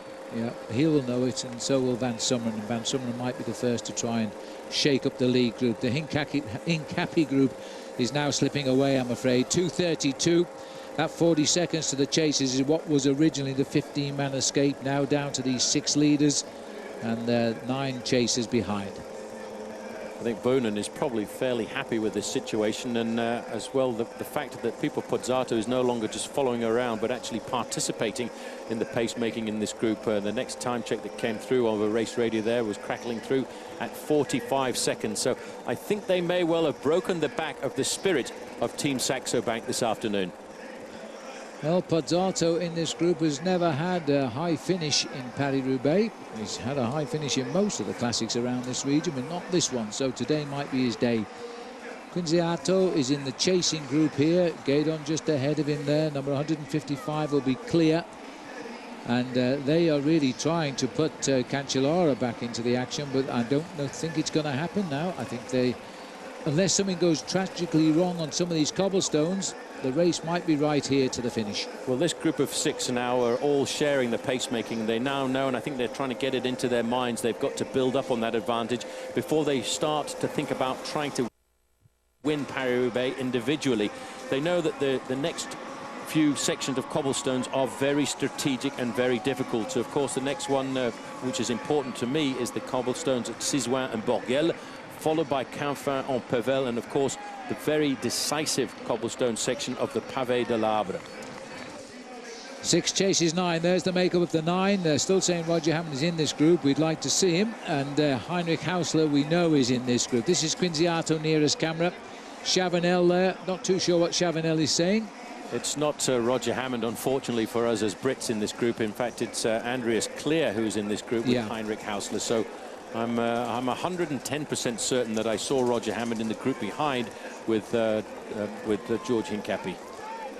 Well, it's 151, and I think it's 155, the number of Hausler. It might be appearing on the cameras being picked up slightly wrong by the race referees, but anyway, it's immaterial at the moment.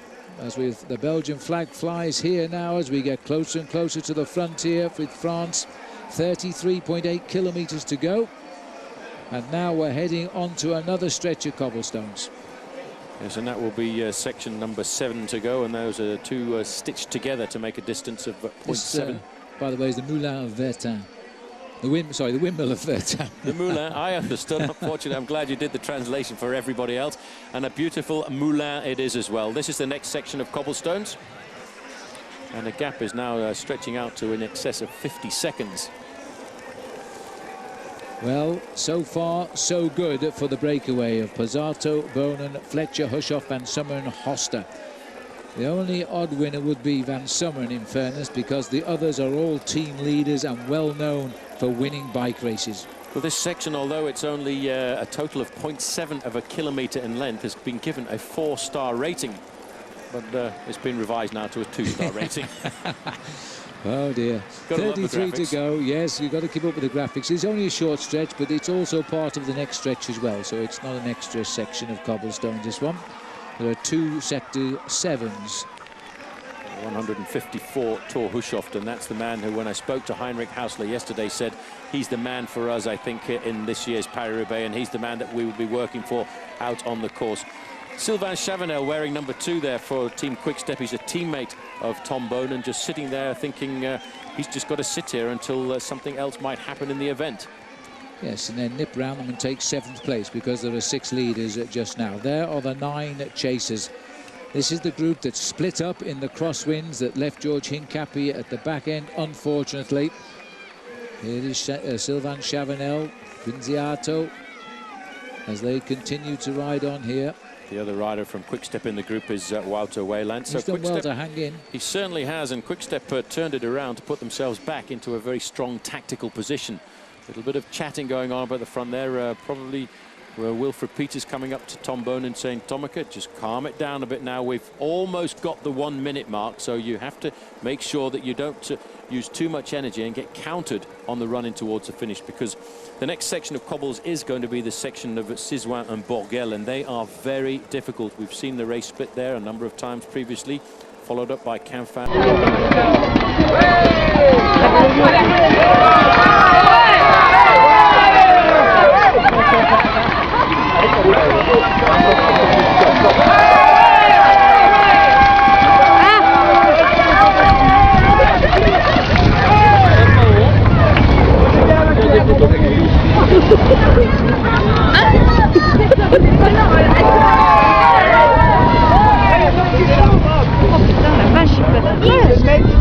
C'est bien, c'est bien. Ah. Ça va coucher dans le sac à main.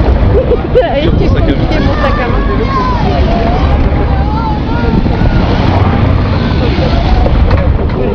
C'est la route, elle reste. Ah,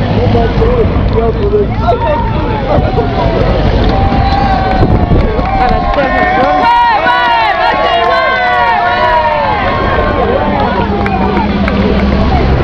Section where a few years ago George Hincapie crashed out of Paris-Roubaix when he was in the chasing group with Tom Bonan, his teammate at the time. It was indeed. He's made a left turn there onto a very nasty bit of road, which is Spread Eagle, the breakaway, just for the moment. 105 we're now hearing, so they are pushing on. This group are working very well together. They're telling us 102 here. We're also hearing commentary from...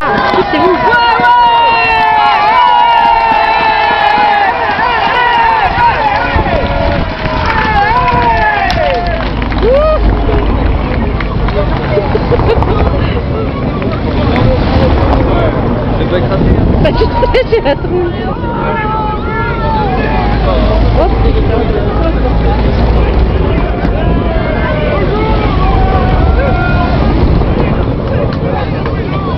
because they will have taken that by hand at the side of the road. Very often the time gaps we get fed into the television are done by GPSs mounted on the motorbikes, and it's the difference between the two groups, so it depends on whether the motorbike's at the front or the back of the group. Hushovd now starting to answer the questions of something he's been saying since the very start of this season, that he wants to come to Paris-Roubaix this year to win it. Best place ever, a 9th place finish. Big improvement today. Even if he finishes last of the breakaway, that would be a 6th. The rider who wears number 1, his shorts are bearing the souvenirs of war out in the bush today, I think, because he's fallen, Tom Bonan. This is Hoster, no, it's Van Summeren. He's now driving on. He'll give his all today in the hope the Hoster can finish it off.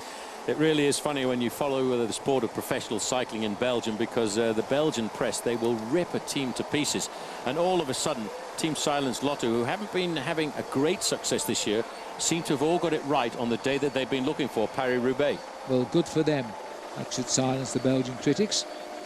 And driving that team car there was Wilfred Peters, the managing director of the Quick Step team, Director Sportif.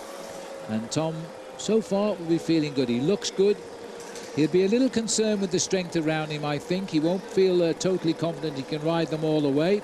But he's pulling out now to 125, so this is the race right now. Well, I would say for Tom Bonan, his feelings would be, if it stays together like this, the man he would be most concerned about would be Pipo Pozzato, sure, with a little bit of concern for Thor Hushovd. He will be less concerned about Leif Hoster, because he knows Hoster will have to win with a lone attack. And the same applies too to the man sitting in 6th position there in the orange jersey of Rabobank, because if Juan Antonio Fletcher wants to win this field, he too has to get off the front. Hushovd is the rider in the black colours here, and that was the reason that Heinrich Hausler was riding so hard earlier on to try and pave the way for Hushovd, and it's worked. He's got Hushovd in front, so Hausler's done a great job today. I know to many of the Australians in Inverell, they'll be very upset about the fact he's not up here. He's back in this group right now, but he's paved the way, and if Hushovd wins, Hushovd will be buying the first glass of champagne for Heinrich tonight. Well, that's the thing that you must always remember about the sport of professional cycling. It is a team sport. Even though it's an individual victor, you can't win a bike race at this level of the game, Phil, without opponent's got a problem. Well, this is at the worst possible time. That was why he dropped back. He planned that. Well, I'd seen him actually pressing his push-to-talk button on his radio as well, and he was probably setting up, look, I've got a little bit of a problem with the machine here. Let's get a quick bike check done. And it shouldn't be too long before Bonan gets himself back into the main field. And look at what an ultimate professional he was. He took the bottle out of his bike when he, when he got off it, and made sure that he had a bottle with him. It's so important in a race like this to make sure that you don't leave your bottle behind. Well, that was definitely planned. We saw him drop back and chat, then we saw him do another reply in his little microphone. So they were ready for that one. And it's all going to come good. Now, maybe that bike was damaged, and clearly he did fall at some stage. We don't know where. Now he's got to race quickly back into the action. Won't be a problem. No problem for Mr. Bonan there. He's back on the tail of the first team car. He's up alongside the race referee's car now, and the little hand by the race referee to Mr. Bonan said, please come by and make yourself at home. Well, that'll pump the adrenaline for a little bit longer as we come inside 30 kilometres to go to the finish. No Norwegian, by the way, has ever made the top 3 in Paris-Roubaix. So there's a chance today for Thor Hushovd to write himself a little bit deeper into Norwegian fable, as these boys now are pulling away from the chase group. Well, the leading group now, Phil, have got themselves 1 minute and 15 seconds over the front end of the main group, which is behind with George Hincapie, Roger Hammond, and anybody else who's missed out in Paris-Roubaix here this afternoon. Well, one thing was after racing through the dust for 5 or 6 hours today for Bonin. Maybe that's why he did it, just to psych out the opposition. Who knows? He came back easy enough, didn't he? He certainly did. I think he probably did have a slight mechanical problem with his machine, and De 6 avec Benen, Holst, it could have been a broken spoke, it could have been a buckled wheel, and the quickest thing to do really is at this stage of the game is to have a bike change, especially if the mechanic is ready. You're gone, yet I dream of it. Tears roll down.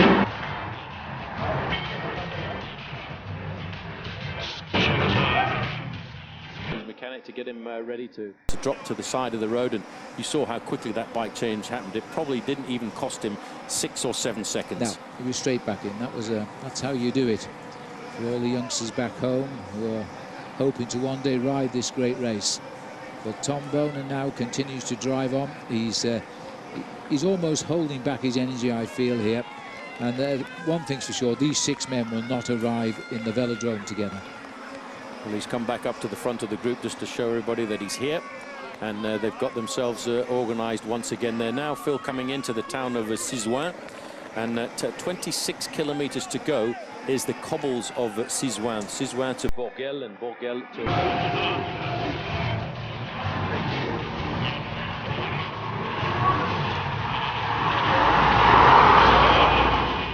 Ah, ça commence déjà à boucher, hein.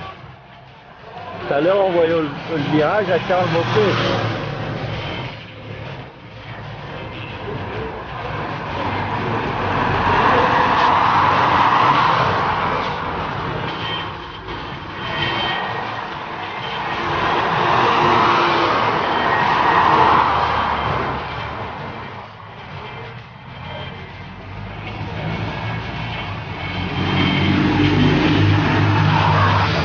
Of 2.5 kilometres, and I don't know if we will see it, but before we start the cobbles of CYSOING, which is just around the corner here, there's a small altar to the side of the road which is dedicated to Gilbert Duclos-Lassalle. He told me himself yesterday that this is the point where he made his winning move.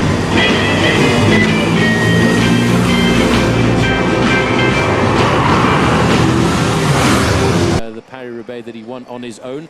And a few years later, he was invited by the town of CYSOING to assist in the placing of that little memorial there. Well, they love their cycling here. Gilbert Duclos-Lassalle won it back-to-back. And in fact, was in our hotel last night, and getting ready for his...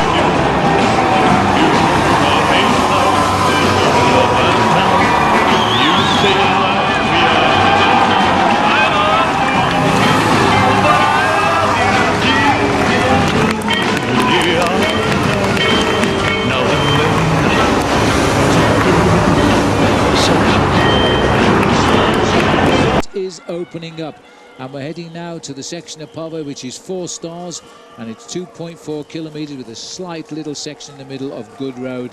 Does that make it 8 stars? I think that makes it 8 stars because of the length of it. There's not really that much smooth road in the middle. Well, it's going up all of the time, Phil. The gap over the main field, it's 1 minute and 25 seconds now. But these are the big stars up front, and they're still riding on here as Tom Bonin tries to become the next man to win 3 of these races. Only Johan Museeuw, Octave Lapidse, Rick Van Looy, Eddie Merckx, Francesco Moser, and of course the 4-time winner Roger de Vlaming have ever won it 3 times.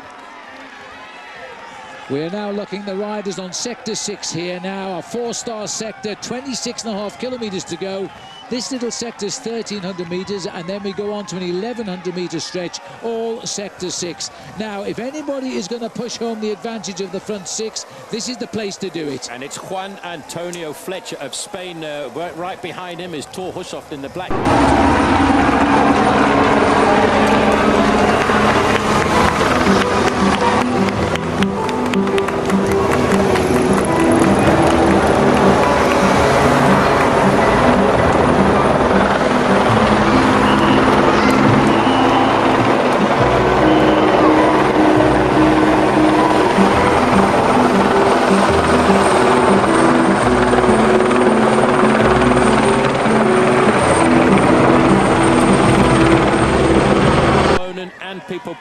If he wants any chance of winning this bike race this afternoon, because although he's a great warrior from Spain, he's not the fastest man when it comes down to finishing on the track. Well, he's really stamping on the pedals here now. The Flying of Flanders on the yellow flag there flies proudly. The gap to the chasers of 9. On les a même pas vus.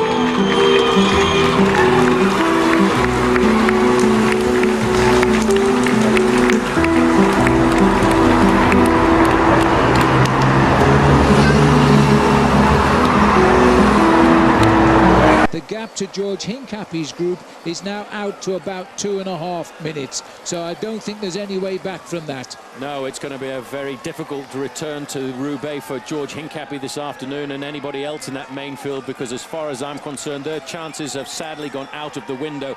The winner from Paris-Roubaix theoretically will come from this leading group of 6, but at the moment, Phil, it could go any which way you like. And we wouldn't wish it, but you know, this race can change its face around any corner here. The crowd have all moved, and what a crowd it is here now. We're not a long way away from the finishing line as the crow flies, but the zig...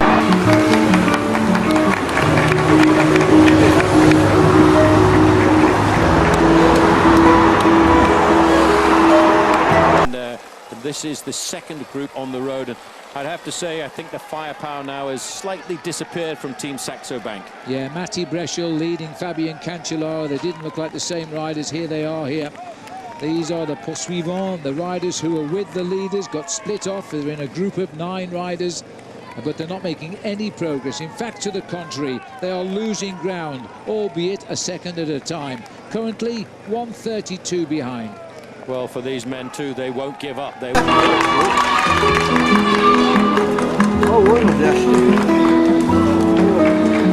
Something goes wrong in front at 25 kilometers to go now for the leaders, and this is the little smooth section before we hit the cobbles again. Same Sector 6. Well, it's the same sector sitting at the back there, just having a quick look at the...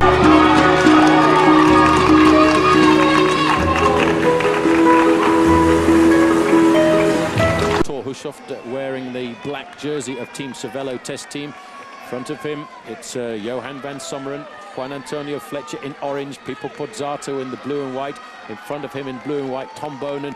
And going round the corner in first place is Leif Hoster. I wonder if Leif Hoster is going to put the hammer down on the next section of cobblestones, which has got a slight incline in it. The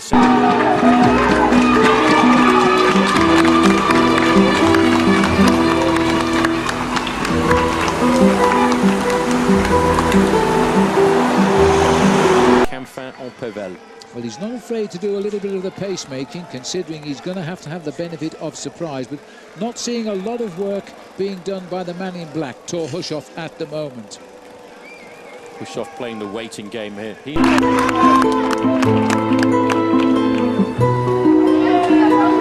We're looking at a high-speed train there. This is the Thalissam, that's the Belgian high-speed train, making its way from Brussels, maybe to the United Kingdom. Brussels to the UK at a steady 300 kilometres an hour. As we look at these boys now, they'll be happy with 30 kilometres an hour right now as they come on to another sector of cobblestones. But they're slowly but surely nosing the way ahead of the field as they set fair now for the stadium in Roubaix, a packed stadium which is totally mesmerised here in the stadium at the big screen, wondering just who or when will the move come. Hoster now has gone to the back of the group here. This is the second part now, Phil, of section number 6 to go at Bourgel to Wandignies, 1.1 kilometers. Not such a bad section of cobblestones. Leif Hoste sitting.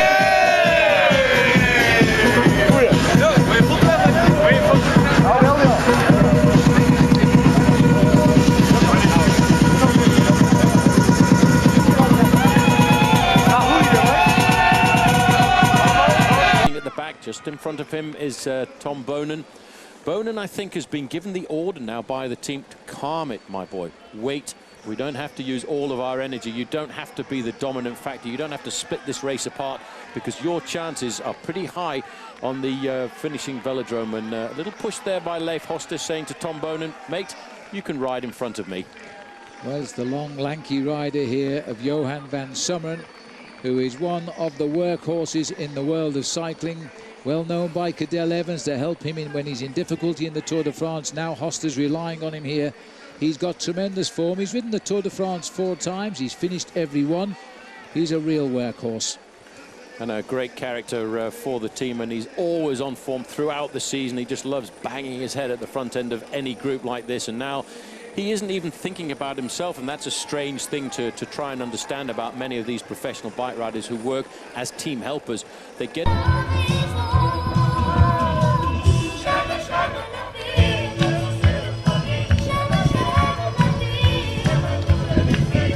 into their mind that they will dish out the pain to everybody else in the hope of assisting their teammates. The flags there indicating pretty strong crosswind still blowing here, as Van Summeren, those long legs, just going round like the Moulin we've just seen.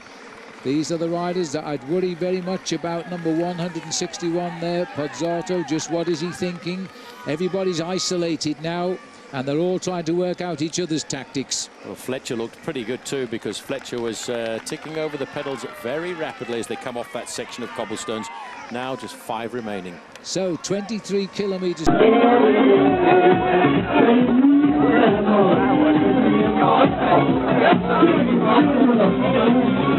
6 riders in the lead. It's beginning to look as though these may be the ones fighting out the finish in Roubaix. Well, Frédéric Guédon has come to the front of the chasers at 1.5 minutes. Manuel Quinziato. Firepower now, I think, Phil, has disappeared from Team Saxo Bank, but they have been part of the race today. They set out the tactics. They took the race by the horns on the way into Orchies, and that's when they split the race and damned George Hincapie to a second group a bit further back. And here they really are paying, because I think Fabian Cancellara has hit the wall. Well, you can't say he went out in style. He certainly did that. He really raced today. It didn't work out for him, but you...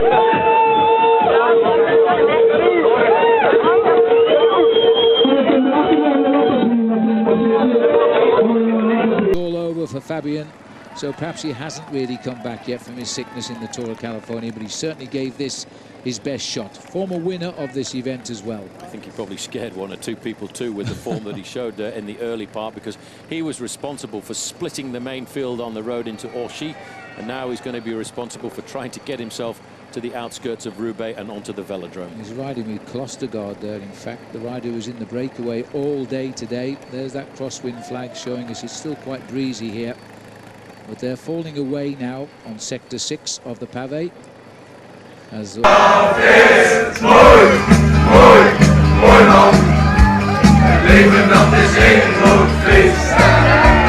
riders continue to make progress. Meanwhile, just when and who will make a move up here? They can't go to a finish as 6. I expect the move to come from either Juan Antonio Fletcher in the orange or from Leif Hoste in the red and black, because those are the 2 riders who are dreaming about winning this race. Here is Team Katusha.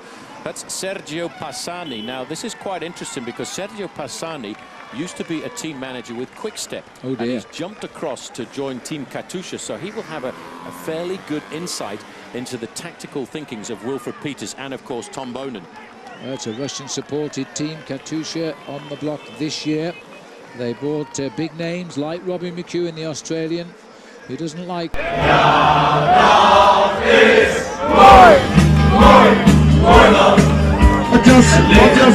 Paris-Roubaix. Robbie prefers to win other races, But this one today with Pozzato suits him down to the ground, and he knows now he's got himself in with a winning chance. He's never been anywhere near the podium in this race before, but his form is undoubted right now. Fletcher over on the left-hand side, taking on board his drink. It's so important to keep yourself topped up. Funny the way the world of professional cycling is.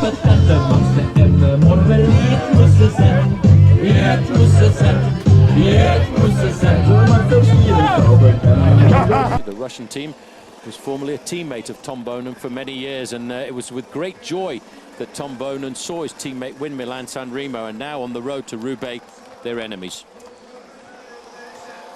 Well, they've been racing for 6 hours now as we fly over the top of the express train. I think it's actually going Brussels down to Paris on that track, as we now find the riders just over on the ridge there. Last chance to take perhaps a drink, perhaps a little bit of food, because they know now with only 21 kilometers to go and still some rough cobbles to come, including the Carrefour de l'Arbre, which is a brute. Then that may be where this race is decided.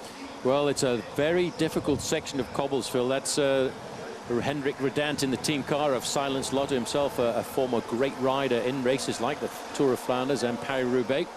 And he's giving his advice to his men at the back of the group, and he is in a good situation here because he's got two riders in this group. Of course, one is the outright lead, and that's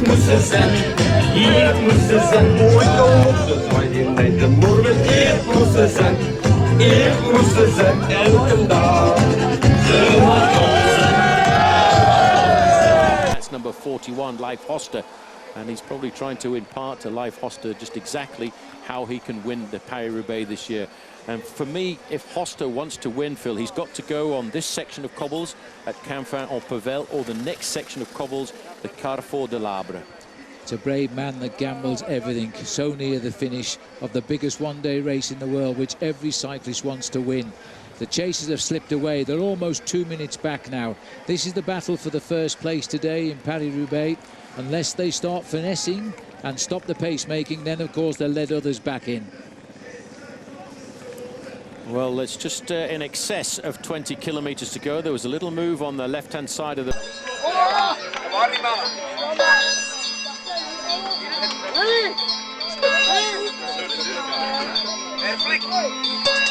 diving across there. There's the official banner indicating 20 to go. And in a little while, Phil, there's a left-hand turn, and that is the cobblestones of Canfin-en-Pavel. And that'll be taking us on to Sector 5. 5 sectors left to go. The last one, forget. It's just a little bit of a smooth road approaching the stadium. Just a reminder that the riders were in Paris-Roubaix. We're looking now at a move here. We've slipped down here as the riders are now trying to liven up the chase a little bit, because the last time check was almost 2 minutes, and we don't forget that we're now only 19 kilometers from the finish. The gap officially 1 minute and 50 seconds on this chase group. Well, this is the face of Sylvain Chavanel trying to get himself across the gap, and I think he's seeing that disappear away from him because he hasn't managed to open up the gap, and he will stop the chase. Happy birthday, Give the advantage to these men at the front who have now come on to section number 5 to go. This is the section of cobbles at Canfin-en-Pavel. Once they get around the corner here, it starts to drag up slightly, and interesting to note that Boonen has slipped to the back of this group, maybe into a position where he can observe the way the other riders are handling it. And right behind him, his arch enemy and arch rival and former teammate, Pippo Pozzato. 250 kilometers have been ridden now of this race. 240 kilometers rather have been ridden, which is 150 miles they've pedaled. It's taken them 6 hours. Many of us couldn't do that in a motor car, never mind over some of the worst roads in northern France, as we're now watching these riders try to pull it together. I'm just thinking, Paul, whether the big rivalry between Pozzato and Boonen might cost them both the win. Well, Boonen said he was just going to ignore that. He put it down last week to the fact that he wasn't upset at all by Pozzato following around. He said, I just couldn't get rid of him. So maybe today he will try and get rid of him. Boonen, for me, is in an ideal situation here, Phil, because he's a great sprinter.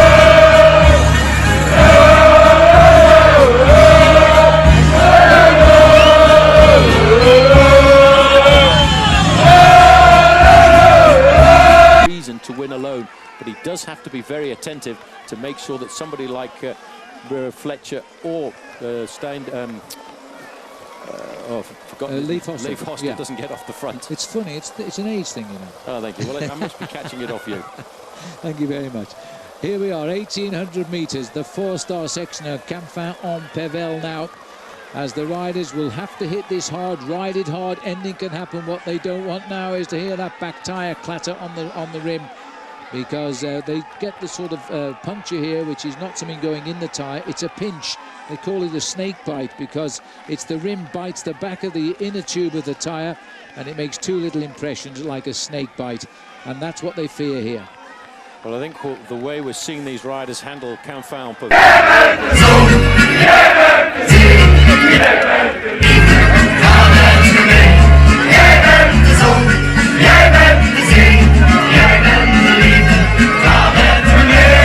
Would be an indication to me, Phil, that somebody is going to lay down the hammer on the Pavé de l'Arbre, which comes around about 2 kilometres after the end of this section. 18 to go. Van Sommeren is absolutely sacrificing himself here this afternoon. He's doing all of the work for his man Leif Hoster. He's trying to set something up, and in fact I have a feeling that's where Leif Hoster, who's currently riding in 4th position there, will try and ride away from the pack. And why not the man from Spain sitting in 2nd wheel there, Juan Antonio Fletcher? He is dreaming of winning this bike race, as he has done for many years. Well, Van Sommeren, perhaps it's time to remind ourselves, Paul, finished 8th in Paris-Roubaix last year, so he knows the course. He's got his tail up now. That's by far his best ever finish. And if he stays with this breakaway, he'll improve by at least 2 places. But he's riding totally, as always, we have to admit, unselfishly. He's riding for Leif Hoster, who might well be planning his move on the next sector of 5 stars. Well, Pozzato sitting at the back, looking at the rear wheel of Tom Boonen, just as he did 7 days ago in the Tour of Flanders. Well, Campfin-en-Pével is over and out. That's the end of section number 5. 4 sectors of pavé to go. As we see these riders clear, it's around 2 minutes the gap, and there goes a little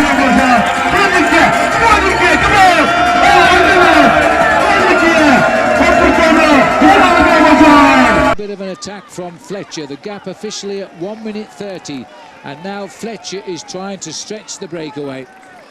Well, Fletcher waited until after they'd come off the cobblestones there in a hope of surprising anybody, but look how attentive Mr. Boonen from Belgium was. Straight across the gap onto the wheel of Juan Antonio Fletcher and Johan van Sommeren. 2 kilometres to go now, Phil, to the Pavé de l'Arbre.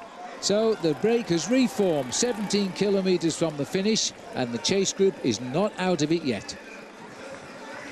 Well, that was a nice little flurry of activity there coming from Juan Antonio Fletcher, but it's putting everything back together. Thor Hushovd sitting at the back of the group now. He can be attentive. I was very impressed by the reaction there of Tom Boonen. He was sitting at the back of the group waiting to see if anybody would make a move, and as soon as the move was made, even though he wasn't on the wheel of Fletcher, he went straight across it.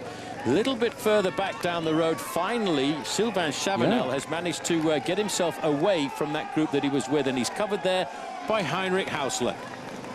The teammate to the end here, Heinrich Hausler, he won't help him, but I'm a bit surprised Chavanel himself is trying to cross the gap.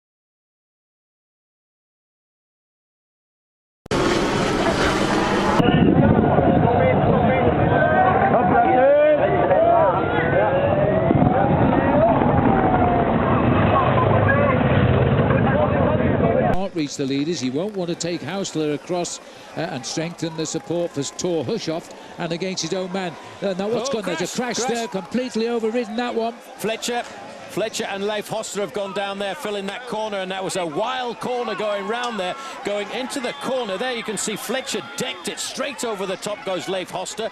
Johan van Summeren is there as well, but not involved in that crash at all was big Tom Bonen. Now Fletcher back up onto his bike trying to get himself going again. These cobblestones are the cobblestones in this region we call the pavé.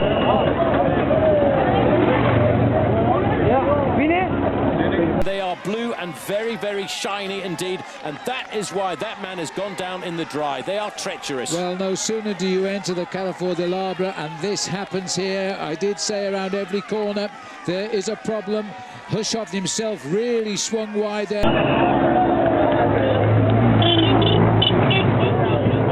Down as well. But that's why this race is officially not over till the man salutes the crowd in Roubaix. It can happen around any corner. Well, I tell you what, I've seen those cobblestones, I've ridden those cobblestones. They are extremely scary. Leif Hoster now caught out in that accident. It wasn't his fault, it was in fact the man from Spain, Fletcher, who went down.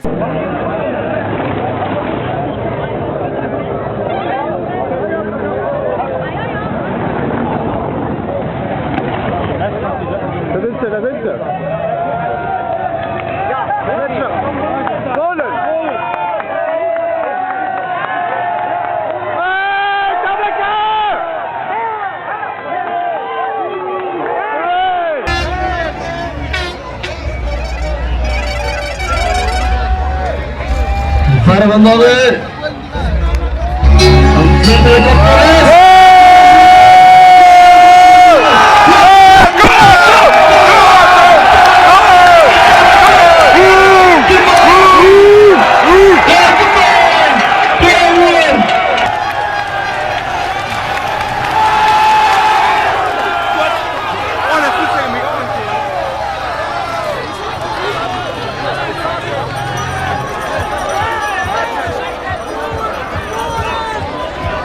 That's what it's all about. It is a defining moment, this section of cobblestones. He went round there a little bit too wide, straight into the barriers, and he now is down, and he will have gone down right.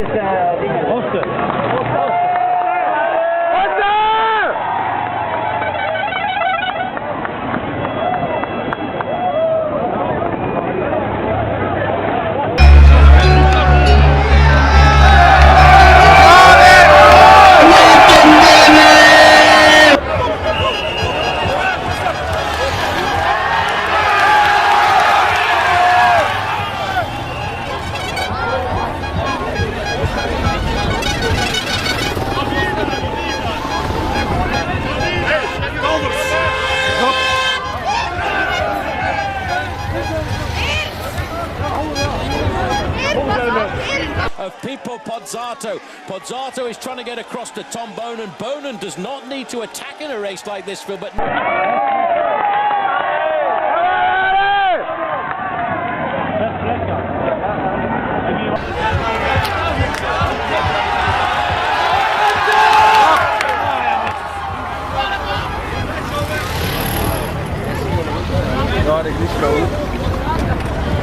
On his own, he's got to take all of the risks, and I think there are no French people in the crowd here. This afternoon, they must all be Flemish. Well, there's been oohs and ahs and cheers, and now Tom Bonen is... to fly, those big legs can pump on the pedals, and it's 15 kilometres and a bit more to go to the finish. But I would think that Hushoff will be up as fast as he can. And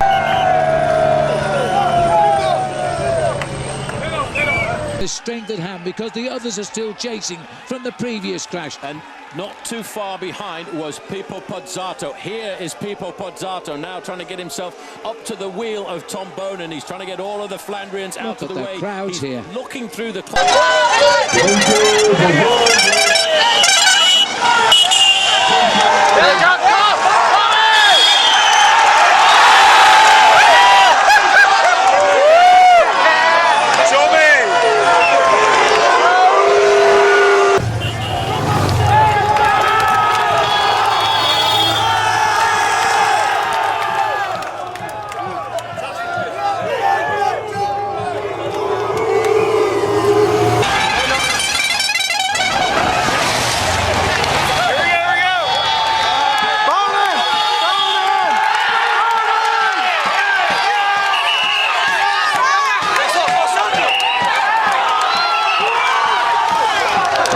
gap is not very much. It's not much more, Phil, than 5 or 6 seconds to Pippo Pozzato. He wasn't involved in the crash. He managed to get around it. He was delayed by it.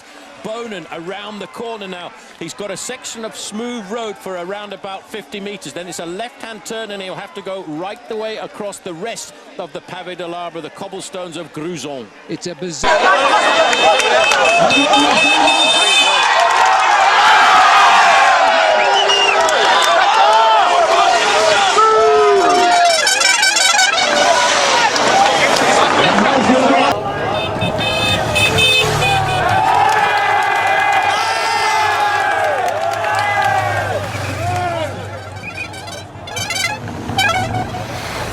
Pursuit across the roads of northern France on Easter Sunday now.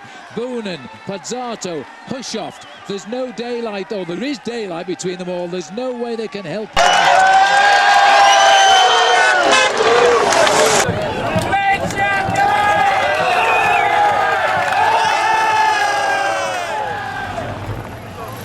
Their strength that will get them out of this mess. Well, poor old Juan Antonio Fletcher, he was the man who attacked before the Pavé de l'Arbre, and when he went onto it, he was unable to keep his...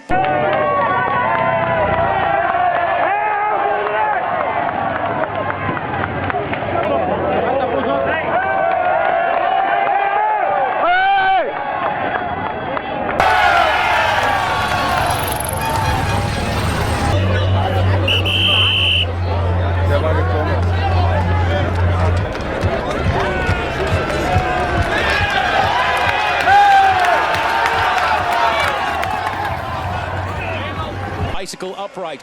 Now the little groups are starting to form. This is the second part of the Pavé de l'Arbre, and this is Gruson. And Tom Bonin knows he's got to lay down the law now. He knows that not very far behind him is Pippo Pozzato, but he's done what he couldn't do last week in the Tour of Flanders. He's put a gap between himself and the Italian, and he has to consolidate. And he made a friend of the Queen of the Classics to do it now. She took everybody out. 14 kilometres to go. Pozzato in pursuit of Tom Bonin. They were once on the same team. They were...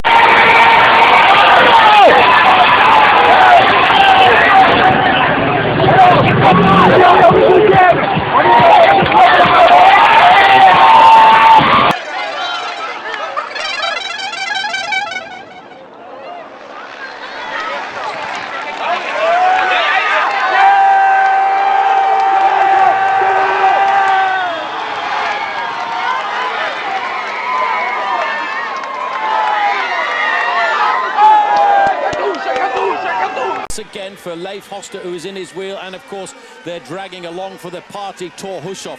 The race situation is Tom Bonin at 10 seconds, Pippo Pozzato, and a little bit further back you've got that group of 3, and already, Phil, at 1 minute and 5 seconds, Juan Antonio Fletcher. Oh, and that's not what you do. You do not...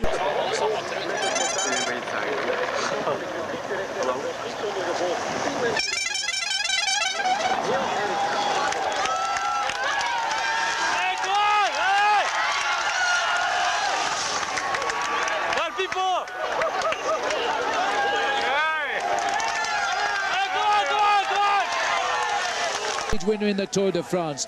He's now trying to close the gap to Bonin. Well, Bonin is off the end of the cobblestones, and in a couple of seconds...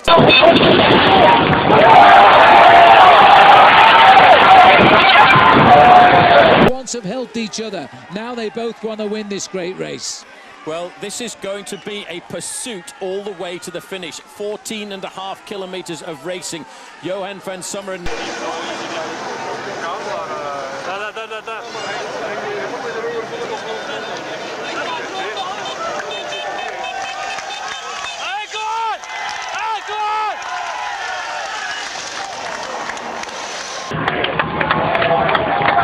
Allez, Pekka! Allez!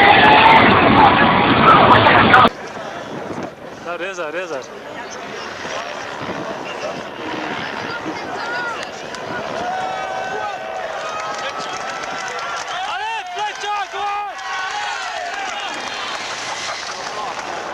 So the leaders are now spread across the cobblestones of northern France.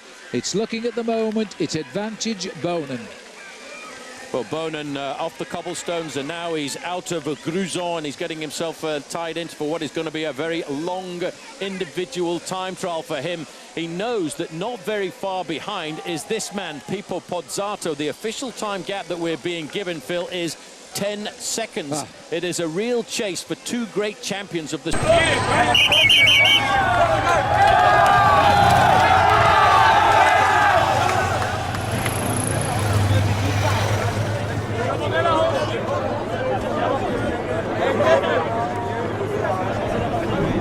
So too will be Pippo Pozzato as we go a bit further back down the road. This is the chase group of Sylvain Chavanel starting that same section of cobbles. So Chavanel is probably looking at 1 minute and 45 seconds to his team leader Bonin. And he's not even worried about catching him now. He's racing for himself now. Chavanel is...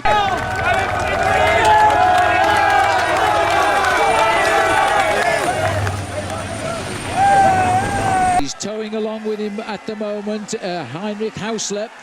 Heinrich himself must know by now, because of the race radios, that Hushoft has fallen and is in trouble. He's trying to get back with Fletcher and Hoster to the leaders. Well, there are two sections of cobblestones left, and one of them really is not that complicated for the riders. It's the one from Willems to Emmen. That's a section of cobblestones at 1.4 kilometres in length.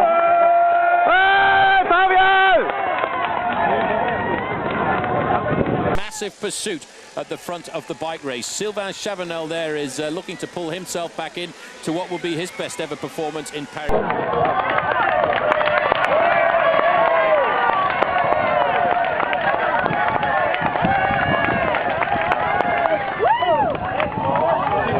They're both doing the ride of their life now, the time trial of their life. A 10-second gap between this ace from Belgium and the equally great ace from Italy. As the cameras pull back, we will see the difference between the two as the stadium gets closer and closer. But with 12 kilometres to go, as we've seen, anything can still happen. This is an amazing pursuit at the end of 250 kilometres in their legs. And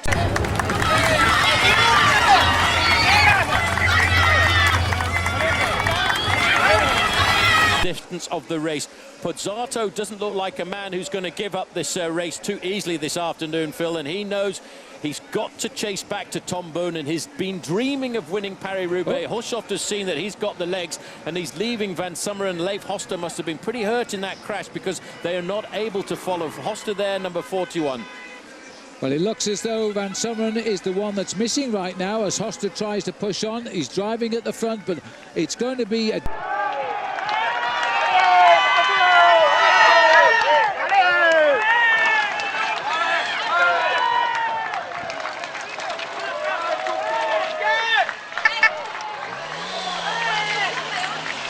Van Sommeren just in front of Hoster, trying to put his captain back into this race. But this is the rider now who is breaking all of the pressure at the front and trying desperately to blaze the trail for a third time into Roubaix. Well, I tell you, this man today is really taking a massive risk, and he's sitting very high on the handlebars. He's getting lots of wind into his chest there, but he's riding with the gusto of a real Flandrian. He's looking for a third victory in Paris-Roubaix.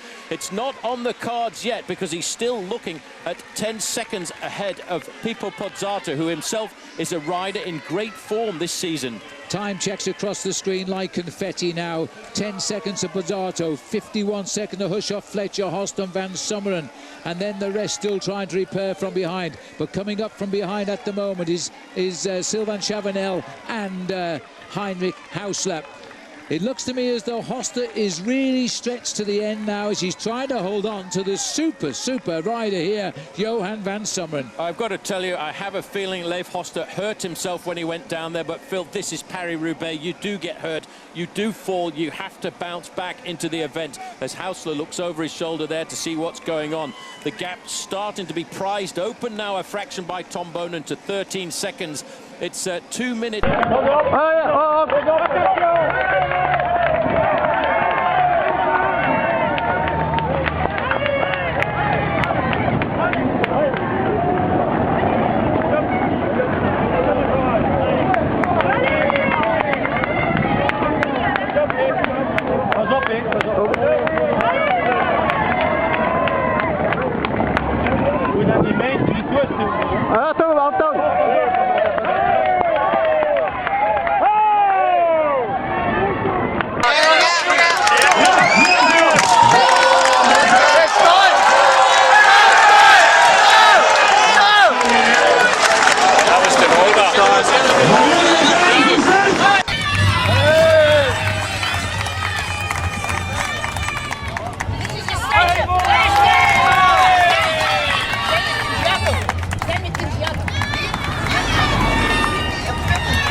Roubaix. But they might well bring in Fletcher into the sights here if they keep this sort of pressure on, because now there's no hiding behind anybody. It is all your own work, as if it hasn't been all day for 6 hours and 15 minutes. And now Tom Bonen here, shortly will be in the streets, which will look pretty similar to Belgium, because he won't be far from the borders, and just 10 kilometres to go.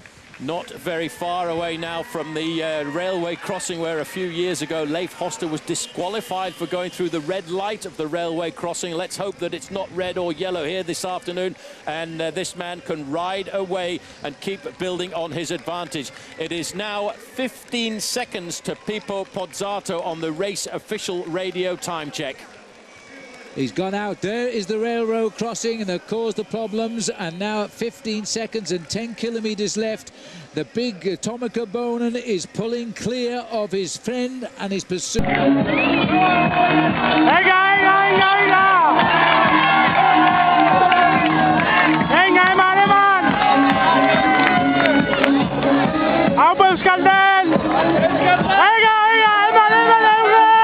I think he's trying to prove something to himself, and he's trying to prove something to the Belgian public, that this man is a great champion. The race referee there in the red car is right behind him, the neutral car tight up behind to make sure that they're not shortening the gap between Tom Bonen and Pippo Pozzato. We're waiting now to get official visual confirmation of the distance between those two riders, and Phil, that doesn't look like 10 seconds to me. Well, it's down to 14 according to the timekeepers, and 43 to the group of Hushoft, Van Sommer and Hostert. And then just behind will be Fletcher, then 2:10 to the chase that we've seen of Heinrich Hausler and Sebastian Chavanel. Well, here comes the time checks one after another. Now everybody's excited, including the team cars here. This is big Van Sommer for a change at the back, and Hushoft puts his head down and...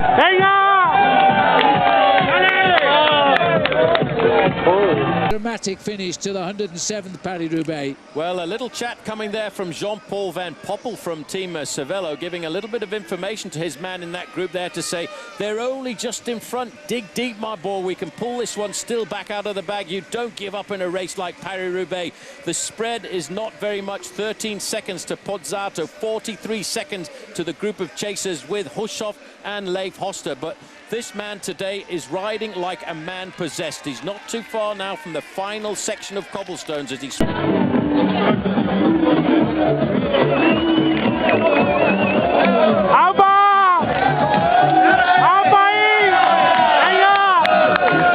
Where after 250 kilometres do you find this pace to lift it half a kilometre in an hour? That's what you've got to do now to bring back the leader. And Tom Bonen knows now if he can just hold this pressure, he will win the race for a third time, and the second in succession. But he hasn't yet cracked Pippo Pozzato. He is putting everything on the line here this afternoon, Tom Bonen. Pozzato in second position on the road is still looking fairly calm on his bike. He's still got a fairly good position. The pedaling style indicates there's still some energy left in there, and he's trying to battle his way across that 15-second gap. But if Bonen can hold this for another 4 or 5 seconds, the big man from Belgium could finally have win number 3 in the bag. A hint of sun by the shadow on the road there of Filippo Pozzato as we cut back to the front. The flashes on the cuffs of his jersey indicate a former World Road Race champion. Tom Bonen, though, is heading for his third Paris-Roubaix. He's chipped off 2 seconds. He's out to 16 seconds now. He just grits his teeth and tries to shut the pain out of his brain as he races towards the final sector of cobbles of note. This is it. This is the final section. So there's the split, and it's 16 seconds now. On the right is Filippo Pozzato trying to get on terms with Tom Bonen, but Bonen is just holding it now, and the 3 chasers, Hushoff, Van Sommer and Hoster, are at 49. This is the section of M, and I remember many years ago, I think 1983, Henny Kuiper almost lost his victory in Paris-Roubaix when he was in a similar situation to this. He flicked across the road from left to right, and his back tyre popped off the wheel, and then all of a sudden he was standing at the side of the road. Let's hope that doesn't happen to Tom Bonen here this afternoon. Is putting in one of the most impressive performances I've witnessed for a man who's made his reputation as one of the top sprinters in the world. Well, by my reckoning, this will be Tom Bonen's 100th victory of his career, which started in 2002. What a sweet way to spend Easter Sunday now in France, with Belgium just over the road. He's just levering on those pedals now. He's got nothing left in those legs except determination. When you're in a situation like this, at 7 kilometers to go, and you can see a third...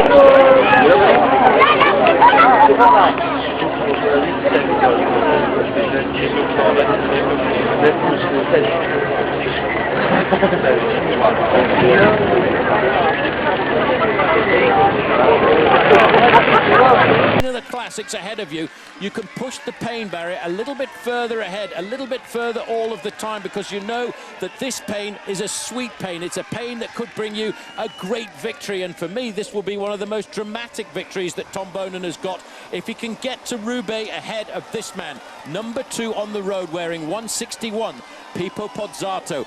And isn't that ironic that he is a former teammate? It is indeed, and Pozzato racing even so to his finest ever finish, if it's to be second here. Little bit of a problem for Van Sommeren now. He's been such a sterling workhorse for Hoster, who is managing to hang on to Thor Hushovd here. They are racing for 3rd position at the moment. No Norwegian has ever been on the podium in this race, and Hushovd is trying for 3rd right now.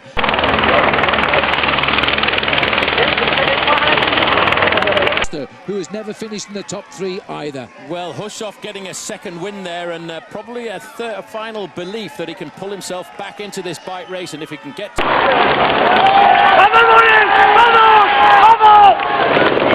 Yeah, anything can happen. Whoa, as Bonen goes around that corner there, he's taking all of the risks. He knows every time he slows down in one of these corners, he could lose himself a second or more. This is the end of Sector 2 to go of 1,400 meters, and that is the... Vai! Vai, Pozzato, vai! Andiamo!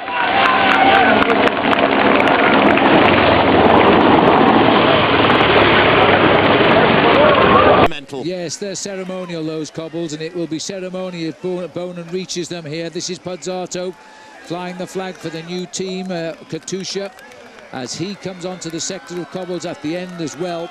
But this is still a one-on-one fight, and there's no room for a problem for Tom Bonen or for Pozzato, because the boys behind would snap them up as easy as that.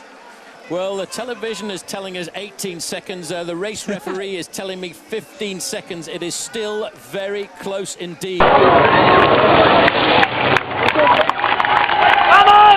¡Vamos, chavales! ¡Vamos! ¡Vamos, José! Good job, no?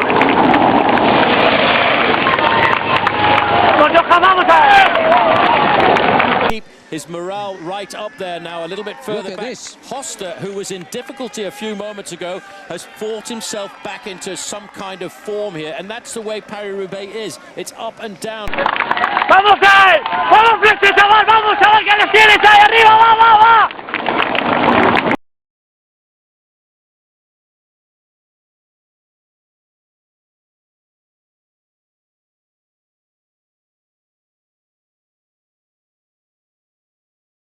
Fight back, and that's what's happening to this man here. He's starting to ride himself back into the race.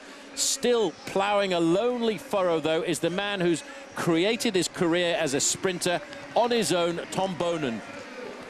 Tom continues to ride here to get his 3rd victory. He's now heading to the stadium. There's still 6 kilometers to go. He knows now, though, if he doesn't have a problem, he'll run out the winner. Well, he has to do that, but he's got to get to the finish ahead of this man, who is still only looking for 15 or 16 seconds now. When you translate that into distance, Phil, that is not much more than 250 meters. He can almost reach out and touch Tom Bonen, but he can't close down that final little bit. What he may well be able to take advantage of is once he gets into the town of M, there's a slight uphill incline, which in this run into the finish may well advantage the Italian in 2nd position on the road. But I think the closer Bonen gets to the finish, the more he's going to believe in himself, and the time check's starting to open. 24 seconds now. That should be enough now. Another cheer just gone up in the stadium at 24 seconds for Tom Bonen. He proudly rides number 1 as last year's winner. as he now heads towards the stadium. There's a straight when he'll swing into the centre of the road down the cobblestones. Then he'll come off and he'll swing into the stadium and then wait for the noise as he enters that stadium. Inside 5 kilometres. It sounds less if I say inside 3 miles to go. 3 miles would sound an awful lot better to Tom Bonen. It's 24 seconds the advantage. He's going through now the town of M, and there is the official 5 kilometres to go. When he gets into M, he'll take a right-hand turn and then a left-hand sweeper and start that little drag uphill. And the way he's pedalling here, I still think he's got the energy in those legs of his. It's a strange, gangly style when you see Tom Bonen riding on his own. There's the right-hand sweeper into the very town centre of M. In about 100 metres time, he'll take a left-hander, and that's the final incline of Paris-Roubaix this year.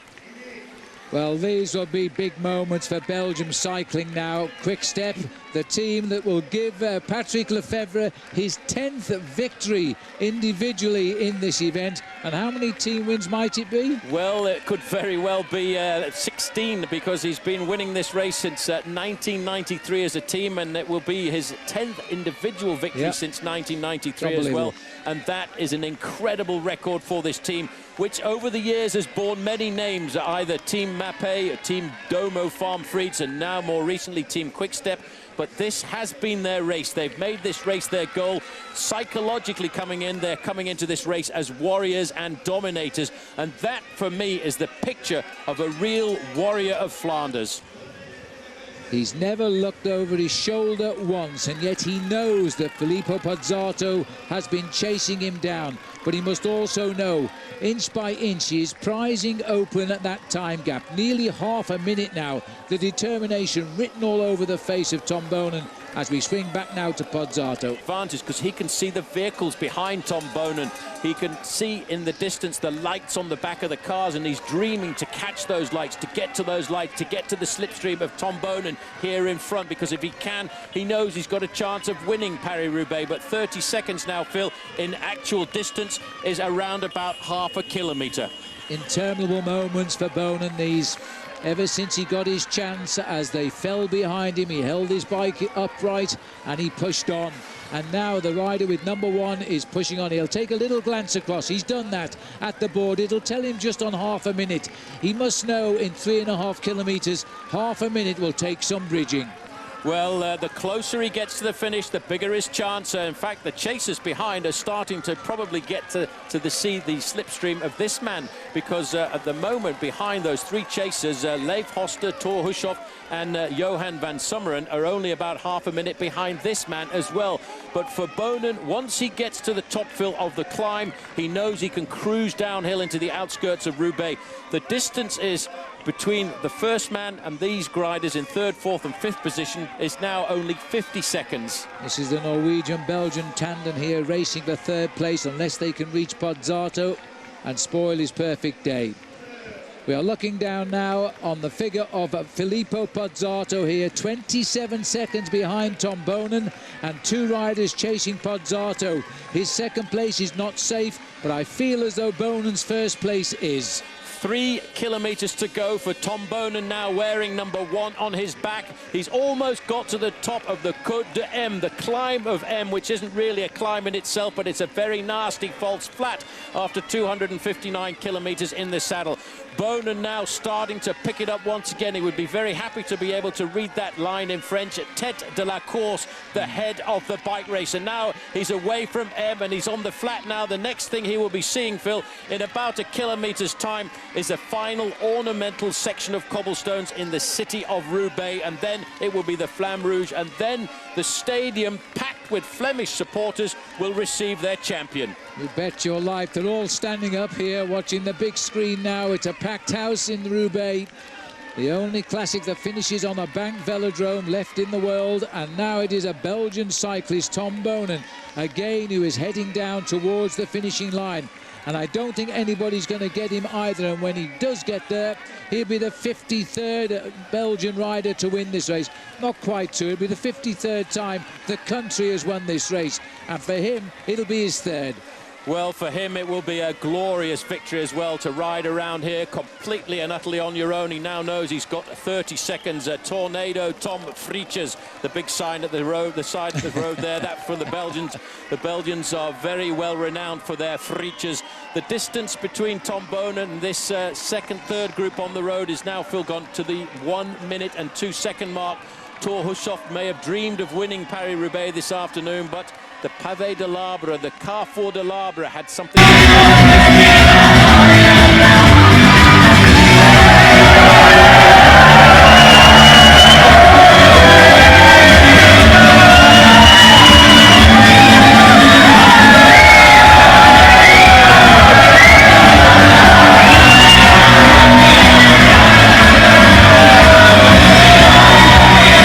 into the stadium. It must stop while you listen to the roar. Well, Bonen is about to come off that 300-metre section of ornamental cobblestones right in the very heart of the city of Roubaix. Ranked only a 1-star, but for Tom Bonen this afternoon, Phil, this is a 5-star entrance into the velodrome. And listen to the crowd, he's not even here yet. He makes his way to the gate. There's no more cobbles in this year's Queen of the Classics. She's done her best to ruin it again for some, and she's succeeded, but not for this man. As he heads into the stadium now, Tom Bonen is about to start 1.5 laps of honour. As he swings onto the velodrome, he'll keep low in the bowl and he'll race round to the bell, and it must be the best sound in world cycling. Well, I have to say...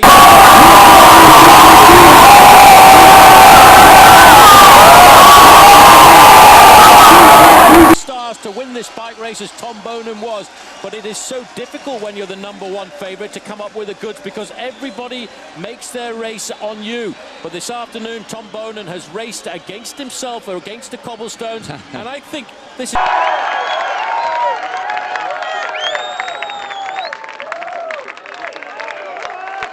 He's a very happy Belgian bike rider. Well, he's riding down the back straight. Pozzato is not in yet. As he comes round, he can wave to everybody. He could almost shake the hands of Pozzato because he's just entering the stadium.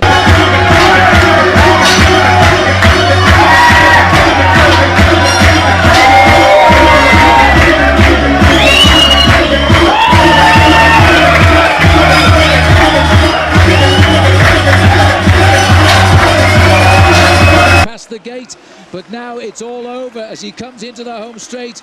Tom Bonen will win this race for a 3rd time and the 2nd year back-to-back. He's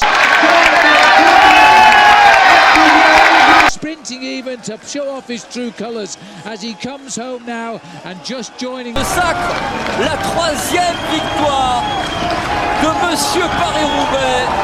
The track is Filippo Pozzato, the former world champion. Now I have 3 wins. Next year he could join...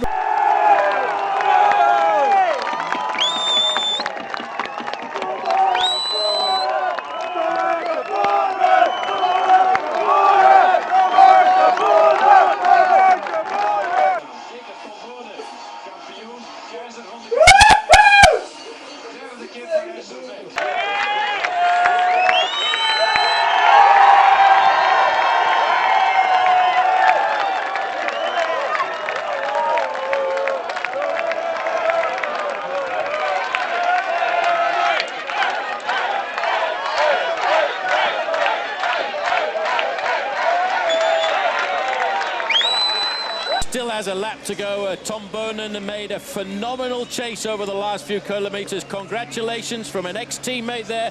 Pozzato will run out in 2nd place for Italy here this afternoon, but how very much he was hoping that it was going to be 1st. The other 3 riders are also on the track, but they're just half a lap behind Pozzato. They're not going to damage him at all. He knows it now. The job is done out on the course. He's coming round. The average speed, 41 kilometres an hour over roads like that. 6 hours and 15 minutes they've been riding. Filippo Pozzato, the best ever finish for him in Paris-Roubaix. And he was beaten by a stronger man on the day, but he's a very, very worthy 2nd place rider. Well, also on the track now on the far... Accueilli en héros pour sa 3e victoire au Vélodrome. près de 260 km. Side, I can see Johan van Summeren is leading out the sprint for Thor Hushovd, and then third place there is Leif Hoster. It should really be a formality for the God of Thunder to get himself onto the podium, because he is the fastest sprinter of these three. Well, he'll have to watch Leif Hoster, but Thor Hushovd is a very strong finisher. But again, the Belgians are inspired here in sight of their own country, but Thor Hushovd becomes the first Norwegian ever to step up on the podium here in Paris-Roubaix. So Hushovd has crossed the line third, Hoster is in fourth place, and van Summeren an excellent fifth place, his highest ever finish in this classic. What an extraordinary race it has been today, and Fletcher, who got laid low by the crash out on the cobblestones, will have to be content with sixth place this time around. This great Spanish cyclist who can mix it with the best of the Northern Europeans. As he goes down the track, a rather lonely and solitary figure here, but even so, sixth place and no sign of anybody else coming into the stadium right now. But the next two in should be Heinrich Hausler and also Sebastian Chavanel. Already the crowds are mobbing Tom Bonen down there in the centre as the others proudly applaud the arrival of Fletcher here into sixth place. 2 minutes 13 seconds, his time gap in the end. Here's the battle now for what will be the seventh place finish, and Heinrich Hausler, a very good finisher indeed, might well want to try and take this one. He has a habit normally of jumping away, approaching the line. Now he's going to have to use a sprint if he's going to beat Sebastian Chavanel. They go through with 1 lap to go. Chavanel looks content to make the pace down the back straight. Well, that will play into the hands, I think, of Heinrich, who will please everybody in Inverell in Australia, because if he does get seventh place, heck, that's not bad for a man who openly admitted he came here to work for Thor Hushovd to win the day, and he shouldn't be too unhappy that Hushovd has finished in third place. Not everybody can win, let's face it. He lies off Chavanel just long enough to get the revs up in those legs and then pushes home. No reaction. Sebastian knows when he's beaten, and Heinrich Hausler comes home here for a tremendous seventh place. In the frame all day long, Sebastian Chavanel equally so. Remember, they had to break away from the field on the run-in to claim seventh and eighth. Time ticks on, minutes, so there's a 5% delay, and then even if you cross the line, they don't list you on the result. That's the rule of these events. You must be in the finishing line within 5% of the winner's time. So that's about 16 or 17 minutes, a very rough calculation. We're still waiting to see the first American in. As we look at the result now, Tom Bonen, 6 hours 15, 47 second Pazzato, 1:17 to Hushovd, and Hoster, 1:22 van Summeren, Fletcher at 2:14, completing the top 6.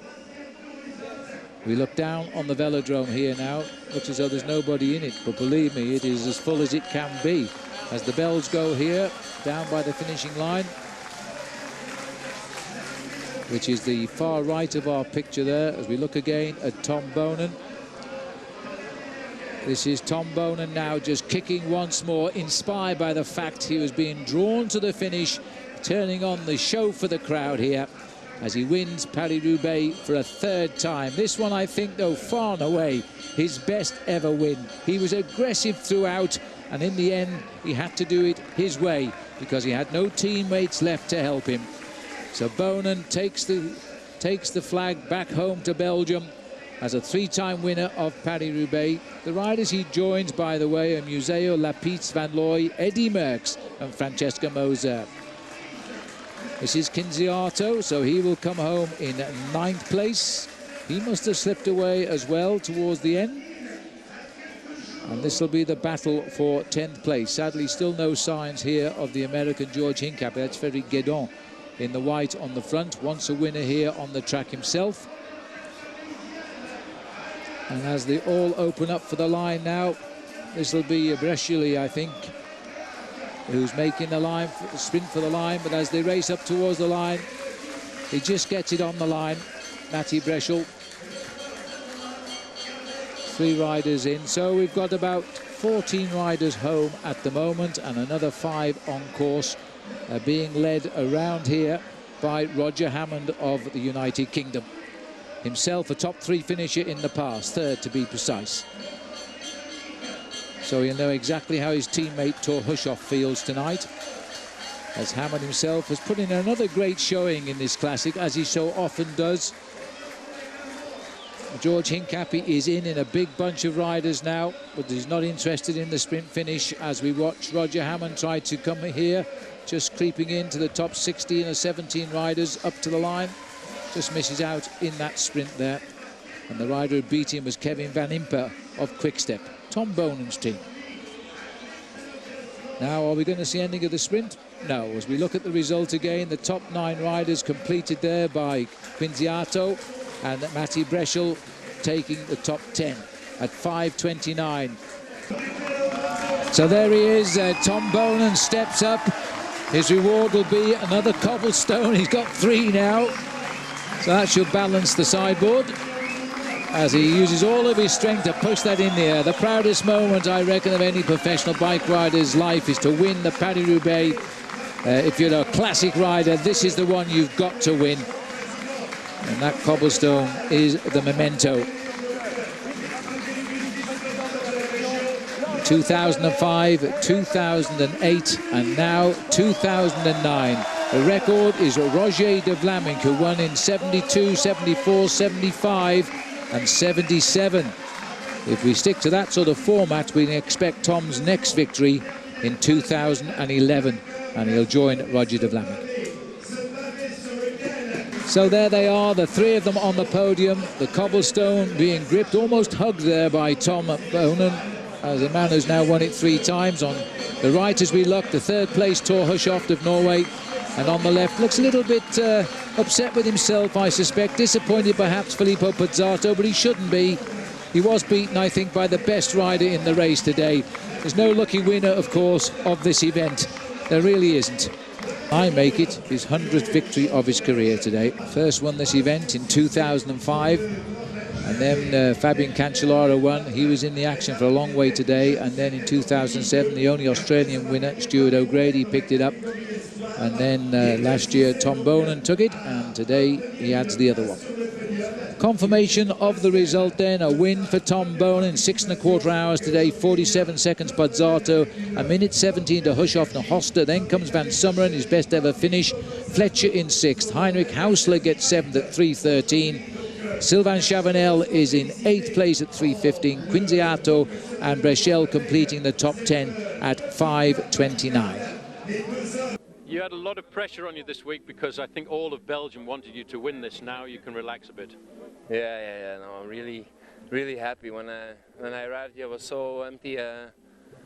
But I made it, and I had to fight for every second. The last 15 kilometers was another small rider behind me with Pozzato, and especially in the beginning when it was 10 seconds, he could almost touch me, and it was a big battle today. Did you think that was a big risk, in fact, trying to ride alone from the Pavé de l'Arbre all the way to the finish with a man like Pozzato just behind? It was the right moment. It's all about the instinct, and I felt it was the right moment. And I think if I would have waited on the other guys to come back, and I was 2 teammates, and nobody wants to ride with me to the finish line, and we saw it last week. So the only solution is to go alone. Now you've won Paris-Roubaix 3 times. Which was the most enjoyable? Today was the hardest. I think they are all. Every year you say this is one of the nicest, and I will see you to say today too. But I think they're all equal. But today was the hardest one of the 3. But with your young age on your side, you could maybe equal the record of Roger de Vlamingh next year. That would be an honor. I mean, maybe not next year, but maybe someday. But first, let me enjoy my victory today and recover a little bit, and then we'll see what happens in the future. Thank you all.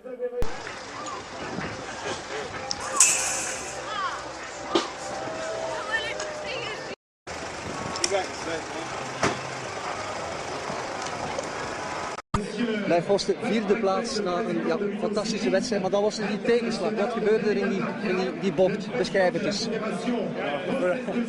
Voor ons was het tegenslag, maar eigenlijk is het een stommiteit van Fletcher. Meer dan wat anders. Was de enige die zat te speculeren en een beetje belachelijk te doen. En dan begint hij nog begint hij nog te demareren. En dan kan hij blijkbaar niet sturen. Die valpartij heeft jouw podium verknald, want die zat misschien nog meer in, of niet? Die moment wel, ja. Ik kan niet beginnen zeggen van anders ging ik winnen of dit of dat, maar we waren met 2 en we konden dan al goed uitspelen. En, het was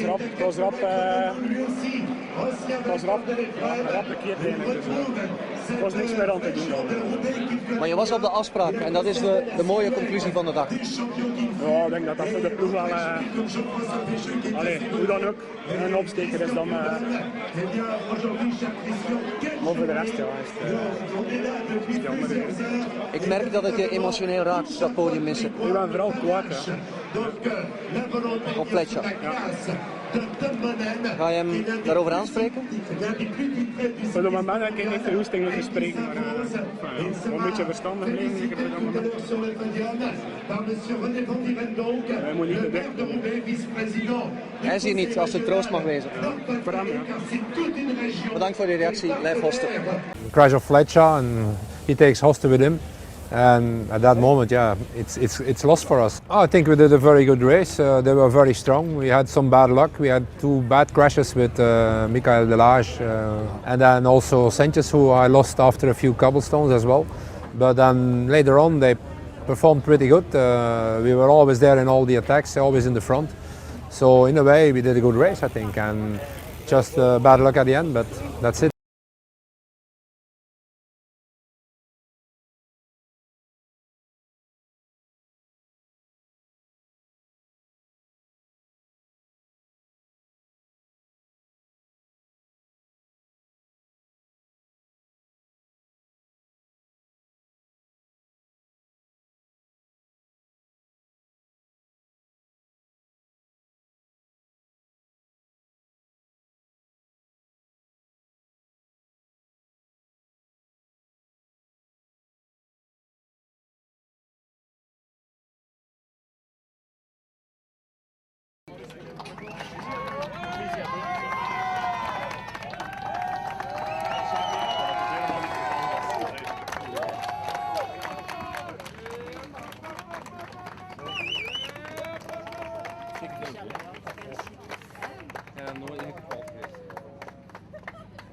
It was a hard day, and I'm really glad I could finish it with a victory today.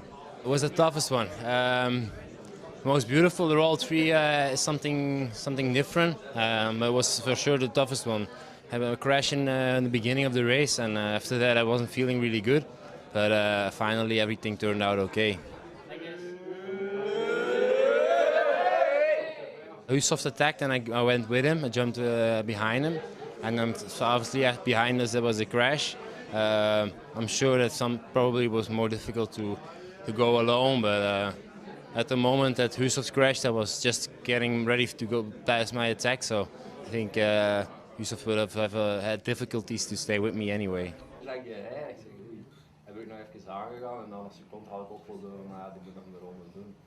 I think it was a mental victory because I was really suffering, but I kept going on and fight for every second I got.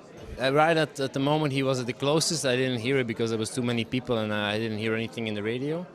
But after that, when I had 10 seconds, I heard it for the first time, and then 12, and then I had to fight a little bit more for 15. And when it was 20-25, the race was over. I took the decision to take my bike from last year, so he already won Roubaix.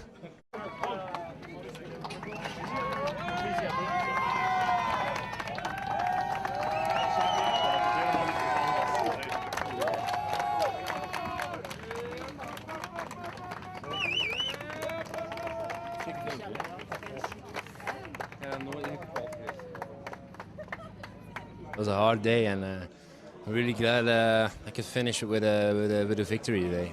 It was the toughest one. Most beautiful. They're all 3 something different. It was for sure the toughest one. I had a crash in the beginning of the race, and after that I wasn't feeling really good. But finally everything turned out okay. Husoft attacked and I went with him. I jumped behind him, and so obviously behind us there was a crash. I'm sure that probably was more difficult to go alone. George, again, it seems as if Lady Luck wasn't on your side in Paris-Roubaix. Yeah, no, I was flattered at the worst possible moment, just a mirror image of last year. Actually thought I would be okay because it was a feed zone coming up, but CSC went to the front and made into five groups, which or Saxo-Bank, I'm sorry, which I don't think was the best tactic because they didn't have anybody in the first guys at the end.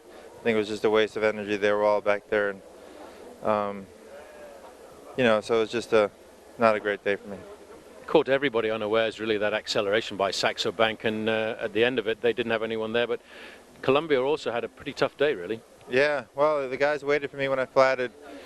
Some of the guys waited, and some of the guys were not having a great day. So it was a comedy of, you know, bad luck and errors by us, and you know, just got to put it behind us.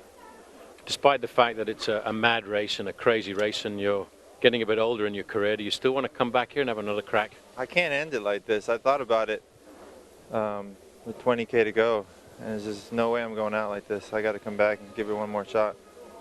Good luck. Thank you. Thanks for your time. Well, Johnny, we were all expecting something special from Martin Maskamp, but it didn't go to order, did it? No, I mean, that's the thing about this race, you know, there's some ethic rules and there's some rules in the whole game that we can't change, and that's a luck. And, you know, and there's one rule more, that's if you're not in position in Arenberg, the chances of you doing well in this race is pretty much zero. Yeah, Martin had some pretty serious bad luck leading up to the Forest of Arenberg. Can you tell us exactly what happened? Yeah, he has a punctured and there was a crash. So he punctured and a teammate gave me his wheel. And at the same time there was a crash, so he cut the field in two. Then we have our guys waiting for him, and on the way they're bridging back and they're kind of catching the last end of the caravan of the car coming into Arenberg. And then there was a crash on Arenberg, so we also piled up. And he had to get around that, and even I was surprised that he was almost still in the first group. And then not reaching it, he had Brad Wiggins and he has CJ waiting for him, and they bridged him up all the way to the front. But then from there he was empty because, I mean, there was pretty much one long chase, and in the speed and how the race plays, everybody knows that's where to be in the front. So, but he's a young guy and he's got a chance with your team to come back to this race in the future. And you as a team manager, you've got to psychologically get him over this blow. I mean, we have a group of very experienced managers and psychologists and doctors, and I mean, this is a big blow for not just for him, I think for the whole team, because we saw the guys were there, they were motivated, and they did an awesome race with coach out front all day.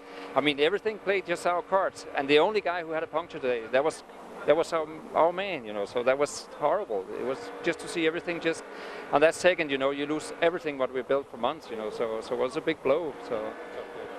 Tough day, but you know, we've seen it, we know it, we know he can be there, and we'll be there like Bonin was today, so we believe in it. Okay? Ik denk dat Postema het goed doet door aanwezig te zijn in die vroege ontsnapping. Hemen met name rijdt een hele goede koers. En dan houd je een aantal renners over die voor Sebastian en Fletcher het vuile werk moeten doen in de aanloop naar de finale. En dat hebben ze denk ik wel naar behoren gedaan. Ik denk dat ik naar mijn kunnen gewoon heb gereden. Ik had last van de val vorige week, maar als de groep gaat loten van 12 man, dus die heel goed dat we hier nog manipuleren. En alleen de pech dat het in het begin de wind behoorlijk op kop stond, dus echt groot is de voorsprong daar nu natuurlijk niet echt geworden. Maar ja, het sloop wel. Ik heb me ons beter gevoeld. Ja, in het bos toen moest ik uitwijken voor een valpartij en toen kwam ik eigenlijk in dat omgeploegde stuk terecht. En toen kreeg ik mijn voet niet meer in het pedaal. Maar ja, de auto op mij was ook niet goed meer. Het liep aardig, misschien tot de val van Fletcher, denk ik. Ja, je valt het heel kort en krachtig en goed weer. Zo was het eigenlijk ook. Hè. It all went right until that bend and you fell down. Yeah, there is not so much to say. Eh? Mm-hmm. I think I crashed in the Carrefour. You were good up to that moment? What do you think?